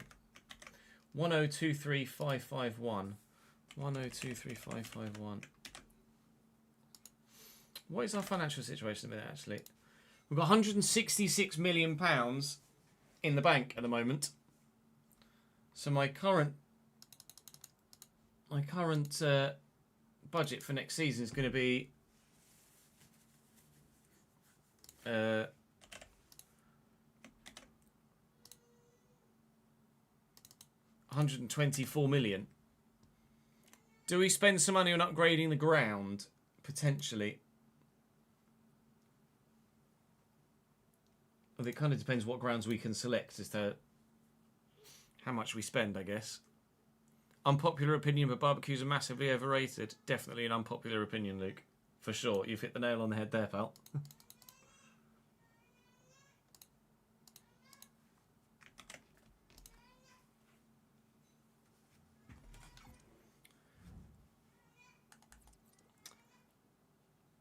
Kelleher to Brentford makes sense after they've sold Fleck into Leverkusen, doesn't it?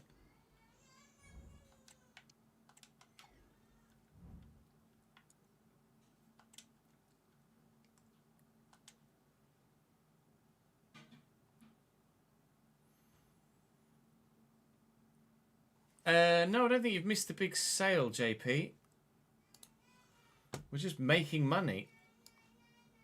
Club has made a profit of 20 million this season. We actually made a loss of 1.9 million in the transfer window.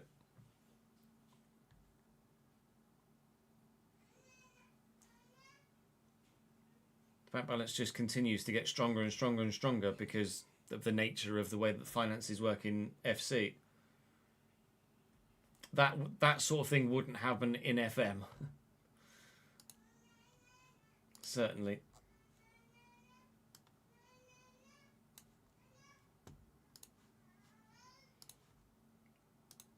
He's full of noises today, isn't he, that boy?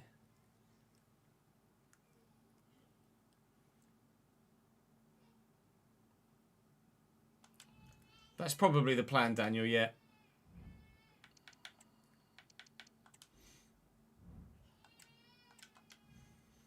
Games have been rescheduled in March, so that leads me to believe that the next round of the Conference League has been drawn, and it has with Frankfurt. That's not the best of draws for us. That's probably going to be one of the strongest sides that are still in the competition, unfortunately. Bugger. That's annoying. We are 11th in the Premier League still. You see how the gap below is growing yet further. 16 points clear of the relegation zone now. You go 16 points above us from 36.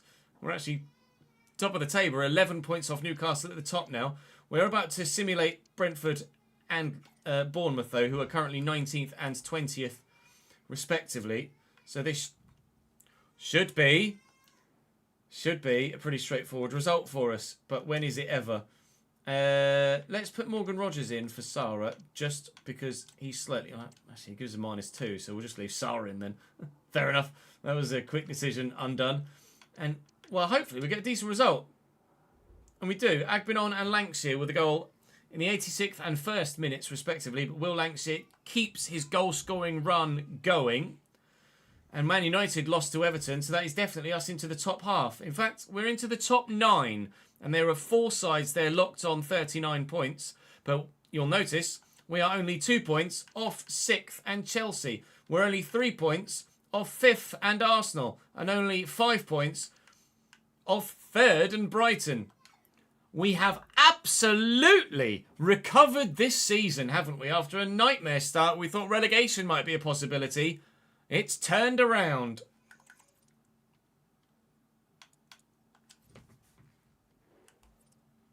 You got Austria Vienna, did you, Daniel? You've had more luck than me, mate.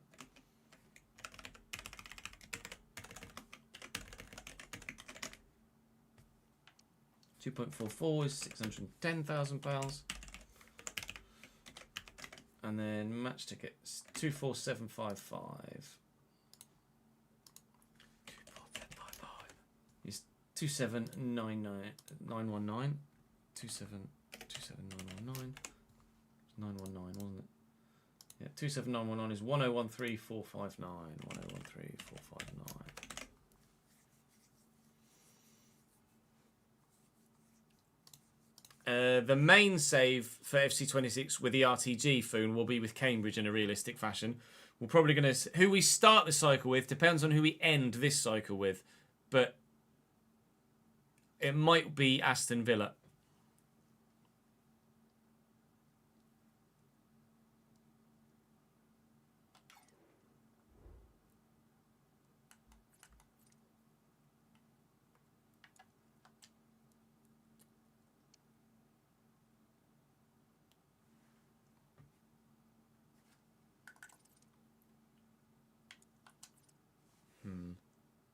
If everyone's recovered, then I can comfortably sim this and then still have everybody back for the next game. But it depends if everyone's recovered or not. Anyone who hasn't will get replaced in the 11. Which is just Agbinon at this stage. So that's fine. Everybody's recovered very well from that midweek game then. Or from the weekend game, sorry, for this next midweek game. We go Saturday, Wednesday, Sunday. So 4 days between each game. We should be able to manage the squad accordingly and still field a very strong side against Fulham in the FA Cup. Away from home against Bournemouth in the league, it's a 1-1 draw. Jay Davies came on for Ouattara before half-time, seemingly. Came on and then scored in the same minute. The left-back gets his first goal for the club. Fujiwara got an equaliser for bottom of the table Bournemouth. Man United won against Newcastle, which is important at the top end of the table. It's also important for us, of course, in our league position because it now knocks us... Oh, I thought it was going to knock us at least out of the top 9 and below Man United again, but it hasn't. And we are continually 3 points off 5th and 5 points off 4th and 3rd. All right, everybody's dropping points at the moment then. We're 9 points. 8 points. 8 points only off top of the table. Don't get excited, but don't rule it out.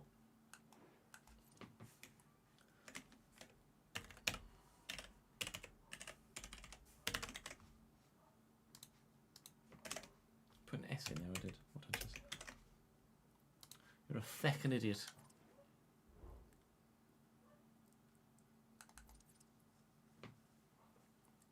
Second botto to you too, Leone. Ken, thank you for the follow, mate.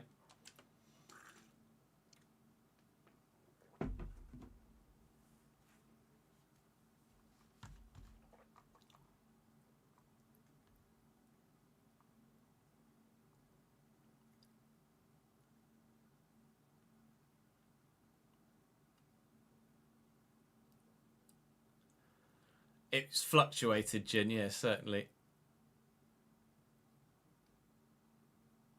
Palace is certainly an option as well.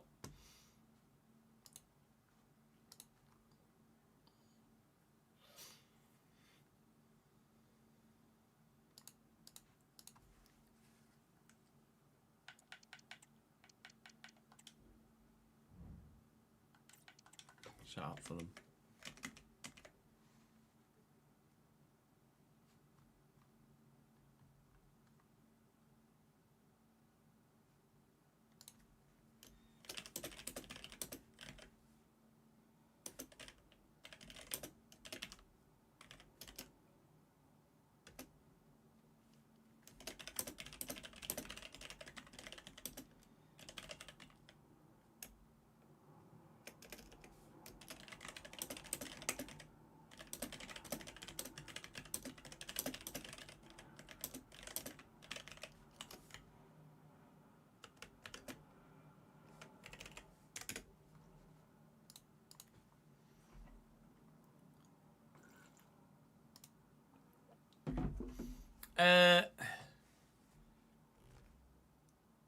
What part of it don't you necessarily understand, Leonie?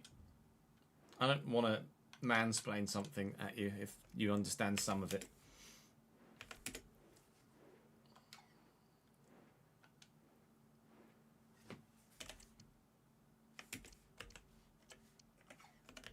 I forgot how good their bloody midfield was.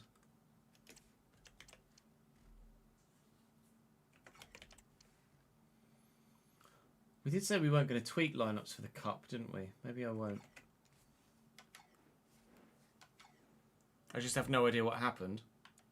So, there'd been a safety car. There was a restart. Obviously, as is the case, I'm sure you're aware of how safety car restarts happen. On the way out of the final turn, when everyone's getting back up to speed, Max had a big snap of oversteer, nearly lost the car. As a result, he was obviously going slower than everyone behind him down the main straight. Charles Leclerc came alongside him and they kind of touched gently. Who's at fault there is questionable. And then Charles got ahead. George Russell then behind tried to follow Charles through at turn 1 because Max was offline. George got in slightly too hot and kind of not forcefully, but not forcefully, kind of bumped wheels with Max. It was a hard racing incident. It wasn't intentional or anything of the nature. It's just what happens in hard racing at a restart with not many laps to go. Max then took to the runoff as per the rules. He got bumped off circuit, isn't allowed to rejoin without going around a certain part of the track off circuit so that he doesn't gain an advantage at turn 1. And in some scenarios, it can be deemed that you've gained an advantage if he's kept the position. And most people, I think, disagree that Max should have given the position back to George, because I don't think George ever was realistically agreeably in front for Max to have gained an advantage by keeping the position. But Max was asked kind of precautionarily by the team to give the position back just in case they were going to get a penalty.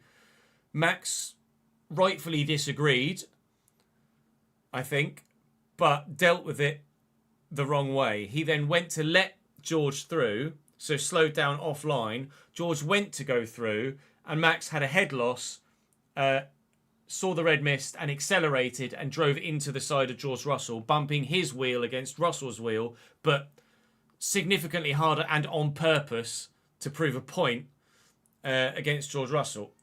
Verstappen then kept the position, then later in the lap let George back through tactically to give himself DRS to try and then take the position back again. It just happened to not work.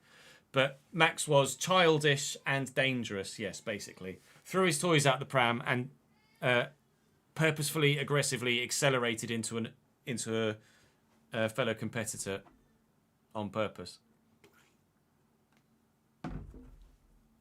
which is unacceptable.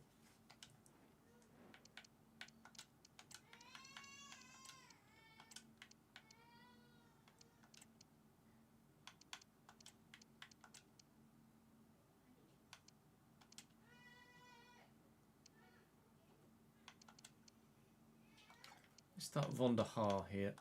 Why not? And Davies. Davies scored a goal in that last game.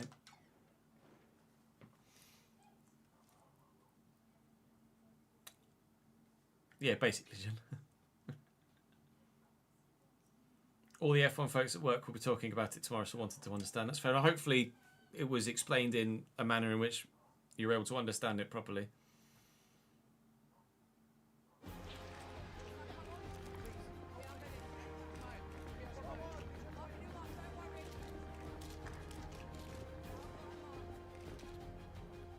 Max certainly can be a bit of a sore loser, yes.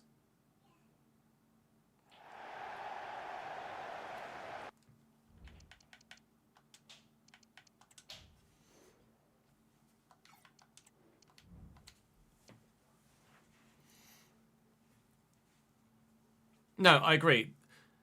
And I don't know as Max would have gotten a penalty for not giving the place back. But I think Red Bull were just doing it preemptively, which they shouldn't have had to do, but they do need to just clear up those rules because it's just nonsense. whatever the rules were 10 years ago, when this shit didn't happen every fucking week, that's what they need to go back to.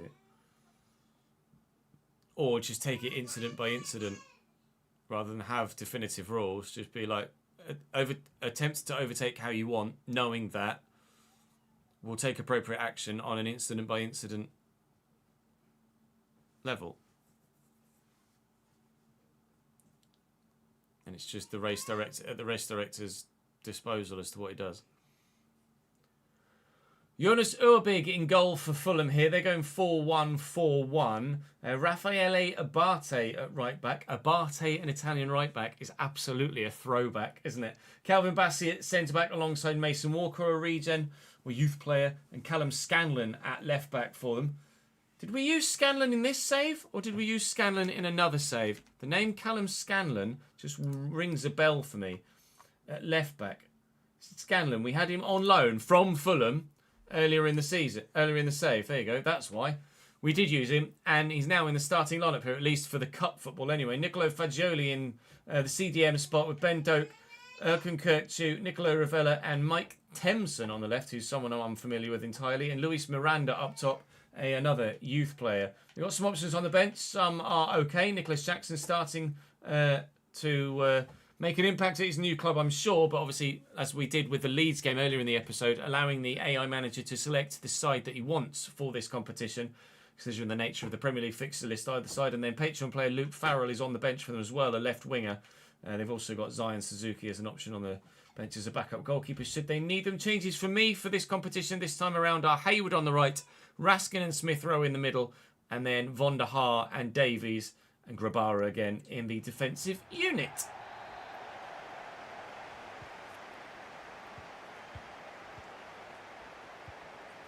I don't think Hamilton regrets the move, no. Kirkçu. Safe. I don't think Hamilton regrets the move. Who's to know how things are going to pan out, A, over the course of the rest of the season, and B, with the new regulations next year. People questioned whether Hamilton should have made the move from McLaren to Mercedes in the first place in 2013, didn't they? Kind of panned out quite well for him.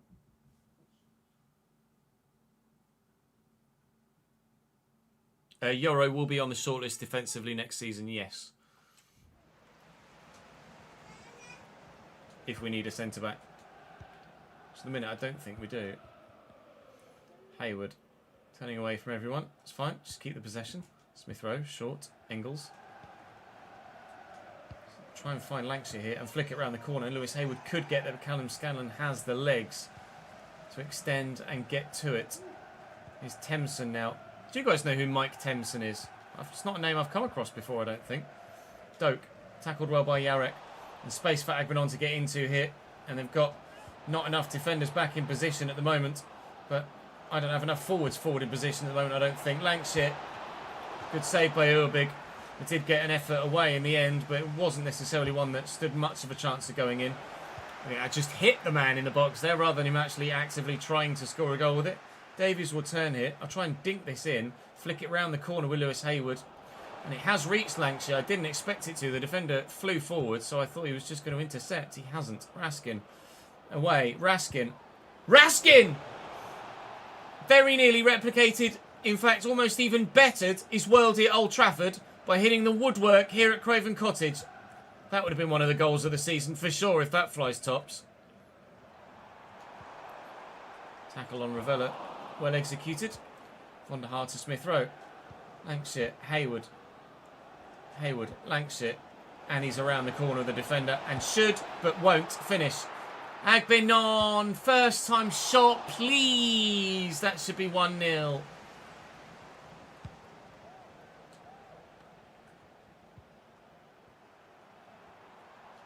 Well in, Raskin. Smith Rowe against his...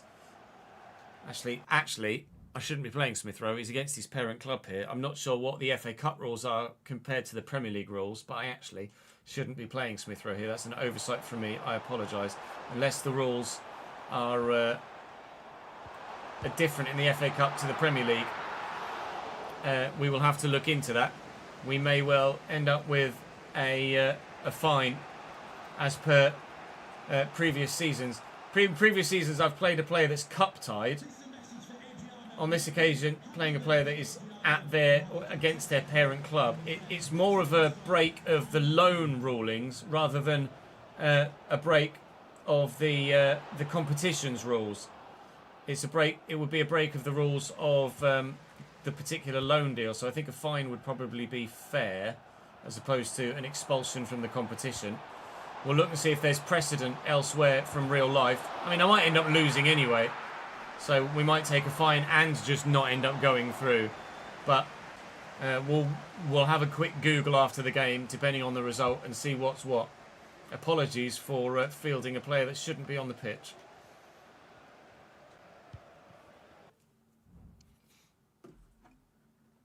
$18 million for Geller, is it? Good move for him, I think. We did accidentally play Emil Smith Rowe, yeah.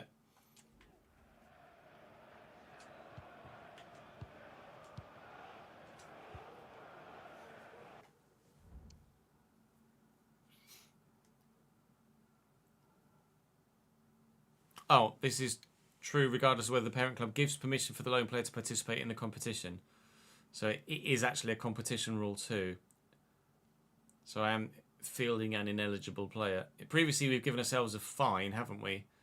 Rather than expulsion from the competition as per Liverpool's scenario previously. See what you guys think we should do in the chat. Raskin. Given away.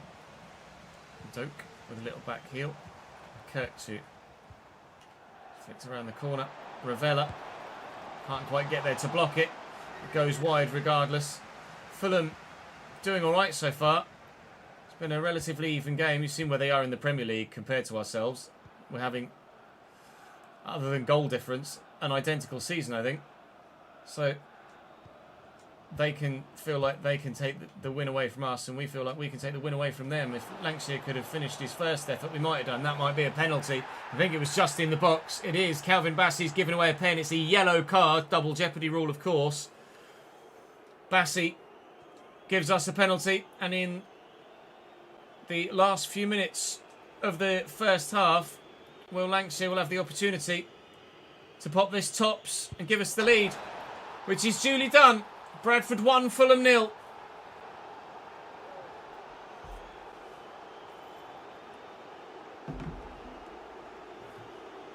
Yeah, rumours of Ange being sacked were mentioned in chat earlier. I think it would be a ludicrous decision to sack him.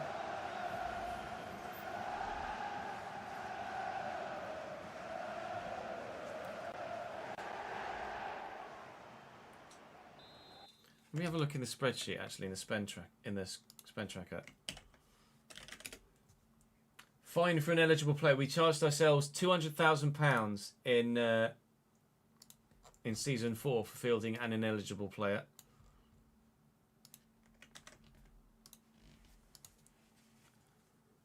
So we could do that. We could fine ourselves and forfeit prize money. I'd be happy to do that. Would you guys be happy if that's the outcome?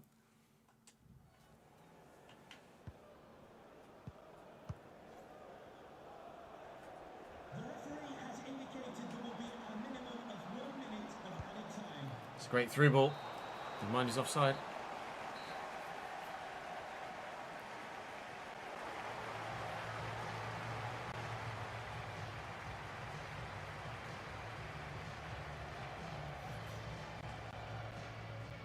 Yeah, I will take him off at half time.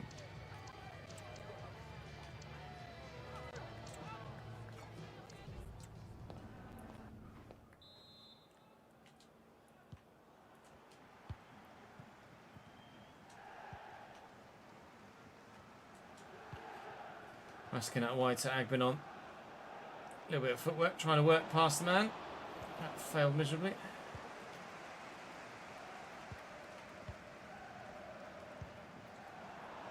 He's a Bartek. Oh, might be perfectly weighted. It's not quite. Yarrick gets there. Ingles around the corner to his Shempong and Clarkson, who's come on at half time for Emil Smith-Rowe made the change for obvious reasons. Looking for the ball forward there to Hayward. Lankshire's here. Hayward's gone again through the gap. We'll find him. Lewis Hayward in the box in a moment. Nope, not quite. Fuck.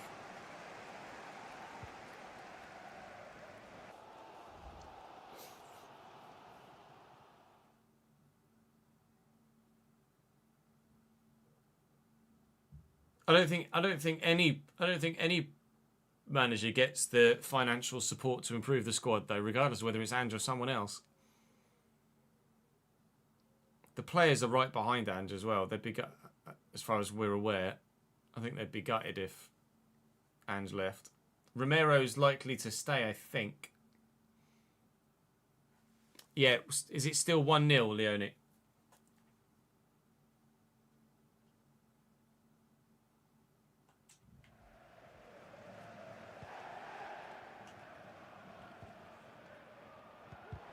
Intercepted by Engels twice. Agbenon away. Maxi will look for him and find him. Tuck it back. No. Oh, 2-1 in extra time. 96th minute. Nice interception by Clarkson, never mind. Ravella.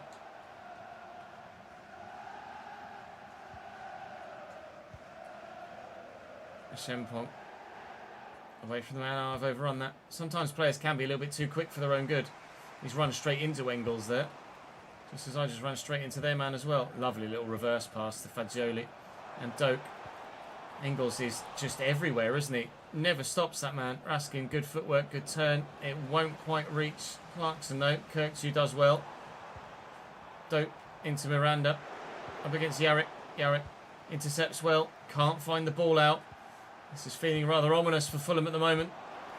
But the finish when it came, just straight up wasn't good enough. They worked the chance very well and then wasted it. Actually not fouled, apparently.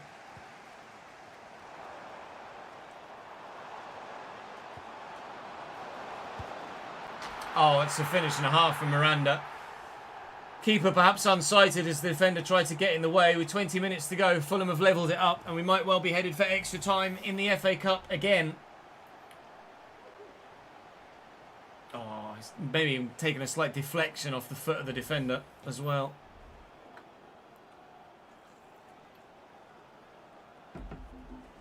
Exclamation mark camera, Brooklyn. Oh, in the Everton save. We're running a different camera in the Everton save, Brooklyn. It may well have been, I can't remember what it's called now. Broadcast might have been the camera we used in the Everton save, Brooklyn.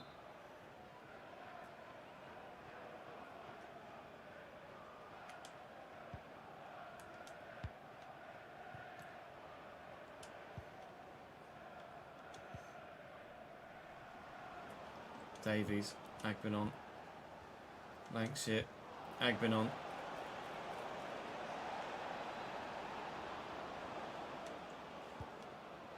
Might have overdone that. Raskin, good footwork. There's someone on the edge, really.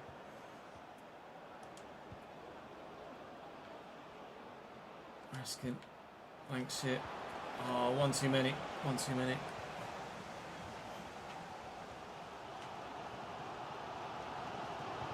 Good tackle by Engels. Clarkson with a 1-2.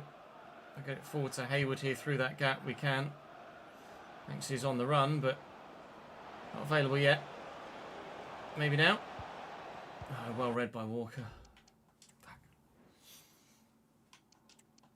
See Ribeiro. Raskin for Sara. Raskin for Rogers and put Rogers there instead. Hayward for Dibbling.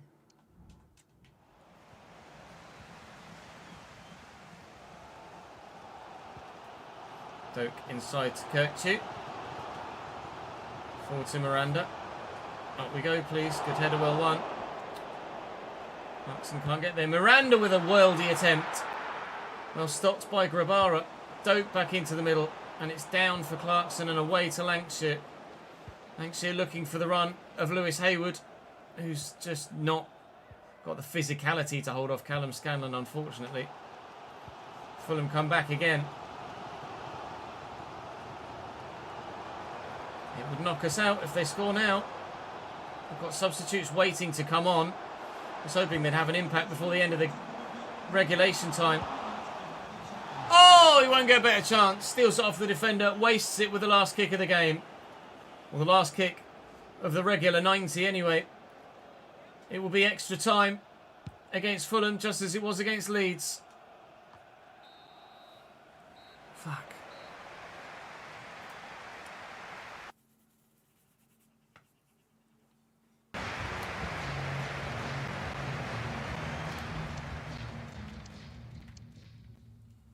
Hello? Oh, I caught this. I did think it was weird that it lost all sound.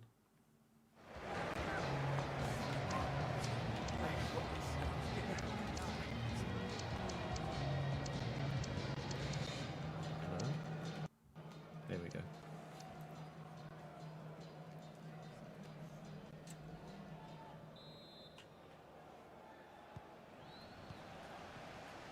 I think you give Ange the ultimatum. Like, they have to start well next year, otherwise then he's gone. Shevchuk. Oh, Shempong's done brilliantly. And then ridden the challenge. I'd rather play on there rather than you send the man off, in all honesty. It's going to be a second yellow card for the Fulham man here. And a straight... No. Just let me play on then. I thought the only reason he pulled it back was because it was going to be a red. Cheers, ref. I'm on a friggin' attack there, mate. Unbelievable. Ball's deflected back to us here fortuitously. We need to try and hold this up here. Morgan Rogers has done very well, actually, to do that. And then beaten Ravella really nicely, too. Rogers. Ribeiro. Dibbling's with me. Ribeiro might not need him. Nearly able to beat the defence, but not quite.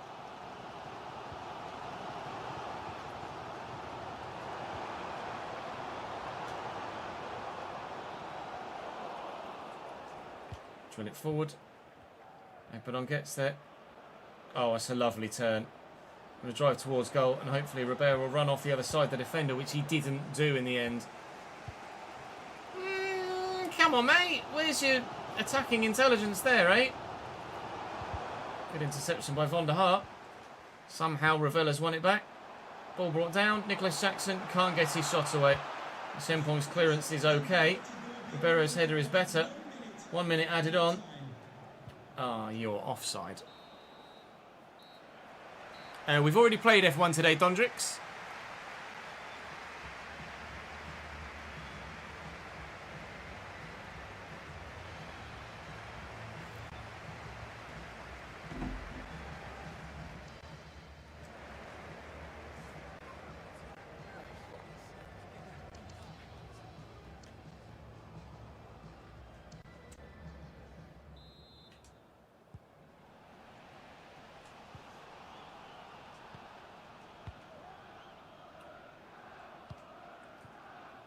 Challenge.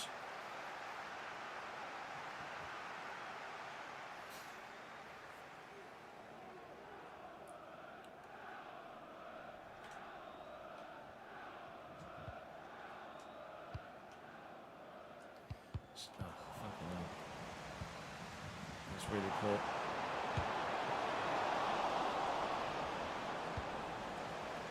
Big ping by Shempong.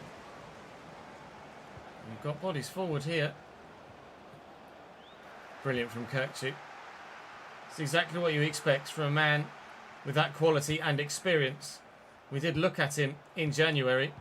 In the end, decided against bringing him in. Went for Fernandes instead, which I still think was the right decision. But that's not to say that Kirkchu isn't a very good player. What a reaction. Save from the goalkeeper and then clearance from the defender as well. Fulham cleared off the line. They very nearly won it in extra time. We do look at the moment destined for penalties as it stands. Back to Engels here. I'll look forward to Clarkson, who's in a bit of a space and finds Agbenon, who has Ribeiro running off him. Ribeiro could draw the defenders away, which he's done well, and then run through that gap maybe. Ribeiro! 119th minute, Rodrigo Ribeiro sends Bradford City into the next round of the FA Cup. We will be giving ourselves and replicating the fine from Season 4 where we fielded an ineligible player in the FA Cup. So it's a £200,000 fine. We will be replicating that. We set a precedent earlier in the save. We will also forego our prize money for winning this round of the competition as well. If we'd have gone out, then we'd have gone out. And we would have only taken the fine. But we'll take the fine and forego our prize money as a result of fielding the ineligible player. Because we set a precedent, like we say, in an earlier season where we basically did the same thing, although on that occasion I think it was someone that was cup-tied as opposed to a lone player that shouldn't have played against their parent club. We do win by 2-1 against Fulham. We will advance to the next round of the FA Cup.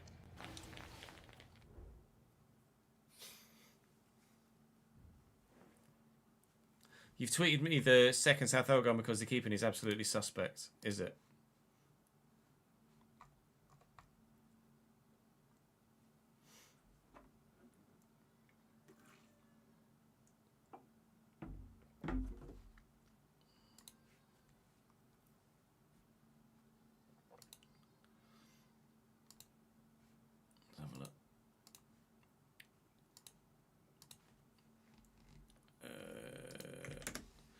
Can't shorten stream for copyright reasons, but I'll have a look at the video. Oh, that's poor. Really poor.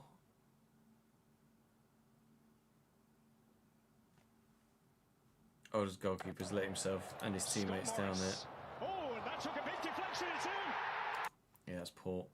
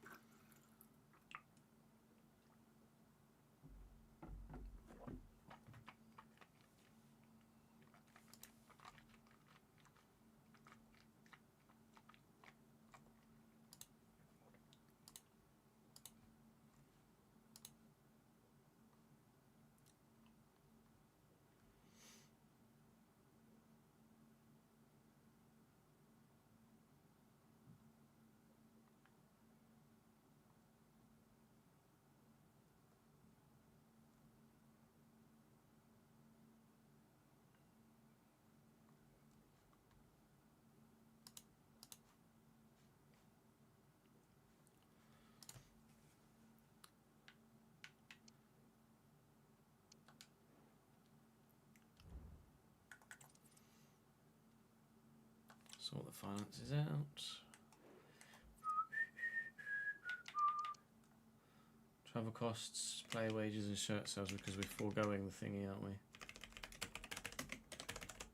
Just do that then. Travel costs, £14,000. Shirt sales. I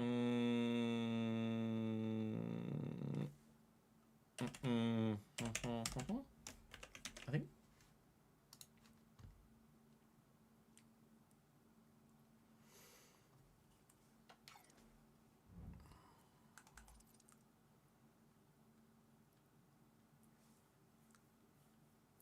What do you mean by, is this going live on YouTube, Chris? We are live on YouTube now. I'm confused. Do you mean, is what we're recording now going to be part of a video? In which case, yes. This is we are just about to finish recording Tuesday's video.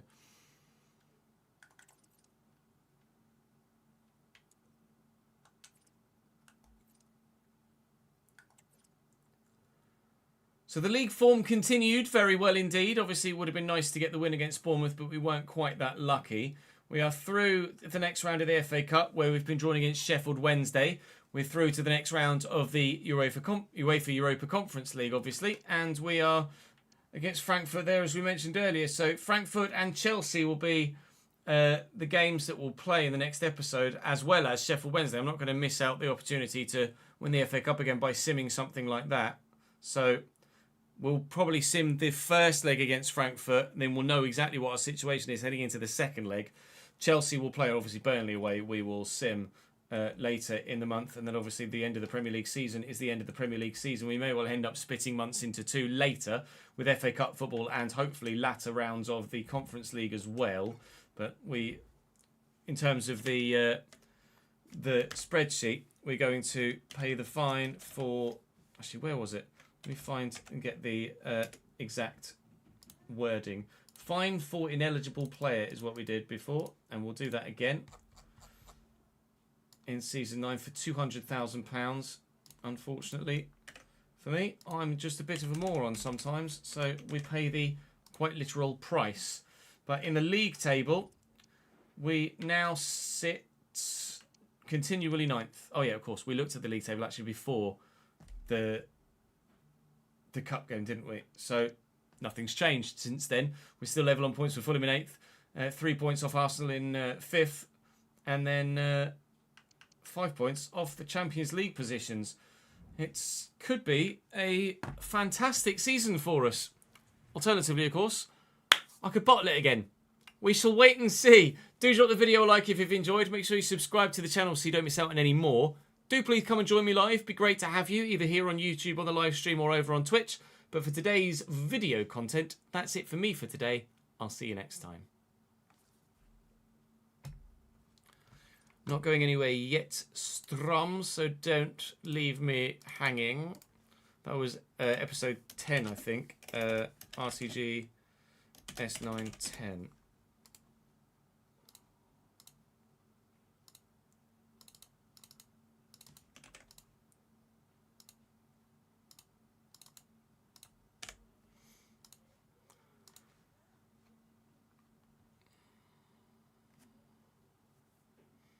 Next week, the current plan is to be live every weekday and then off Saturday and live Sunday.